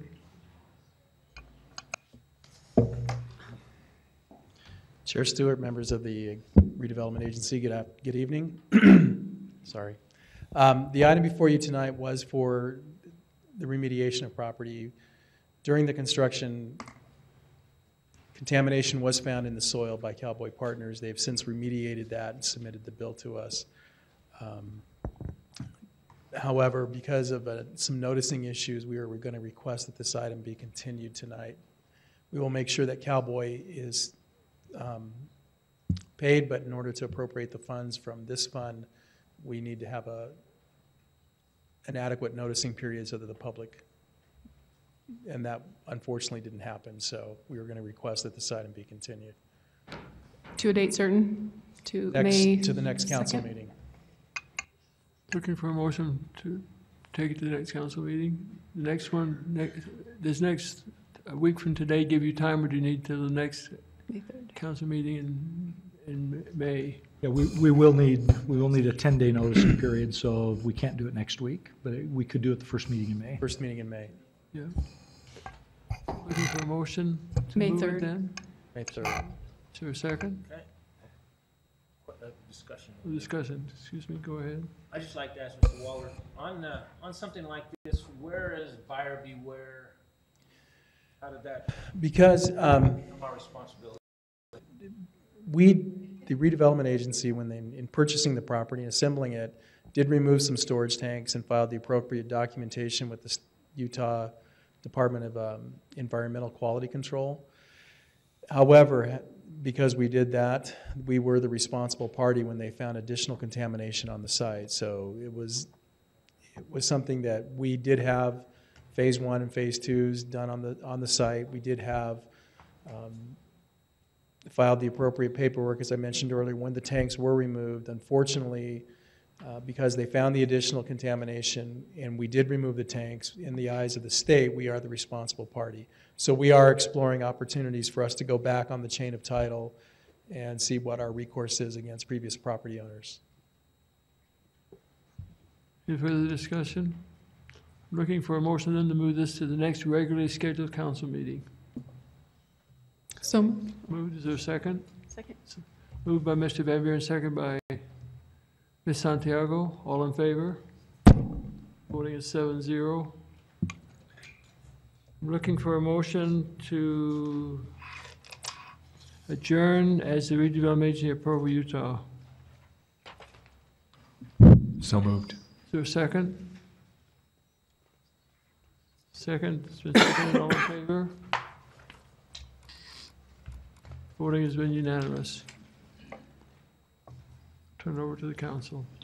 Thank you. The final item on the agenda tonight is a public hearing on an ordinance amending the zone map classification of approximately 6.2 acres of real property generally located at 2470 West, 1160 North, from one-family residential to low-density residential in the Lakeview North neighborhood. And Robert Mills, our planner, will be presenting this item. Good evening, Chair, council members. Thank you for hearing this tonight. This is a zone change application to allow the applicant a proposed 26-unit development consisting of 2 single-family homes and 24 twin homes. These would range in size from approximately 1,700 square feet to a little over 2,400 square feet. Just a little bit of background, and for the council and public's information, the Planning Commission heard this item on February 24th, or 25th rather. The applicant and then the Planning Commission actually voted unanimously to approve the project, or excuse me, the zone change recommendation. There are a few things that I wanted just to go over in our slides. This is the general location of the project where it's proposed at, just off of Geneva Road and about 1120 North. The general plan for this designation for this area is currently residential. That would not need to change with the proposed zone change request. The existing zoning designation of this property is R110, so single-family dwellings with 10,000 square foot lots. The proposed zoning, again, low-density residential to allow the twin home developments. This is a general site plan of what the applicant is proposing. Can see how they're configured there. 2 single-family dwellings and the others are twin homes ranging in size. This is a general vicinity plan of how the area could potentially develop with this as a possibility. I just wanted to quickly go over some renderings and elevations that the applicant has provided, and then happy to take any questions. This is just the general kind of rendering of what these twin homes would be like. These are very large units and very high-end type of materials are anticipated to be used in these. This is the single-family dwelling. There will be 2 of these, about 2,100 square feet with a 3-car garage. This 2,000 plan means that each unit is approximately 2,000 square feet in size, similar in design. This is a 3-car plan, meaning that one of the units has a 3-car garage, the other has a 2-car garage, and the square footage is noted. And then there is also a 2-story plan that's available as well. That's basically all the information that I have. I'm happy to answer any questions. And Other questions? Mr. Van Buren? I'm curious to understand, we're going from a single-family residence to an LDR. LDR allows how many units per acre? the maximum total is 15 units per acre, so 15 an acre and it's about 19. So now the twin home proposal has how many units? 26. So that was actually a concern that the department had, was, you know, if the property was rezoned and then not developed as proposed, then it does leave that door open. The applicant has actually proposed and proffered a development agreement wherein they're committing to develop the property as proposed. I understand there was some discussion about a different zone that would maybe protect better. Bill, you don't know that discussion? Or maybe you did too, Robert? Yeah, so that had actually come up. We discussed that, wherein the R2 zone that with the PD overlay would also allow twin homes. That wasn't something that the applicant had proposed, but it is a possibility. And total unit count, if that zoning was sought and approved, works out to about 50 or so units that would ultimately would be the maximum that anyone could develop on that site. Would that zone be a better protection than the development agreement? I guess is the question I have. I would seek the attorney's opinion on that, but from our point of view, it seems like the development agreement seems to be binding, but I would defer to counsel. I think it depends on what it is you're trying to protect. If the main issue is just density, I think they're equal to each other. You can protect density whichever way, through the development agreement or through a zone that has lower density. So then the question just becomes if there's something else, some other protection that's either granted by the development agreement or by the zone. So. Density is probably the question I had. So it wouldn't make any difference. Yeah, I think that the development agreement can bind them to the density just as well as the zone limitations. So. developer, the applicant, you don't care. We went to the LDL zone, I think, simply because that was suggested by staff. We originally brought the project in. Our intention is to build this project, period. We're not looking to do anything different.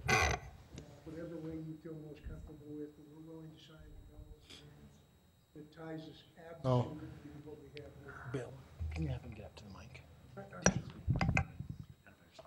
I apologize. My name is Paul Washburn. I'm representing the developer this evening. The reason we asked for the LDL zone is when we originally approached the staff with a proposal, I think that was the one they suggested we go with, along with the development agreement. If the council is more comfortable with another zone, I don't know that we have an objection to that. I think the thing that's important is this is the project we plan on building. Now, we don't have any desire to do anything else. We have already have paid for the plans for all of the units. We're well down the road with our engineering. It would not be to our advantage to change it all. We're willing to enter into the development agreement any language that Mr. Jones would like to see us add into that to protect the city's interests. But it's up to you. This is what we want to build. We're not looking to do anything different. So given this discussion of we're voting to change the zone tonight, and there's discussion about putting whatever's in the development agreement we want.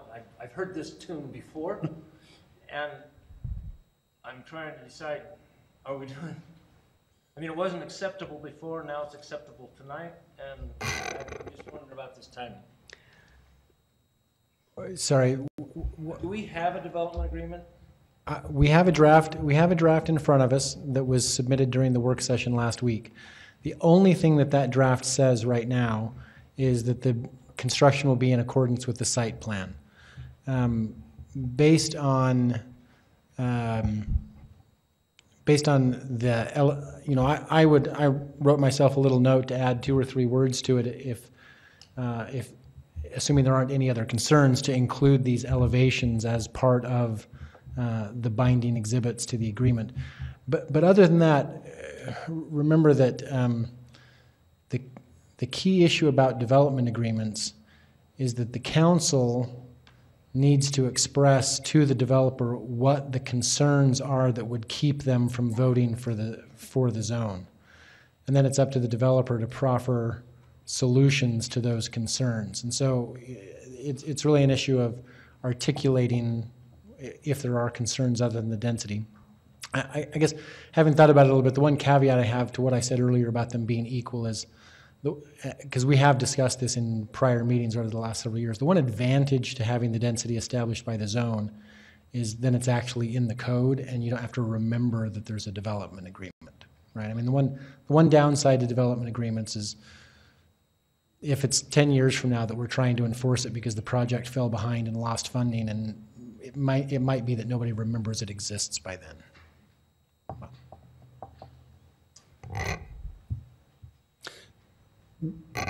So I've got a comment, if that's all right. It is getting late. I'm feeling a little mentally and emotionally exhausted, but let me jump in on this just a little bit. I think I really appreciate the builders and the vision that they've presented here. I think it's great. I think I don't have any concerns about them following through on what they're presenting. I do think we need to be careful about precedences that we set. You know, and so I think we need to treat this as we would any other as well.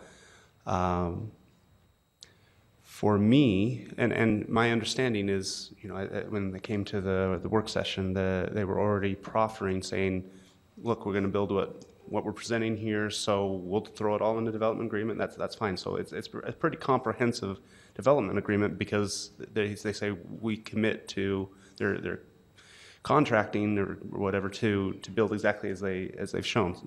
I think that's great. So for me, the question is what zone better fits? And perhaps this is too much of a simplification. But if someone asked me, what is an LDR zone? I'd respond, well, it's a townhome zone. And I'm sure it allows more than just townhomes, but at the high end, it's 15 units to the acre, and it's a townhome zone. Someone asked me, what's an R2 zone? Oh, well, that's a zone for twin homes and for duplexes. Of course, it allows more than that, but I mean, that's kind of the character of that zone. And so whether it's an R2 PD zone or whether it's an LDR zone, I think we would be wise to accept the development agreement that's been proffered. But between the two, and if the developer has no preference, between the two, I think it's wise to take the R2 PD zone because that fits better with what the proposal has been, with the plan that is before us. And so I think the R2 PD is a better zone, and if the applicant has no heartburn on that, I think that would be a wise way to move. Madam Chair. Yes, Mr. Stewart? I agree with Mr. Harding. I'd rather have the R2 PD. Question. Mr. Connect? So I guess this is a question for staff. I have one of the few R2 PD zones in Provo. It's on Slate Canyon Drive. And one of the provisions, which I think is just written in the zone, precludes those homes from having a second kitchen. At least that's what they've been enforced on. And so just... Off the top of my head, I'm not sure if they can have a second kitchen. We have ordinances in place that say they cannot, so. Yeah. Put that out of the development agreement, I think that would be appropriate, but we have ordinances in place that say they cannot. Well, I'm just saying that in my neighborhood, the Slate Canyon Drive R2 PD homes have actually been enforced on because the terms of that zone said they could not have a second kitchen. So I just wanted to point that out, and I think that's still buried in the R2 PD. Is that true for LDR as well? Is there that second kitchen restriction in LDR? Not in the LDR zone, elsewhere in the ordinance. It's not in the LDR zone, it's elsewhere in the ordinance. Is that true for the R2 PD as well, or is it in the... I believe it's in the R2 PD zone. Okay. Okay, so in one zone we have belt and suspenders, and the other we only have a belt? Okay, all right, thank you.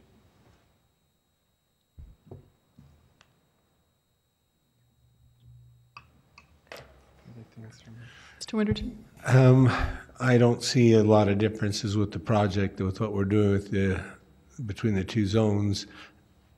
Do you see any, as the planners, do you see any differences? And would this have to go back anywhere to Planning Commission because of the changes that if we were to go to the R2 PD? We would agree that the R2 is more descriptive of what's actually going to be built, so that probably is a better method. And because the R2 zone allows less than the LDR zone, it's more restrictive. We would not have to go back to Planning Commission. We would be passing a zone that's more restrictive than what they recommend.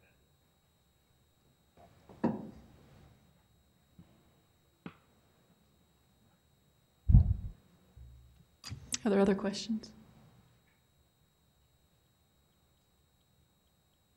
Bring it back to the council for discussion? One more question. Does the development agreement, can that be applied to the R2 PD zone also? Added to the development agreement will be the elevations, will be the description of materials, will be the site plan, landscaping plan, all those will be exhibits to the development agreement.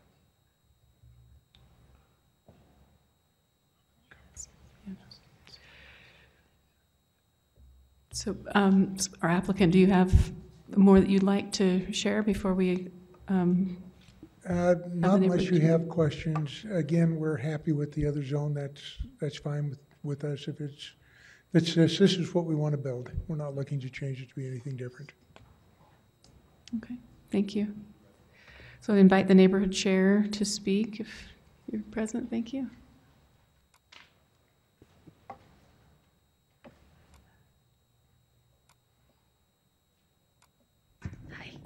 Thank you guys for staying so long. Beth Allagood, Lakeview North Neighborhood Chair. I've heard a lot from the people in my neighborhood, and so I'm going to present both sides of what I've been told. First off, this development would actually fit the needs of several people in our neighborhood of moving to a home where they don't have to worry about landscaping. They don't have to worry about maintaining their homes as much because they're getting older, and this fits that need in our neighborhood. There are many people who really like this development, that they think it will bring more diversity to our neighborhood and actually fit in with Provo's vision of creating mixed neighborhoods, of growing and living neighborhoods. Okay, now on to the other side. The one thing I would ask is I have asked, and I haven't gotten a firm confirmation, if the Canal Association, have you talked to the Canal Association? The Canal Association has to sign off on this? Yes, we have worked with the canals. Oh, okay. We have met with the ditch company. We've got a much improved design than the last project was approved here. Okay. And yes, we're in good shape with the ditch company. Okay, excellent, thank you. I just wanted to make sure that, because that's definitely something we want, a continuous flow of the water to those who need it and are using it. Also, the CCNRs that they have told me about have addressed the concerns of people moving in next to a farm with all of the sight sounds and smells of a farm, and we appreciate Eagle Summit working with the neighborhood on our concerns.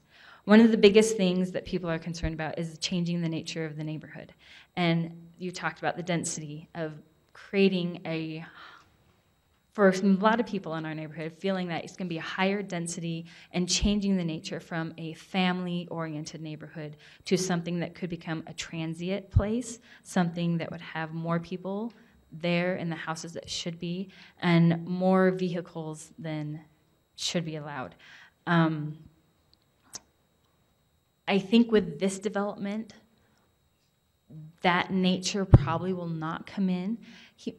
At least in the first round, because they are marketing towards a 55+ community, which is what we're trying to encourage into our community. I'm concerned about second generation or third generation people who own these homes. Is it going to still be marketed to an empty nest community? Is it going to turn into transient? Is it going to turn into more people moving in than should? Because we have had this problem in our neighborhood before. Another issue that people have brought up is I have to keep my terms because higher density to people out on the west does not necessarily mean the same thing to people in Central Business District. With a more dense population, they're concerned about the vehicles. I know they've done traffic studies, and so the traffic's not going to be higher, but if people are coming to visit, there will be no parking on the street. Is that parking going to bleed into the neighborhood, or are people going to bring RVs to their homes that is going to bleed into the neighborhood and park on the neighborhood streets? This is a concern. It's kind of mixed right now in the neighborhood, so we're going 50-50 on yes and no. But I do appreciate you guys listening, and I appreciate Eagle Summit and how they're addressing the concerns of the neighborhood. Any other questions? Thank you, Ms. Allgood.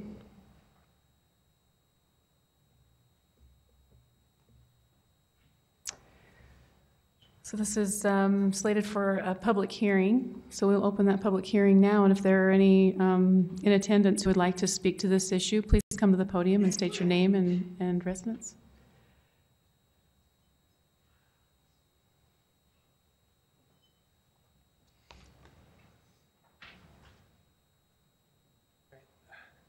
Thank you. So my name is Greg Carling. I live next door to the proposed development. So I have two main concerns about this project, and the first one is, well, they're both related. The first one is the density. I think, so I took the liberty of taking the site plan and mapping the footprint of the site plan onto our current neighborhood. And as far as I can tell, it's about twice as dense as what we currently have. So I'm just concerned that having the single-family homes And then this new little 6 acres where we're going to put a whole bunch of homes in is very dense. So I'd like to hand these to you if that's okay. And then also that it could set a precedence for even higher density housing to the undeveloped land to the south. And then the other thing that Beth mentioned, I'm really concerned about the lack of parking. The street is so narrow that there's doesn't allow for any parking. So I'm worried that the cars would spill out in front of my home, in front of my neighbors' homes. So assuming that this, I mean, yeah, I'd prefer to not allow the zone change, but let's say it does go through. I would say that at the minimum there should be visitor parking spots, maybe fewer, maybe the same development, but take out a few of these units to allow for parking, to allow for open space, maybe some open space that's maintained by the HOA. Just so it's not so densely packed in there. So, if I can hand this. Sure. Thank you.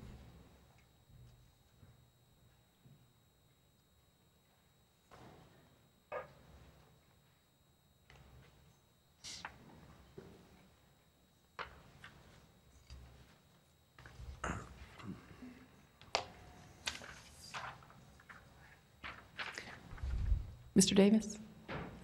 Thank you. I'm Stephen Davis, resident in the Edgemont neighborhood in Provo. So this is a long way from where I live, but it speaks very favorably to my demographic. I'm a baby boomer, and I'm going to be tired of walking up and down stairs and 3-level homes and so forth before too long. The knees are already starting to hurt. So I think an opportunity to live in a beautiful neighborhood, as has been proposed, which has the appearance of single-family home living, substantial space. I understand there are no basements. It's slab on grade, so there's a limited number of homes that have stairways.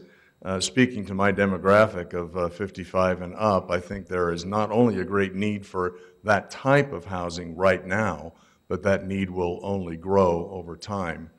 And when we have developers that are willing to put a little bit more density in a neighborhood, still give it very much the character of single-family home living, and build beautiful construction of a high grade, then we actually enhance neighborhoods.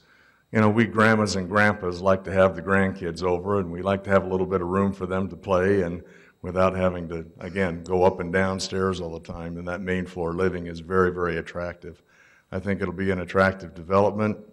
It looks very well designed, and so I'd urge the council to approve either zoning which accommodates this developer. I think it's exactly the kind of project we need. The location is wonderful. It's close to shopping and entertainment and other things along that Geneva corridor. I'd urge the council to approve whichever of those choices best suits the discretion of the council. Thank you. Are there other comments?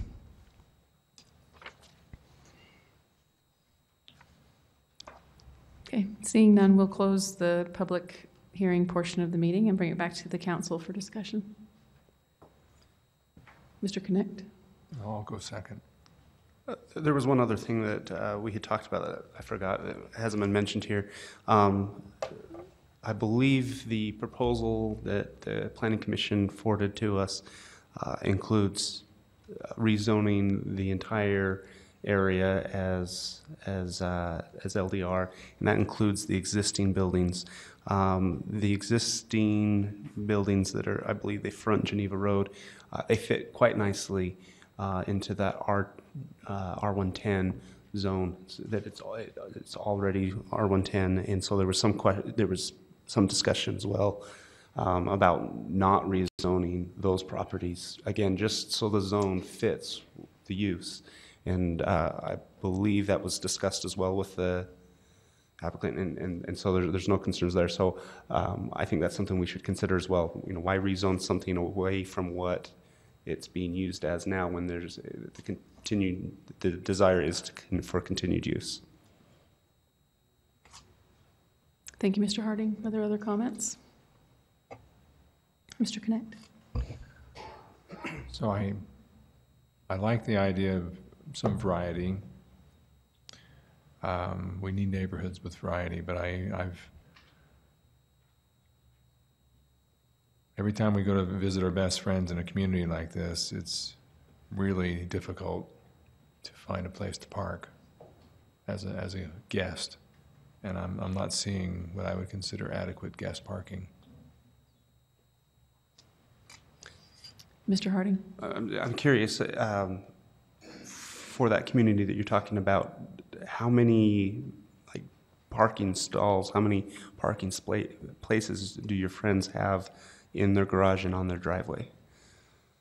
The reason, what I'm getting at is these homes have 2- and 3-car garages and then driveways in front. So, Yeah. 4 to 6 can park off street at each of these locations. And I don't know how that compares to your experience that you're talking about. My experience is it's a 2-car garage and you can get 2 on the driveway, and like most families that have been there for a while, their garage is converted to some other use. So they're down to 2 spots plus whatever you can find in the neighborhood. And they do have, this is over in like Eagle Mountain, they do have guest parking within a reasonable walk.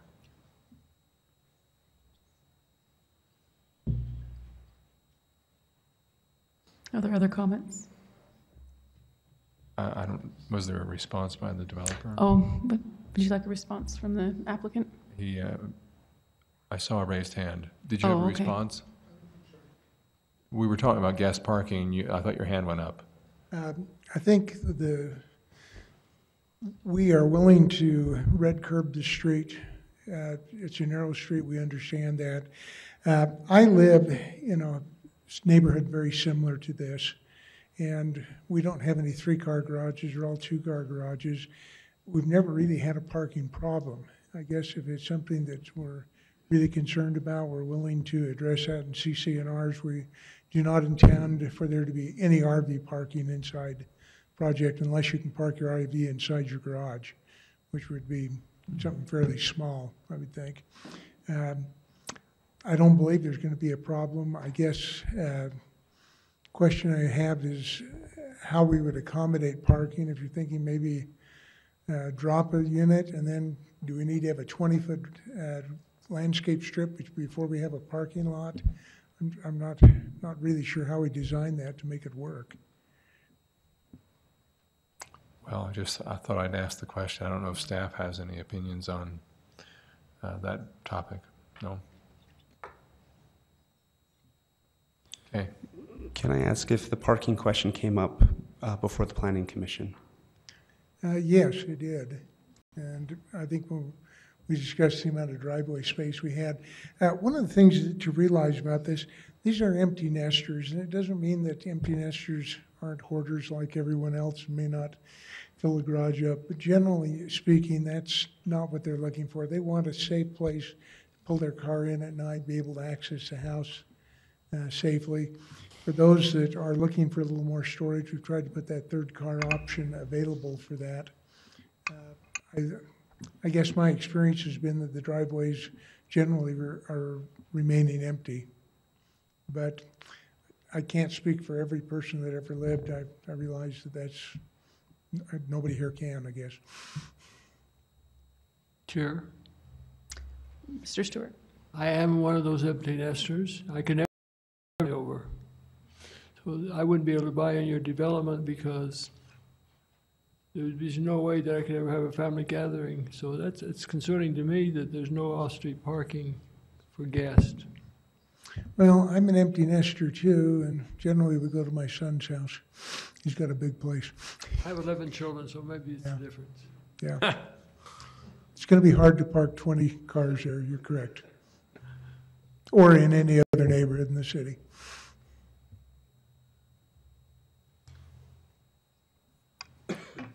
Are there other questions or comments?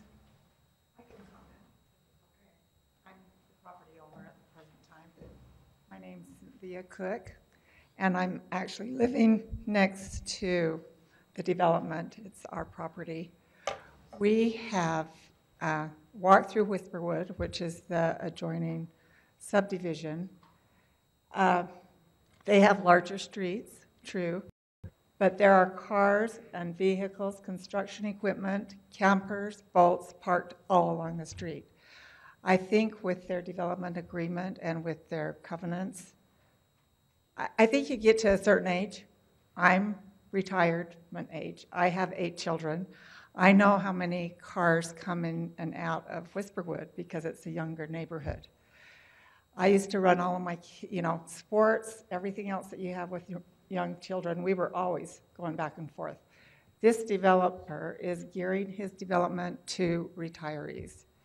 You just don't run around as much as you did when you have all your children at home. True, we have big occasions where all the family comes, but it's so nice to go to the park because I get really tired now that I'm this age of cleaning up after all of that. So I prefer myself to go to the park. But when people are considerate and when you plan nice units like this, I don't think you're going to get the kind of traffic and the kind of, once in a while you'll have a party in that, which is understandable, but most people are considerate because they likewise have those same things happen. And usually, in a nicer development like this, I think it will be fine. There's always fear of the unknown. The neighbor that was here that got up that adjoins the property, he's very concerned because he has put the little, what is it you put up, the red cones to protect his children so that they can ride their bikes right out on the street at the current time. Well, really, that isn't reality. A development is going to go in there. And pretty soon the basketball standard will have to be moved off the street. The cones won't be there to protect his little children as they ride out in the street. And it's just part of growth. And unfortunately, we all have fears when change is upon us. But I really appreciate the work that they've gone to. We're tired of the weeds. We're tired of the neighbors dumping. We're tired of the neighbors riding their four-wheelers and their recreation vehicles on our property. It's just time to be done and move on. I appreciate your time and staying up so late tonight with all of this. Thank you. Thank you. Any other comments from council members? Comments or concerns? Questions?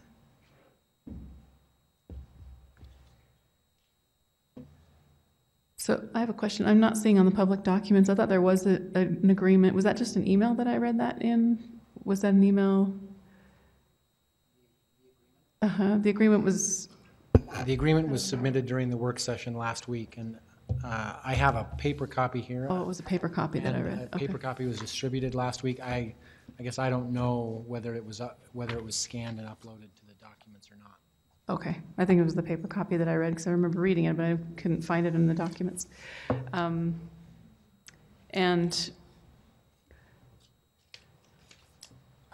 Okay. I have a question. Mr. Connect. So you mentioned red curbing the street. This is going to be a public street, right? Yes, but it's a public street of a width that doesn't allow public parking on the street. So we would assume the expense of red curbing that, so it's clear that it is not to be parked on the street. Okay, so Brian or Bill, what's our preference? I didn't think we did red curbing anymore. Do we put up signs? We can do either one. Are we still doing red curbing? No, we haven't been due to the expense, but I don't know that means that if we want to accept the offer for the developer to paint it, that it's up to you whether you consider that to be an amenity or not. I'll just mention if the development agreement requires no on-street parking, and again, it would anyway because of the width of the street, we would just as a normal course of action require the developer to pay for the signage that would be required in the development to limit on-street parking. We've done that in multiple other developments, and that'd just be standard protocol. So there Part would of the be development cost. There would be signs. Yes. Yeah. There would be signs prohibiting. We have, again, a standard, engineering standard that talks about how frequently and where they have to be placed and so on. That would just be followed in this case.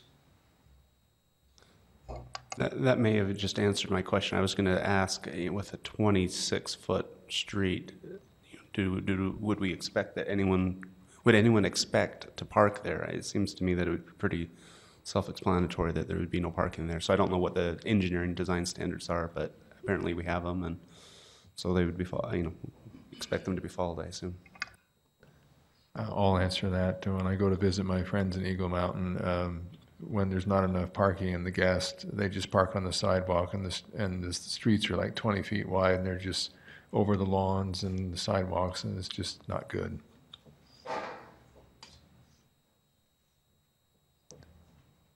And those are private streets over there with an HOA, so that the city doesn't come by and enforce.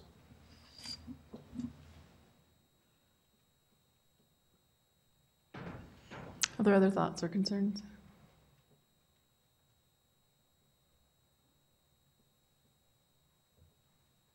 Okay. Could I just make one last comment, if I could?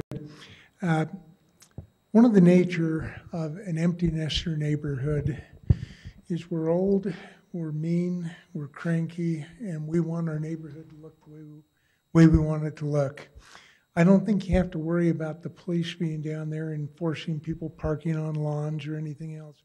Neighbors are going to do that by themselves. I think you're going to find out that it's going to be extremely well maintained, and it's going to be enforced, and the neighbors are going to do it themselves.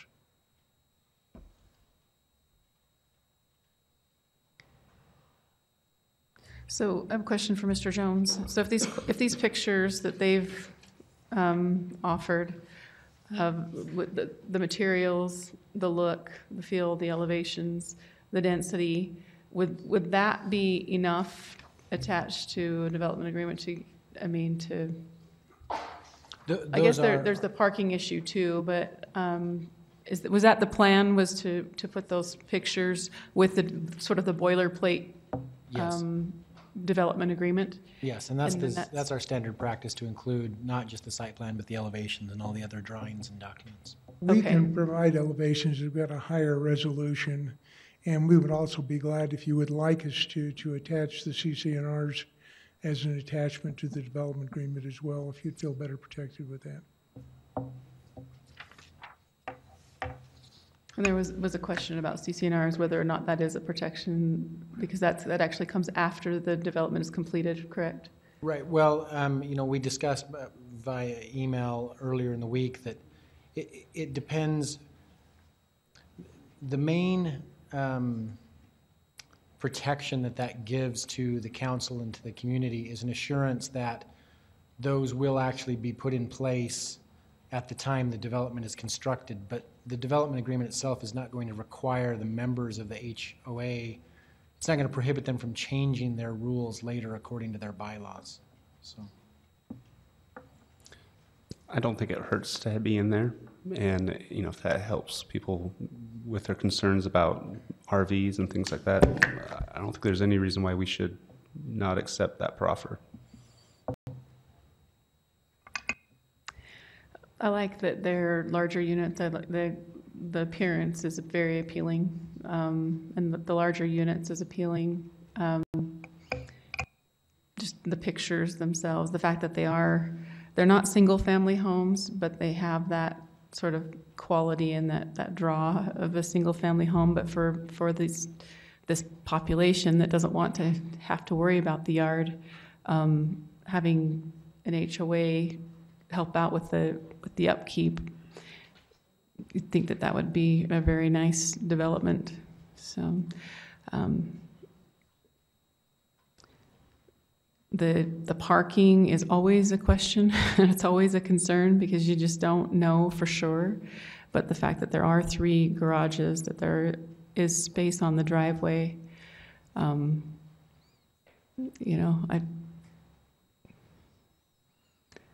I don't know that a single-family home in the neighborhood, as was mentioned, would have, if their family came to visit, they would be parking in front of someone else's house too, down the street.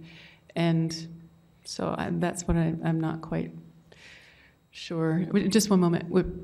Yeah, we've closed public comment, but we've allowed, I mean, there have been those that have actually had a moment, but let us finish talking as a council. And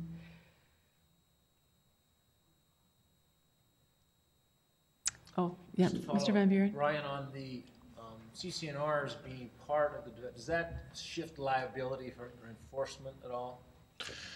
No, and you know, if we were to add them, I'd probably specifically add a provision that says that, just to clarify the situation. But what that does for us is it allows the city to say, if we find out prior to the development actually being done that those CCNRs are not in place as proposed, then we could withhold building permits or otherwise declare the agreement void. But we wouldn't anticipate, we wouldn't enter into that expecting that we would be trying to enforce the CCNRs. So our standard operating procedure is to require CCNRs in a case like this, and we review those to make sure that it has the language in it that it needs to be in it. And then it's a recorded copy of that is put into our files. It's not attached to the development agreement, but put into our files. So we have access to it whenever we need that. One of the important things is that notice to owners that they are buying next to farmland, and they need to acknowledge their impact on that.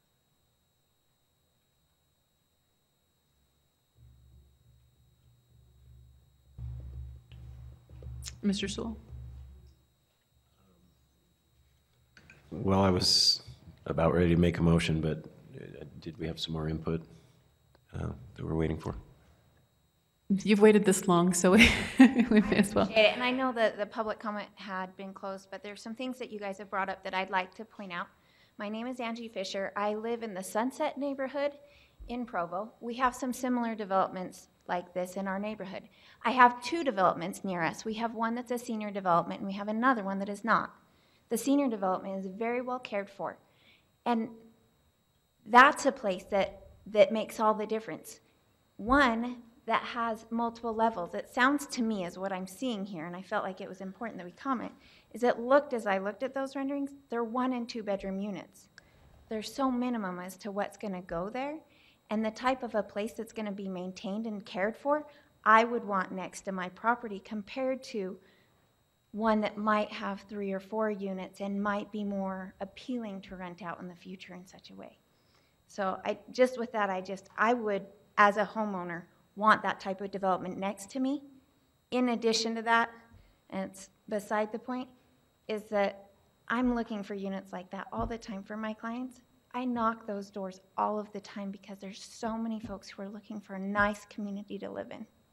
A good place that they can go to, that they live, and it's a nice place. It's not trashy and run down because people are parking on the lawns. There's not enough of those good communities in Provo for our folks to stay where they like to live. So, thank you. Thank you.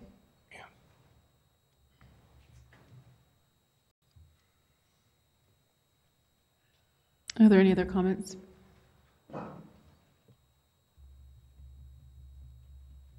Do you have a motion? I'd like to make a motion that we approve the zone change to R2 PD, with the exception of the piece that doesn't need to be rezoned, leaving that piece as is at, I think you said R110, and then we accept the conditions or the items that the developer has proffered, and have a development agreement, and make the zone change conditional upon the mutual execution of that development agreement. And you can reword that to make it the way it's supposed to be. Okay, I'm a little bit gun shy now, so if I'm going to propose actually breaking that into a few different motions, if that's okay. So if I could suggest that the first motion be, now we have a written ordinance in front of us on the screen that contemplates a development agreement and already contains the language making the effective date of the zone change proposed in this ordinance effective on the date of the execution of the development agreement. So I would suggest first a motion to replace all references to the low-density residential or LDR zone in this written ordinance with references to the R2 PD zone. That would be my motion. And I would second that motion. Okay, so there's a second, Mr. Harding, and discussion on the motion. Just want to say, this looks like a very nice development. I think there's a need for this kind of housing and provide a little variety and different life cycle housing in the same neighborhood. So, love it. So that did, so just the zone change, and, I'm sorry, if you'll repeat the motion again So one more time. the motion that I'm suggesting at this point, and there will be more to follow, but this one is just to take the written motion and replace all references to the LDR zone with references to the R2 PD zone. Okay. Well, the effective date language is already in the ordinance. So I'm kind of taking this in multiple pieces. So what I'm proposing is that the only thing we do right now is just replace references to the LDR with references to the R2 PD. We're not actually approving the zone change yet. We're just changing what's written before we approve it. What's written in the ordinance. Right.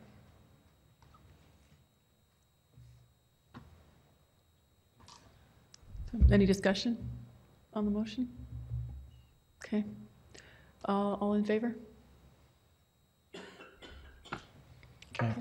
Then, based on what Mr. Sewell said, I would suggest, I'm trying to think how to do we have any idea what the acreage is of the amended part? Oh, okay. Okay. So, a motion to remove what is referred to as lots 1 and 2 on the plan from the rezone, and to have staff make the necessary text adjustments to the ordinance after it's passed. That work for you? Lots 1 and 2 are zoned R110 now, but it's supposed to stay R110. Yeah. I'd like to make that motion. Okay, thank you, Mr. Harding. Is there a second? Thank you, Mr. Winterton. All in favor? That's unanimous in the affirmative. And then let me ask one question for clarification. So the current draft says the mayor is authorized to negotiate and execute a development agreement consistent with those commitments described in the draft submitted by the applicant and the representations made by the applicant and the applicant's representatives in the council meeting of today. I believe that Mr. Pepperoni and I would interpret that as meaning the site plan, the elevations that were shown or substitutions thereof that are higher resolution, all of the other documents that were described by Mr. Pepperoni earlier, and a copy of the proposed CC&Rs. So that's my interpretation already. If there's anything else that the council thinks needs to be included in what's being put into the development agreement, then I'd like that clarified. And go ahead. Does that match what the applicant is offering? The description of the items proffered, does that match your understanding of what you're... That's my understanding, yes. Okay. Super. Then at that point, I would propose, I would suggest a motion to approve the ordinance as now amended, and including all of the development agreement items just described. So moved. So there's, sorry, just a minute. Oh. So there's CC&Rs, site plans, and you mentioned something. Elevations. Elevations. Those were on the site plans as well, but they just having that language written out is what you're saying? In the agreement? Yeah. The actual illustrations will be on as exhibits. So it's, so there'll be exhibits to that shows the elevations. So it's the CC&Rs but we don't know, have we seen the CC&Rs? Typically, the council doesn't see those choice. Okay. To the staff, and we make sure those items that we discussed are in it. Okay. Once we review that and approve them, then they report those. Okay. And then, so we're just attaching the site plans and the elevations, basically, is what we're doing to this resolution, just to show that. And the CCNRs, right. And that's something you would do anyway. And any other just parts of the design documents that are normally submitted to community development. For example, I like to have the landscape plan in there too. Okay? That's what he means. The landscape plan. I knew he had mentioned other things. I couldn't remember what they are. My motion still stands. To approve the resolution as written was the motion? The resolution as amended. As amended, by I'm the sorry. previous two motions, and to include all those items just discussed. Okay, and second by Mr. Sewell. And all in favor? That's unanimous in the affirmative. And call for a motion to adjourn. So moved. Thank you, Mr. Winterton. Is there a second? Thank you, Mr. Van Buren. And all in favor? The voting is unanimous in the affirmative. Thank you. So,